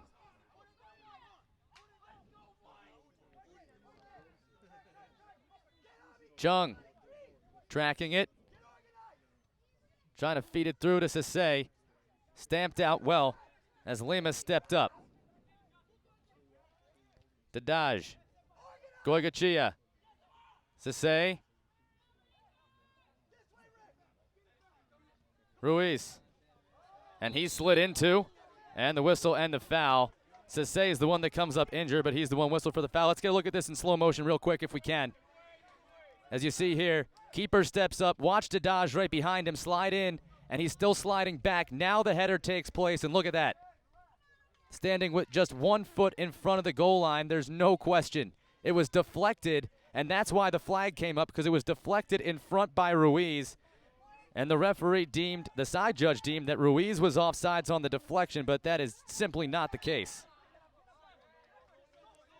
As the free kick is awarded, Dadaj taken down. Now play continued, and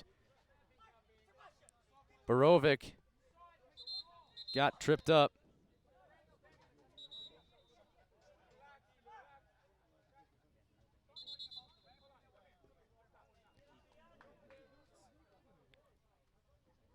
And now the goalkeeper, who came all the way out of his net, Gerardo Amigon, is going to get... No, the yellow card is turned around and handed to Ronaldo Pineda. So that yellow card was given to Ronaldo Pineda for the continuation of the conversation. After Amigon came up, the goalkeeper, Pineda had extra words for him. And the booking still going on, so while Milan tried to play it forward, the ref still with his pad and pen out, told him to bring it on back.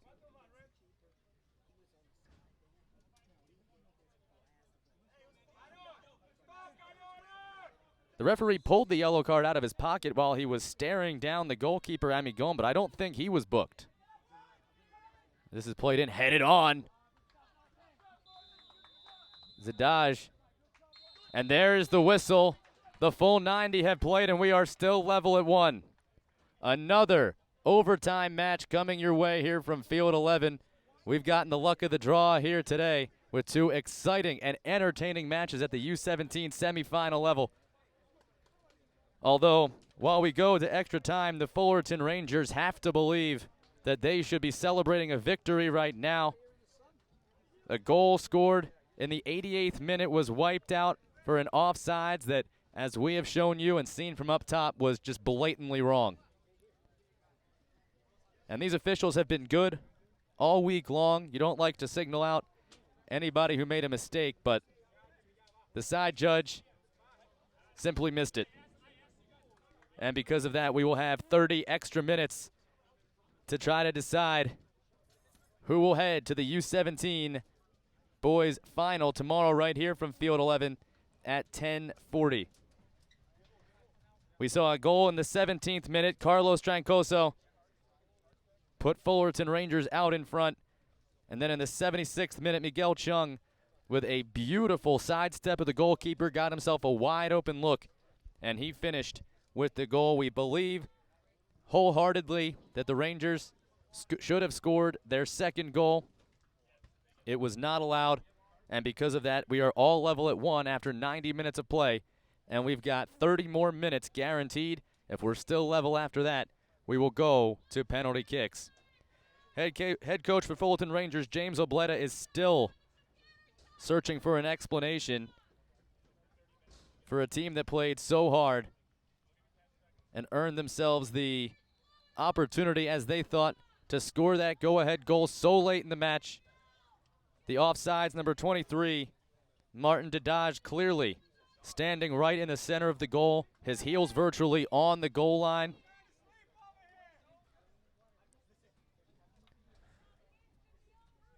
As we're going to remind you that the 2014 U.S. Youth Soccer National Championships are brought to you by the National Guard, the official armed forces branch of U.S. Youth Soccer and presenting sponsor of the National Championships. Also by Nike, the official supplier of U.S. Youth Soccer. By Capri Sun, the official ready-to-drink juice of U.S. Youth Soccer. Also brought to you by Happy Family, the official on-the-go superfood of U.S. Youth Soccer. Brought to you by Kohl's, the official department store of U.S. Youth Soccer. Liberty Mutual Insurance is an official sponsor of Youth Soccer. Nestle Nesquik, the official post-game drink of U.S. Youth Soccer. The players will need it after an extra 30. Also by Skills, the official player performance training sponsor of U.S. Youth Soccer. Sports Authority is the official sporting goods retailer of U.S. Youth Soccer. Wilson Trophy Company, the official awards, medals, and pin supplier of U.S. Youth Soccer. NSCAA, a proud partner of U.S. Youth Soccer. Also brought to you by MLS. U.S. Youth Soccer is the official grassroots partner of MLS. And by Turbo Sports Group, the official video streaming production company of the National Championships. Don't forget, you can order and purchase any broadcast from this year's event by logging on to www.turbosportsgroup.com. This one has certainly been a doozy. 90 minutes, not enough to decide who is headed to the U17 Boys Finals tomorrow. Let's take a look at the highlights from the match, starting with the first half. A few attempts for Fullerton. As you see, there's the yellow card that was issued to Dylan Hennessy in the 7th minute. Referee immediately pulling the card out of the pocket. Hennessy, late in the match, came off with an injury that looked pretty severe. Hopefully he's okay. You're going to see a couple more opportunities by Fullerton here. A well-timed tackle on the back defense. Then here's going to be the goal. The pass intended for Dadaj. He was just injured a moment earlier. Couldn't control it and cut back to get it. That created the turnover. And then it was as simple as leading it down the wing. Perfect inset pass. And Carlos Trangoso, the 17th minute goal, made it 1-0. That score held for most of the remainder of the match as it went all the way through to halftime. You see the celebration there after the goal was netted as Ronaldo Pineda made it 1-0. Then back the other way. More opportunity here in the second half. That shot missing just high and away. A great attempt. Here you're going to see the penalty kick set up as Harrison sends it in. And there's a chance that clears the crossbar. Another insert coming in just a moment. As you see all the chances. This was a chance for Pineda to get his second goal of the match as he fought through. And then the good back defending by Milan stopped him off.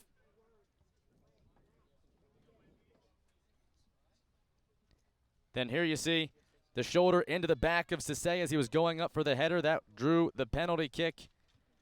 But Sean Fitzgerald's penalty kick attempt cleared the crossbar high. It remained 1-0. That was until this, when the beautiful through ball set Chung free, sidestepped the goalie with the defender closing in. He was able to bury it into the center of the net. Miguel Chung's 76th minute goal leveled it at 1. Then a header for a chance to take the lead from Fitzgerald, but Murphy up to the task, leaping and punching it away. Here's the goal that was disallowed. Talked to it a lot, and there, that was actually a great angle as you see it again. Number 23 standing right there. All four hands were up trying to signal offsides, but they got the call, although they should not have. That would have made it 2-1. Instead, it remained level and would remain so until the conclusion of regulation time. So we saw the U17 girls semifinal go to overtime, and not to be outdone, our Field 11 boys U17 semifinal match is also headed to an extra 30 minutes. If 30 is not enough, we will also see penalty kicks to determine who will face FC Dallas Youth in the finals. It was 2-0 Cup Gold. FC Dallas rattled off 5 straight, including 3 in overtime. And oh my goodness, look at this. Sergio Lara with 4 goals in the match, including a 90th minute goal to level it at 2, and then all 3 overtime goals in the 6th, 8th, and 25th minute. What an effort. Sergio Lara helping to lead FC Dallas on to the final match. Dallas, the Group A champion. Will it be the Group B champion Manhattan SC to join them, or the Group A runner-up Fullerton Rangers 96? We're 30 minutes away from potentially deciding who heads to the final match. Extra time set to start right now. In the black kits, going from left to right, will be Fullerton Rangers. They'll start with possession.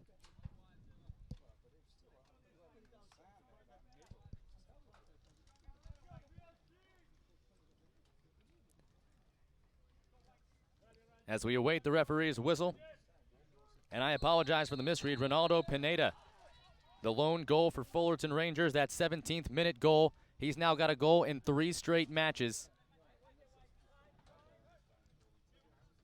PSG.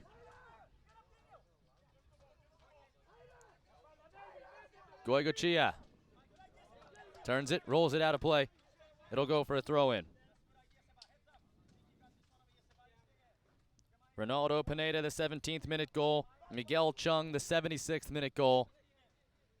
The lone tallies that have counted in this match, although there certainly could be plenty more. And there should be at least one more, you would surmise. This one bounces out of play. Steer. Goigochea. Steer. Turns it all the way back to Gerardo Amigon. That's stolen away by Ruiz. Can he keep it in? He does not.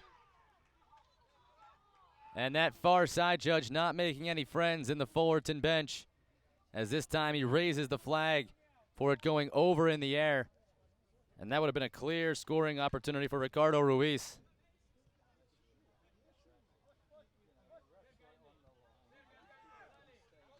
Steer. Pass blocked, but Harrison still got to it for a moment. Now Aldana has it run out, and it'll be a free kick for PSG. O'Grady. One touch. Amara Seze. Harrison chipping it in. Seze getting free. Can he get a shot away? The finish! And it's just over the bar. That was deflected. It'll go out for a corner. Sese was all alone in behind the line of defense. A perfectly timed pass and very nearly striking in just the 92nd minute here in overtime. Again, Sese so close. He's been all around the net. He had a natural hat trick just 2 days ago. Been close to scoring several times, but just has not been able to come through.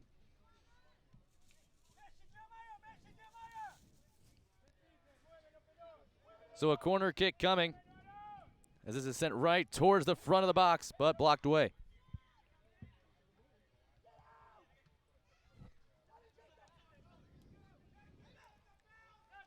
Fitzgerald comes up, heads that one over. PSG retains possession as Goicoechea turns with it, fights it through the defense. Nice play. O'Grady sending it long. He's got his mark. And there's a trip, and the whistle and the foul. And that's an easy decision by the referee.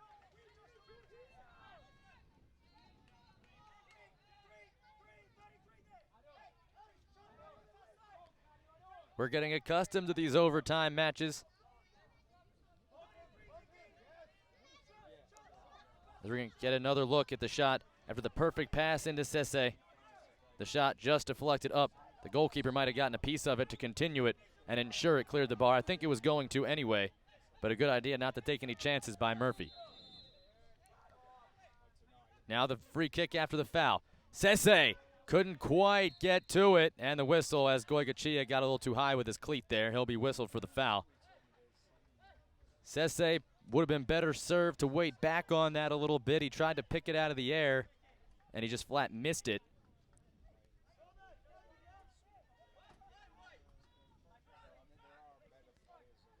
And after the foul, one of the Rangers' back line is coming up quite limp He's still trying to shake it off as we resume play. Sent for Ruiz. The injured is number 9, Israel Gonzalez.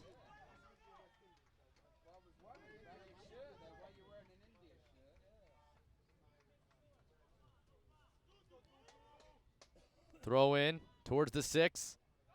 That's cleared out.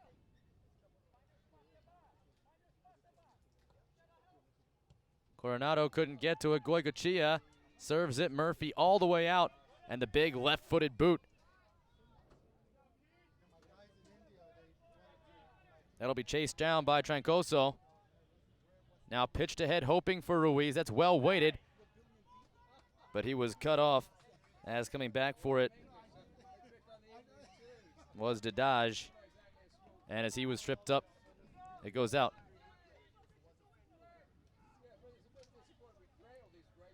Fitzgerald. Steer. Borovic deflected it off O'Grady. Now it's sent forward, hoping for Harrison. Skipped over him, comes to Arriaga. And Arriaga had that deflected, so it'll go for a throw. Before we get the throw in, substitution oncoming.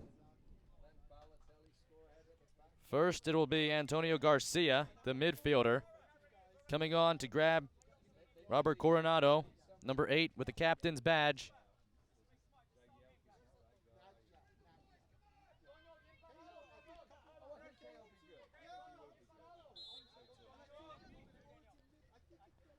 It looked as though Emergi Pineda was set to come back in as well. It's a bit of a dangerous play there, and hence the whistle.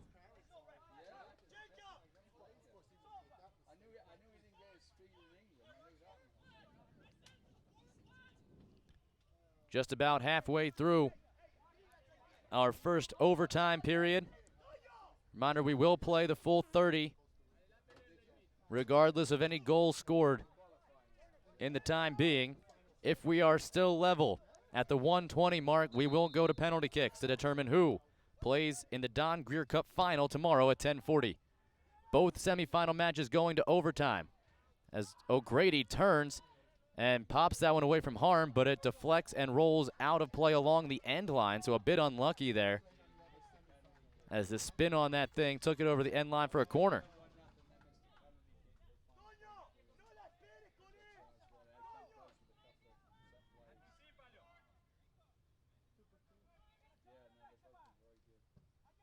Punching line drive headed over and continues on for a goal kick. It found a mark in the field of play. It was Pineda again, but he couldn't direct it on net. It just continues on off his dome and goes across out for a goal. Now the goal kick restart.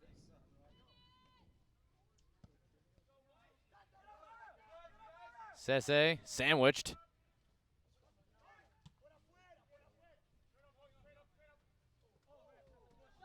That drips through. It finds its way to Lemus. He was tripped up as he sent it in, though, and it found its way right through to Amigon.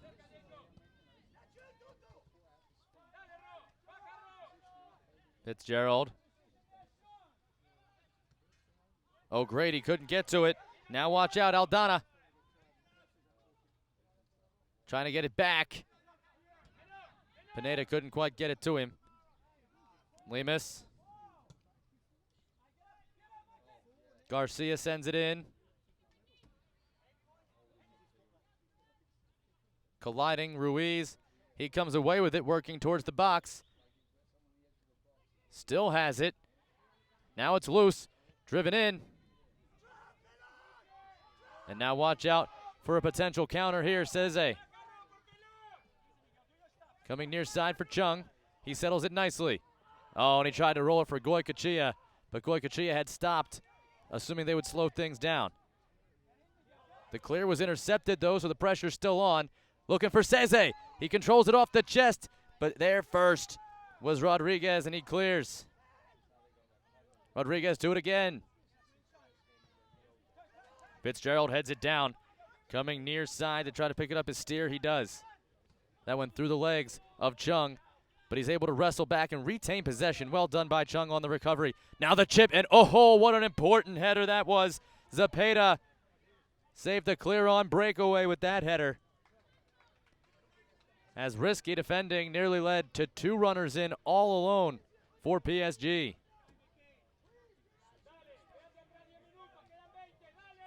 Just about 5 minutes remaining in the first extra time period. Steer has it deflected off his left foot. Follow up by Aldana. Sends it all the way down.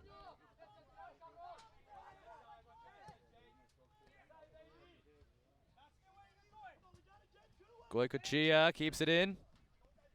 Sidestepped Aldana. Got it to Harrison. Harrison was trying to turn with it. Lost control, was taken away. And a well-weighted ball towards the corner. That's going to force the keeper out. And a dangerous play. Ami going well off his line. Was able to get there first. Risky play. Had to make a decision early, and he did. And once he decided to go, he had to make sure he got there. Seze headed back. Seze muscles off, gets it to Chung. Trying to feed it through the teeth of the defense, but they're there. Ruiz working on Fitzgerald, heads it to himself. Has a runner, that's Ronaldo. Ronaldo blocked off. Ronaldo Pineda. And now Emergi Pineda is going to come on.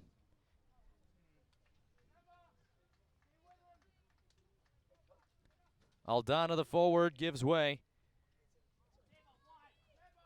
as the national player, Emergi Pineda, is back in. Emergi getting a bit of a rest towards the tail end. Ronaldo Pineda circles, drives right through. Seemed to make quick work of Udi there.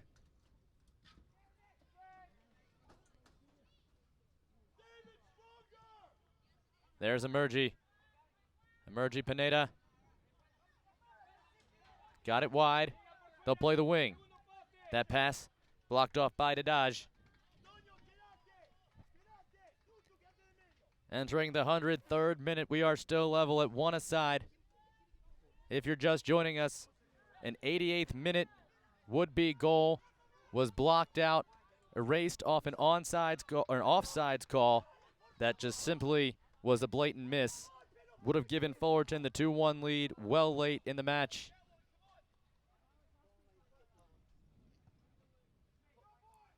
Steer.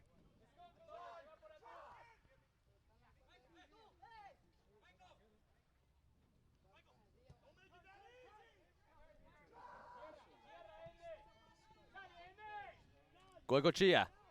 Don't know if that's who the pass was intended for, but it worked out that way. He crosses around Pineda into the middle. Now sidesteps Ruiz as he looks for Seze. It's going to be a race between he and Trancoso. And deflected out, it'll go for a goal kick. Trancoso wins the battle.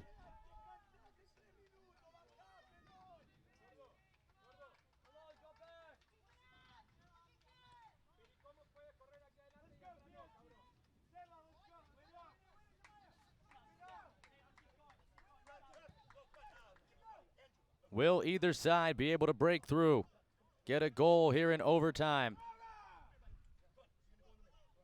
As Chung, O'Grady keeps it in play along the far side. Soft roller, and Pineda runs over and pushes it out of play. Fullerton in the black kits. PSG in the white with the blue shorts. As that pass, hoping for Giuseppe Milan, runs out. We're going to have a substitution here for the final minute or so of the first overtime period. Connor Hart is going to come in. First time we've seen Connor in this match. He'll come on for Andres Lamas. So one defender replaces another. Not a strategical change, just perhaps tired legs and a straight switch.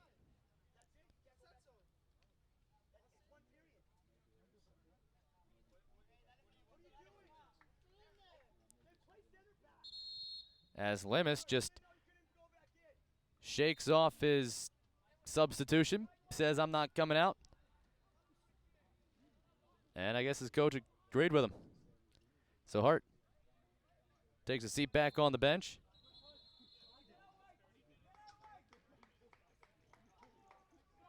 And the whistle and the foul along the end line. Foul was called against Fullerton with the free kick coming. Looks like Dadaj holding that leg yet again.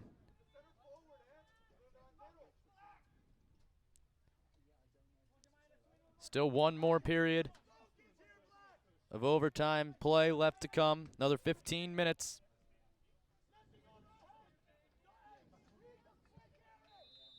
As with the boot, there is the whistle and the end of the first overtime period. So the teams will switch sides. A very brief break from what we've seen between overtime periods, as both teams will come in, grab a sip of water, and pretty much get right back out there. The teams will switch sides and with the last 15 minutes try to find a way to score.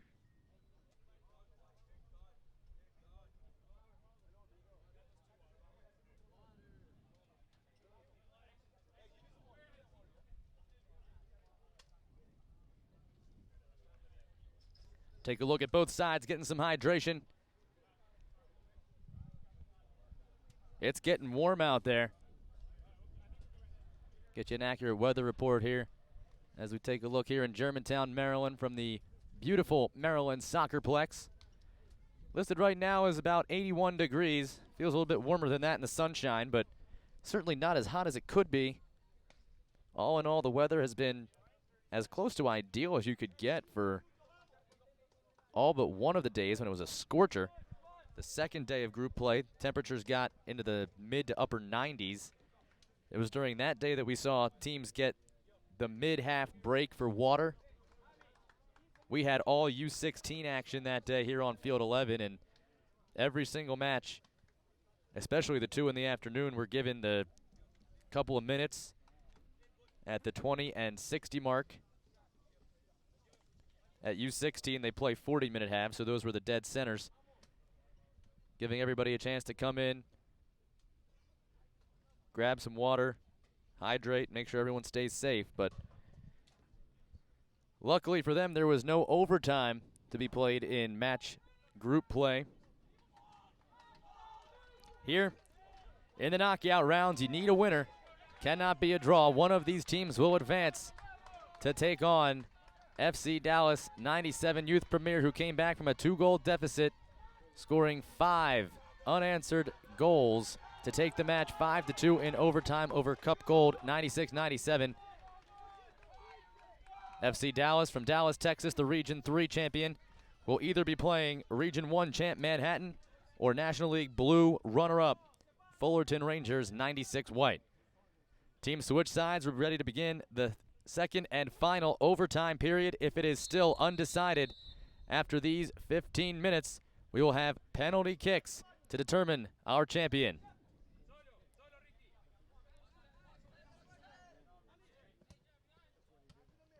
Blocked down. PSG, the Manhattan squad going from left to right, wearing the white kits. Ruiz fouled by Harrison. Pineda crossing to the middle. Pineda stops, turns, flips. That time he was hoping for Trancoso. Still hoping for him as Trancoso whistled for the foul after sliding into Dadaj.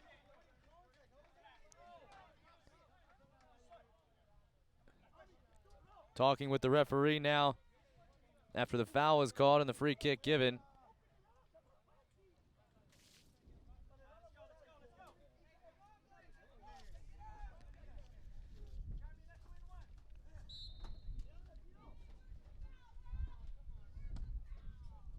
Amigon gets it restarted.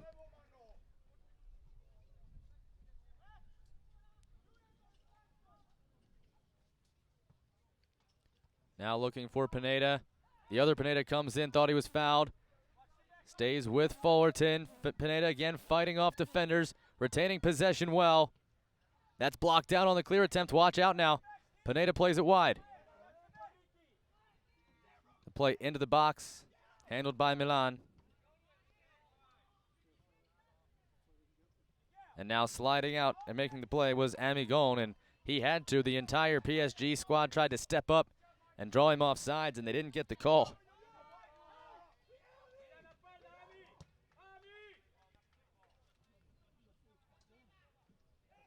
That one knocked down, and they blow the whistle and the foul.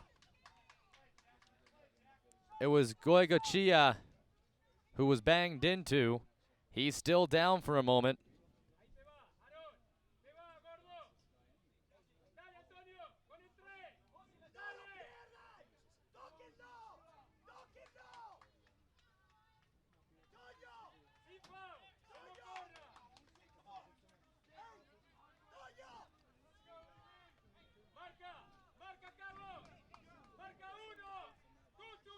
This free kick in a pretty dangerous spot. Chance to really play something in. They go long with it, and it's over the head of everybody, over the net as well. Out of play for a goal kick. We got a substitution coming. Manhattan SC PSG going to make a change. It's going to be Uzi coming in again, as Uzi comes in to grab Daniel O'Grady out of the midfield. Uzi more of an attacking mid, perhaps even a forward here. Chung is still in the match, as is Sisse, so there's 3 scoring options now, as this header's just put right out of play.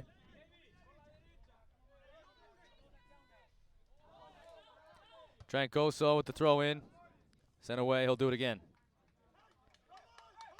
Still level at one aside, have been that way since the 78th minute. Could the next goal be the decider?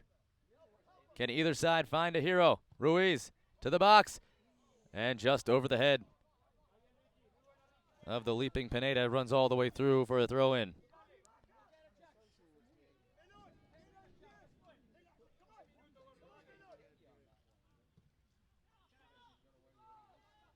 Looking for Seze. Now watch out. Ruiz making a run. Can they get it to him? Dadaj defending. Ruiz turns. Dadaj fights it off. But Ruiz slides, takes it back, and tried to slide again. And it'll just go out for a throw.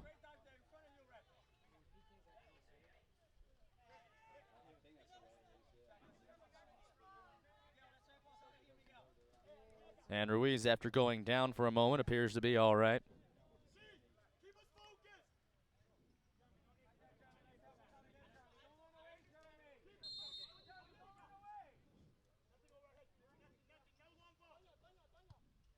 Harrison, left-footed boot, just puts it towards the center of the pitch.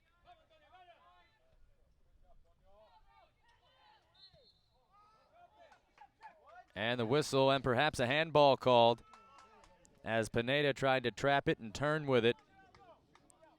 And now they'll press everybody forward. PSG has not been shy about getting their keeper Gerardo Amigon into the middle of the pitch, moving him well off his line on several occasions. He seems comfortable doing it. Actually seems to prefer it as to waiting back and just trying to cut down angles. As Chung. Harrison. Looking for Sisse. Blocked off. Borovic. Put in the middle. Sisse can't get there. And that wasn't really hit hard enough to get all the way through to the middle of the box with the defense waiting. Now shaking him off, Zepeda. Passes it ahead. Watch out here. This is going to be tough. They lay it ahead into space. Tracking it down, Pineda. Bumped off by Dadaj. And he can't keep it in play. Good defending. Dadaj able to mark his man well. But the Pineda brothers doing their best as they fought through. That time Ronaldo setting up Emergi. They say that was kept in. And the whistle and the referee saying no, that was over the near touch line. It's going to go for a throw.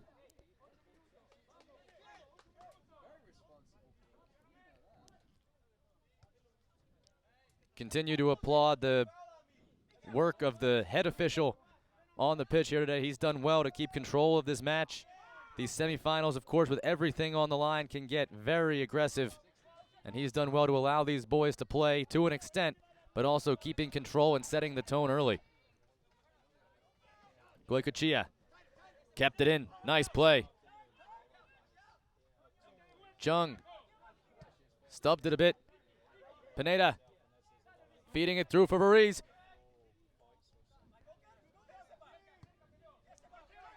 Goycochea tried to turn it. Bounced off his foot. Pineda stole it away.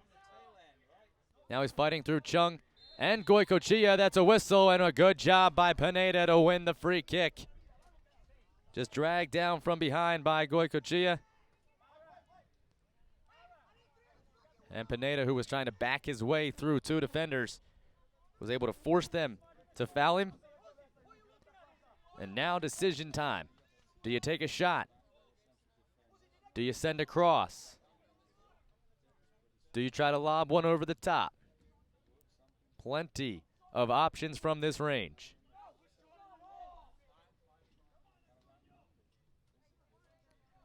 The fact that Lemus is on the ball tells you they'll probably pop one and try to get a lob over the top and see if they can't get a header. Still keep an eye on Israel Gonzalez and both Pinedas. All three of them are stacked on the box. There it is. The chip over the top. Headed away by the tallest man on the pitch. It's Sean Fitzgerald. Seze finishes the clear with a strong right foot as he was falling. Ruiz all the way back. This is through. Watch out now here. Uzi in the middle. The pass to Uzi. The shot. He's got it. He's got it. Uzi with the finish. Uzi does it. PSG has taken the lead in the 115th minute. Uzi is going to get the yellow card for removing the shirt. But at this point, I don't believe that he cares. And now watch out as he puts the jersey right in front of the Rangers bench. That is not going to go well. And now we're going to see some chippiness, and that was just blatant disrespect by Uzi. Phenomenal finish with the goal, and taking your shirt off, okay, you'll take the yellow card. But then to lay your jersey right in front of the bench, that should absolutely be a red card, and we've got a melee on the field right now. That's the second yellow card issued to Uzi, so he's been red carded. But the damage is done.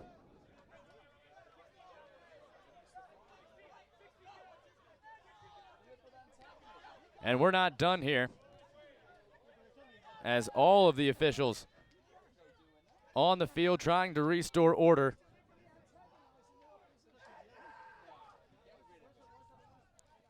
And I've seen some celebrations before. I understand the heat of the moment, the excitement that comes with scoring that go-ahead goal in the 115th minute of a semifinal match for the national championships. But there are some things that should just never be done.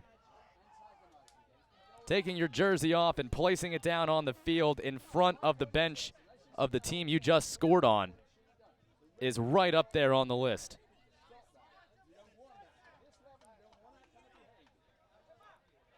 Order is restored for the time being, although there's still some jammering.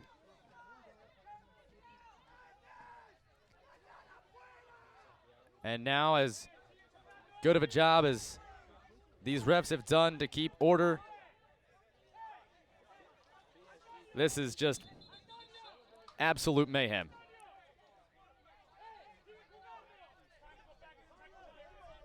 Meanwhile, in the skirmish, Seze is writhing on the ground. I mean, the goal was absolutely phenomenal. I'd like to take another look at that if we can. As now we've got more action coming as the referee having some words with Lemus.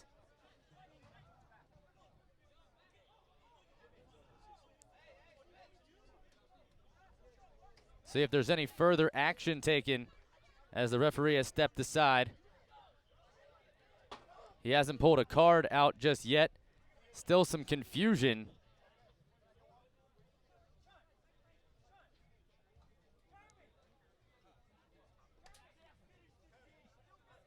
And keep in mind, there's still emotion boiling over from the Fullerton Rangers side as they believe they should have won this in regulation. They had a goal wiped in the final 3 or 4 minutes of regulation play because of an offsides that was just a blatant missed call by the far side judge. And now it looks as though we're going to need further reinforcements to make sure that things are peacefully resumed. Well, Manhattan's going to have the 2-1 lead. PSG does. They're going to play a man down here. Uzi's been sent off with a double yellow. He got the yellow for taking the shirt off and then the second yellow for placing it down in front of the Fullerton Ranger bench, which was just a pitiful display of sportsmanship.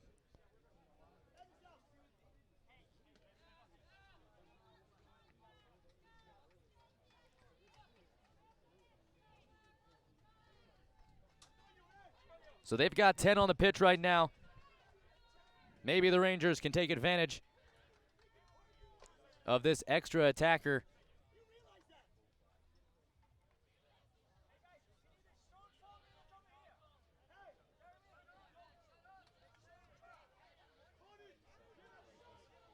And as of right now,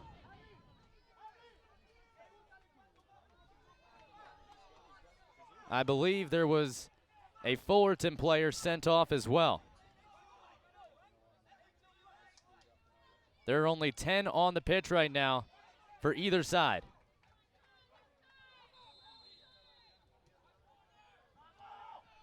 And it looks as though it was number 4, Andres Lemus, who got into it at the end with the official, was the one who was red carded. The card was not shown, but he was sent off and he was being screamed at by his coaching staff as there's an offsides. And now the extra attempt on the net. He didn't shoot it at the goal. He kicked it straight forward, but the referee is still in, and the yellow card is out. So the yellow card now is shown to Seze.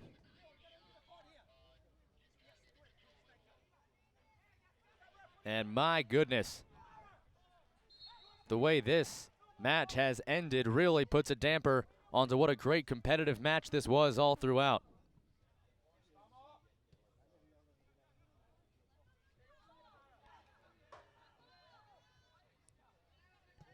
This one sent towards the box, but that'll come in and two-hop to the keeper, Gerardo Amigon.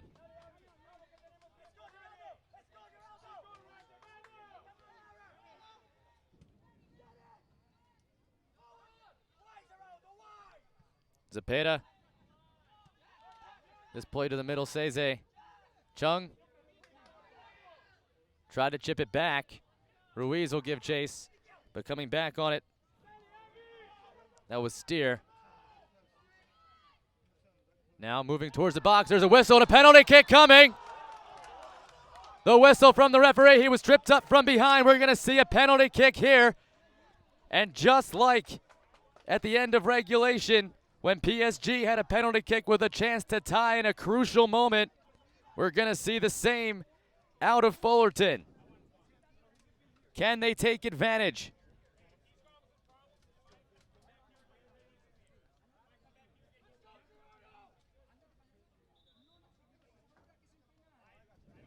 Pineda, who scored the opening goal of the match in the 17th minute, has been tabbed to take this PK. He had 2 goals in group play. A penalty kick goal here would tie this match with oh so few precious seconds left. Amigon in his net. Feet on the line, referee.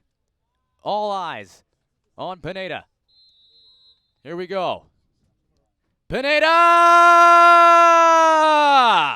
And we are level at 2. Pineda's done it. His second goal of the match. Redemption for Fullerton. They deserve this chance at the level play, and they get it. Answering beautifully. And once again, we are all even here on field 11. Oh, what a match. Back even at 2 aside, and this should be very close to the end of overtime. Who knows how much time they added on after the battle, but we are so close. We've just been told 5 minutes. 5 minutes are left. At least 5 now, the correction. As Dadaj plays it up for Goycochea.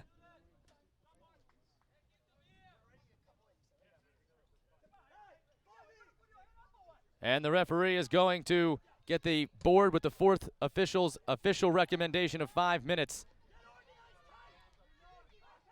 which is definitely understandable after the skirmish, the goal, the penalty kick. There was plenty of excitement during this overtime. Goycochea in, kicks it over Murphy, and it bounces just wide, and Ruiz will let it go out of play. Oh my goodness. Almost directed on net. Murphy was out of his net.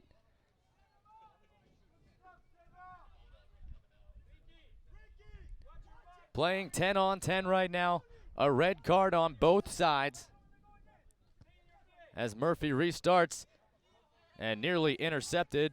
Goycochea almost got to it, but it deflected out of play.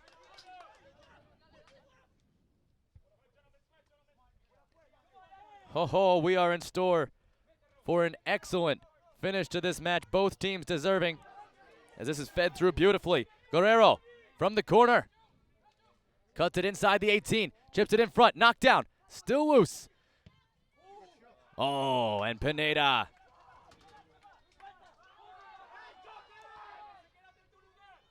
Still about 3 minutes remaining at least. Streaking through was Dadaj, but he's cut down. Amigon can't play that with his hands. He heads it ahead. Dangerous play again.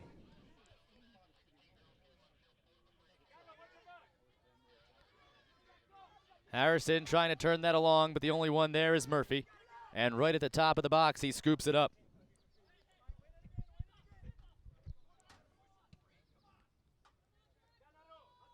What was a 1-0 match all the way until the 78th minute has turned into something incredible. One of the best matches for some great reasons and for some pretty poor reasons as well. We've seen just about all of it here during this U17 boys semifinal, battling for the right to play for the Don Greer Cup. Goycochea couldn't settle it. If we're still level after the next 3 or 4 minutes, we will have penalty kicks.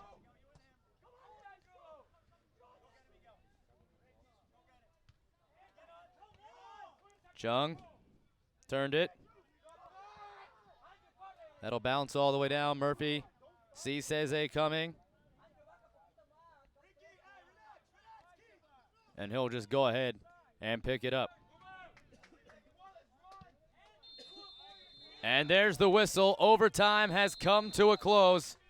It will take penalty kicks to determine who advances to the U17 final. What?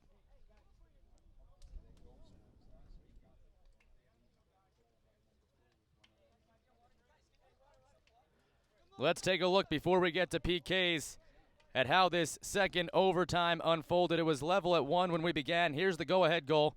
The feed in, Uzi all alone, beat the keeper. Tremendous goal, tremendous play, but then here's where everything got out of hand. Takes the shirt off, okay, it happens. You celebrate, well done. That was a yellow card automatically for taking the shirt off, but then here's where things get out of hand.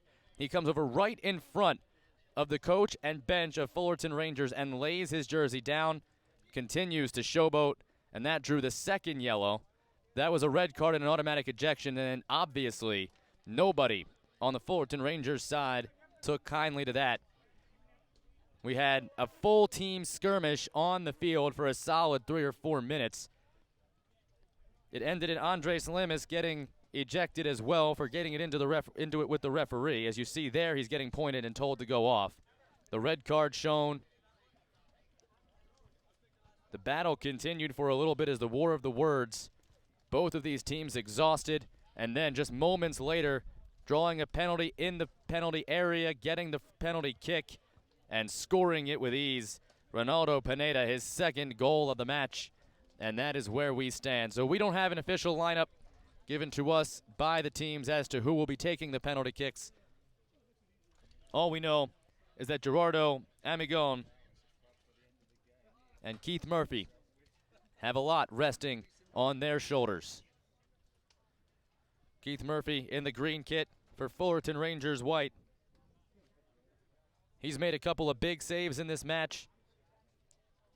He has had a penalty taken on him. It did not score. He didn't have to save it. It went over the crossbar. The penalty kick taken on Manhattan.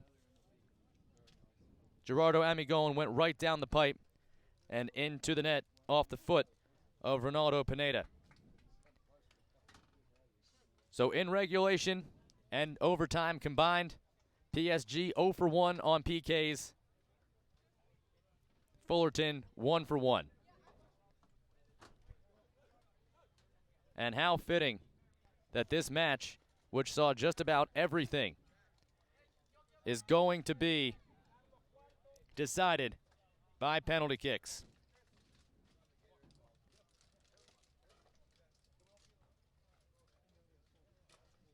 Just an excellent effort. And if you remember, as we've talked about throughout this overtime, Fullerton truly did deserve to win this match in regulation. A goal that was wiped off at the closing moments for a phantom offsides.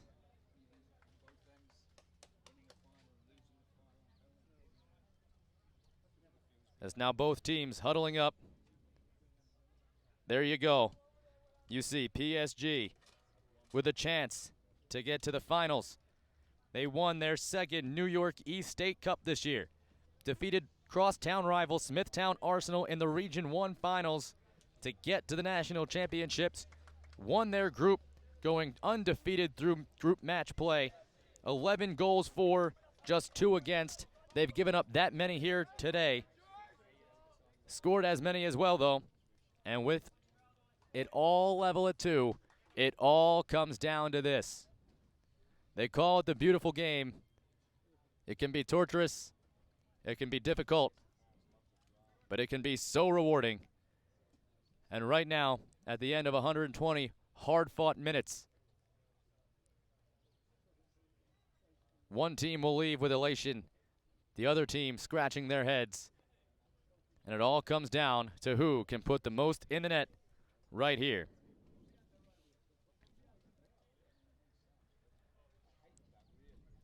We will play 5 rounds. If it is still tied after 5, sudden death. They're discussing right now who goes first.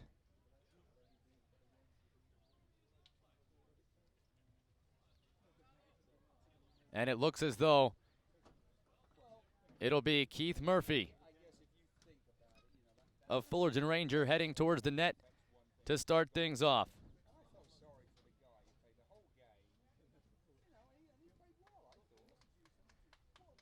So PSG will step up. Manhattan Region 1 champions will be the first to take the penalty kick.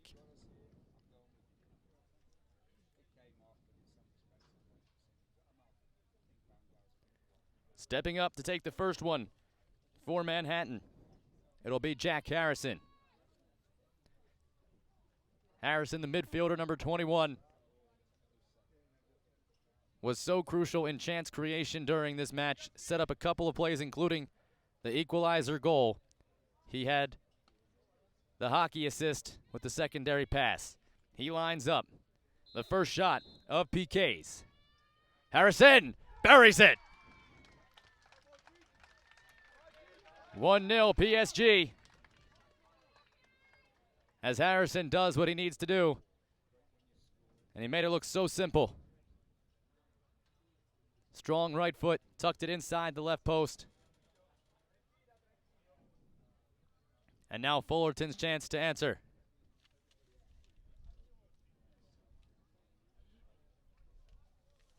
And who else but Ronaldo Pineda? Just moments ago, his penalty kick equalized the match. Now he's got a chance to equalize PKs. He went straight down the middle in his first attempt. What will he do here? Pineda buries it. Bottom right corner. 1-1. So tough at the U17 level, asking the keepers to make these saves. But there's all the pressure in the world on the kicker. Everyone's eyes on you. You're expected to score. We saw PSG miss a penalty kick high over the crossbar in regulation, so of course that can happen as well. Stepping up, Michael Steer, another midfielder. Murphy makes himself big. Here's the second. Steer! Just past the diving keeper. Murphy guessed right, but it went by him anyway. Strong take. And it's 2-1, PSG.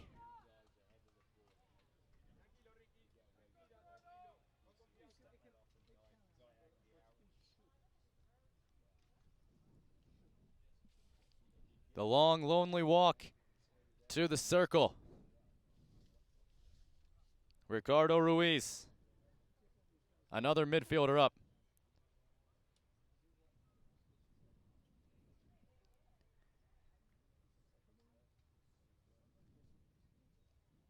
Silence as Ruiz. Left-footed. Keeper guessed wrong. Can't put it in a better spot than that. Not sure he would have gotten to it had he guessed right.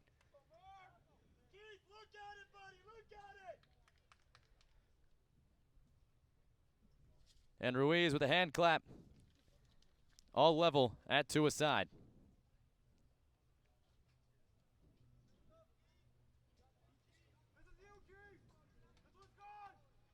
Keeper on keeper here.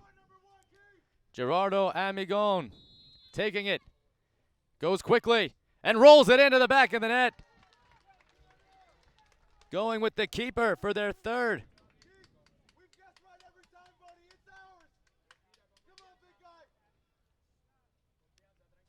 And it is important to note, Keith Murphy, each of the last two, did dive the right direction. Just a bit out of his reach. That time, it wasn't hit all that hard, but in the perfect spot.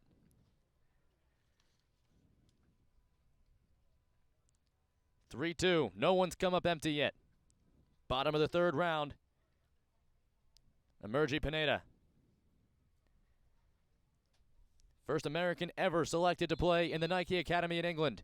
U.S. national team member. Can he level it? And no chance. As he sent the keeper Amigon sprawling backwards. Could not get a read on it whatsoever. Crossed him up. And boy, he made that look about as easy as you can. 3-3. And here comes Amara Sese.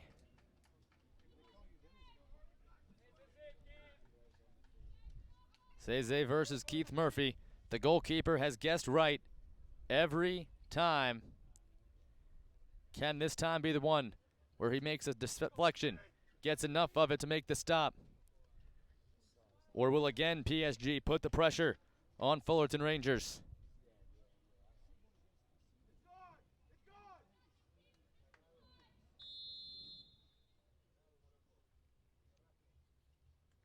There's a shot, and that time he guessed wrong.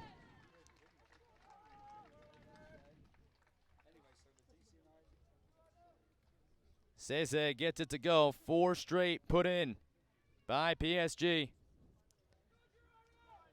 Fullerton, if they miss this, Manhattan has a chance to close it out their next time up. Carlos Trancoso, the defender.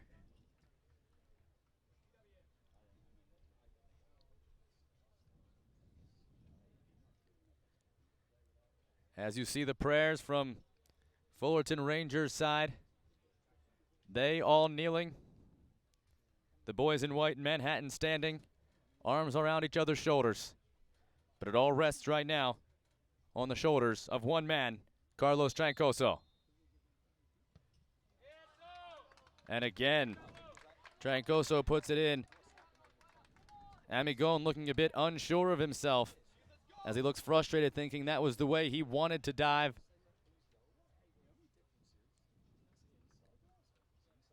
So, a make and all the pressure on Fullerton.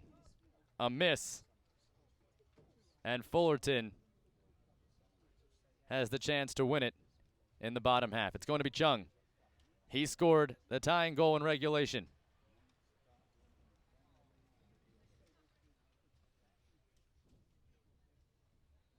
Netting this one to continue the streak would be huge. Murphy perhaps psyching him out, the clapping. He's ready.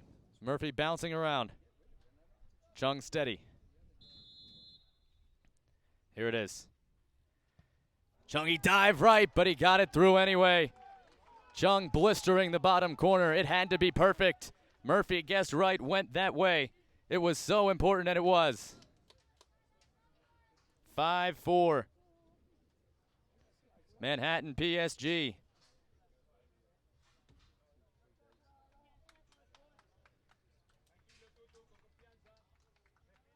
Israel Gonzalez.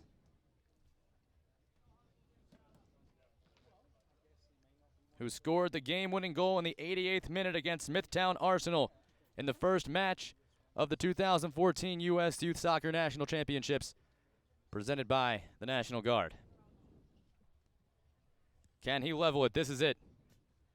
If he misses, Manhattan SC PSG heads on. And he missed it! He hit it high, and that's all! Manhattan SC has won it! The Region 1 champions are going on to the National Championship final against Dallas FC. What a match! 2-2, Manhattan edges 5-4 over Fullerton in PKs. There was no save in the penalty shootout, but it doesn't matter. The miss over the top of the crossbar. The first miss of the penalty kicks comes on the very last attempt before sudden death. Or if you want to look at it the other way, the first sudden death kick. All the pressure in the world on the young man, Israel Gonzalez. And he just hit it a little bit too flush. It rose over the bar. And you see now the celebration and the embracing between two squads that fought so hard for 120-plus minutes. This match had just about everything you can imagine. As you just saw, back and forth match play. Just tremendous work by both sides. It was the opening goal of the match scored by Ronaldo Pineda, a 17th minute goal.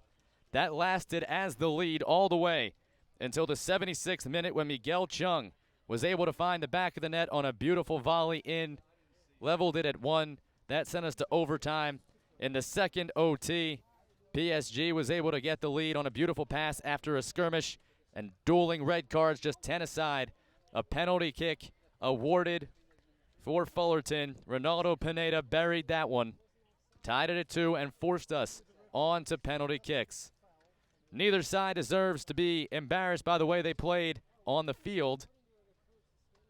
And unfortunately for Fullerton, they're going to go home thinking that they should have won this match in regulation. An offsides call on a goal that was wiped out that really should not have been. Would have made it 2-1 in regulation, but instead, overtime was played, and in penalty kicks, the Region 1 champions have a chance to play for the Don Greer Cup right here tomorrow on Field 11 at 10:40 a.m. Eastern Time. We are halfway through our coverage here from Field 11.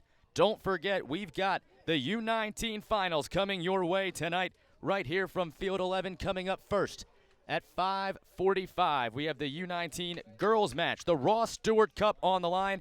VSA Heat Blue, the Region 1 champions, taking on Team Chicago Academy Botafogo, the Region 2 champions. And then at 8 o'clock, it's the oldest youth sports trophy in America.